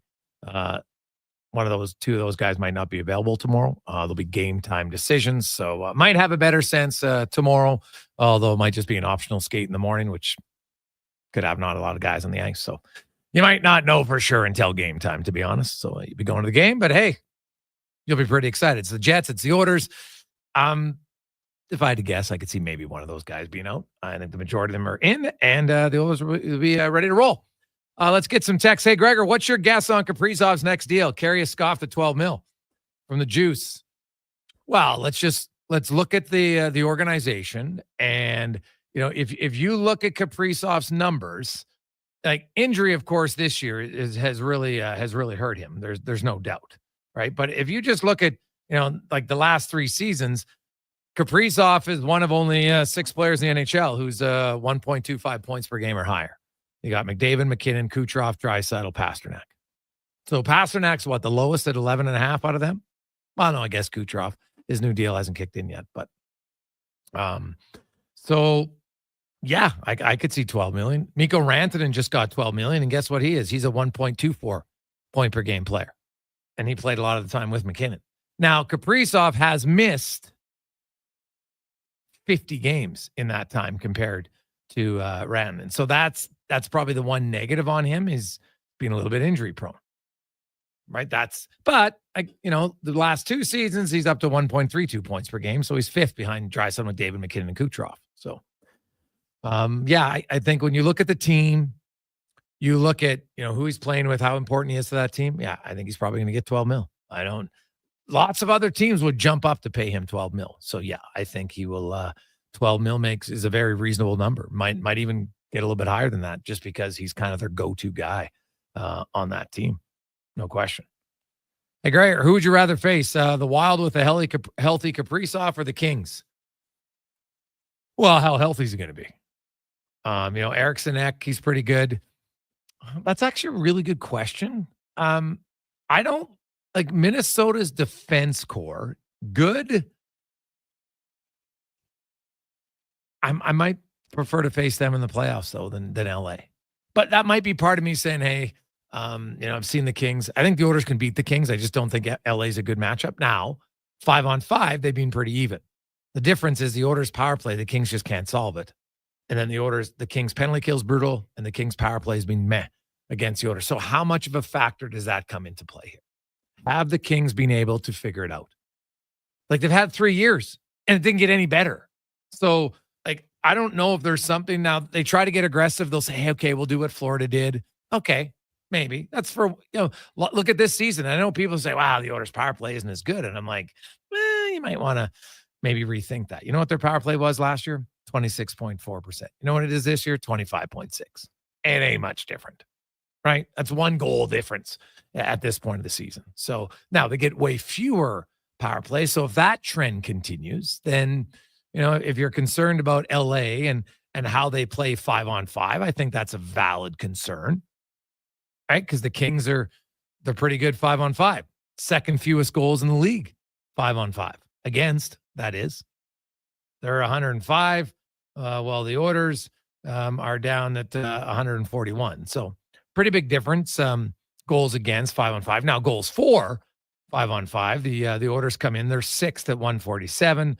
And the LA Kings they're 18th at 133. So, but there's still more of a gap goals against than goals for. It's hard. Like, Minnesota's just being banged up all year. I'd probably roll the dice if you said you have to pick one, I'd pick Minnesota. Cons, who would you pick? I think for the reason you got there, Minnesota as well. Just the injuries could be beneficial. 5:53. Hope you had a great day. That was an awesome show. If you missed the Business of Sport with Ritch Winter, I think you want to tune into it. If you want to think about the future of sports and some potential changes that are available for NHL teams, we'll get to all of that tomorrow. Of course, the Oilers taking on the Winnipeg Jets, best team in the West. Should be a good matchup. We'll have that. We'll have some tickets. If you want to help out the Gregor Foundation, we'll do that tomorrow as well. Let's get to the Conman Sports 1440 update, brought to you by Legacy Heating and Cooling. They are hiring, looking for HVAC installers and plumbers. You get great competitive rates, matching RRSP, tuition reimbursement, and even a hiring bonus for the right candidate. Go to legacyheating.ca and apply today. Good night. This is a Sports 1440 update. Late night, just 2 games on the schedule in the NHL. After 20 minutes, Maple Leafs and Avalanche currently scoreless. Later tonight, you got the Kraken taking on the Minnesota Wild in the association. A busy one, a few games underway. Pacers lead the Mavericks 48-35. And you got the Magic on top of the Rockets 41-36. Later tonight, Pelicans taking on the Timberwolves. Thunder hosting the Philadelphia 76ers. Shai Gilgeous-Alexander will not play for OKC in this one. Knicks taking on the Spurs. Jazz host the Wizards. Nuggets in Los Angeles to meet the Lakers. Suns host the Bulls. And the Cavaliers taking on the Kings. In the PWHL, after 20 minutes, Toronto leads New York 1-0. In the WHL tonight, you got the Wheat Kings hosting Saskatoon. Red Deer and Calgary and Victoria continues their road trip in Kelowna. March Madness first for action tonight. Just getting going in the second half. Mount St. Mary's leads American University 50-42. And later on, you got Texas and Xavier tip off 7-10. That's going to do it for us here on the Jason Gregor Show. Coming up next, we've got Fox Sports Radio all night. And then live local coverage resumes tomorrow morning, 7 a.m. on the Kevin Carius Show with Carius and Brandon Douglas. I'm Connor Halley. This is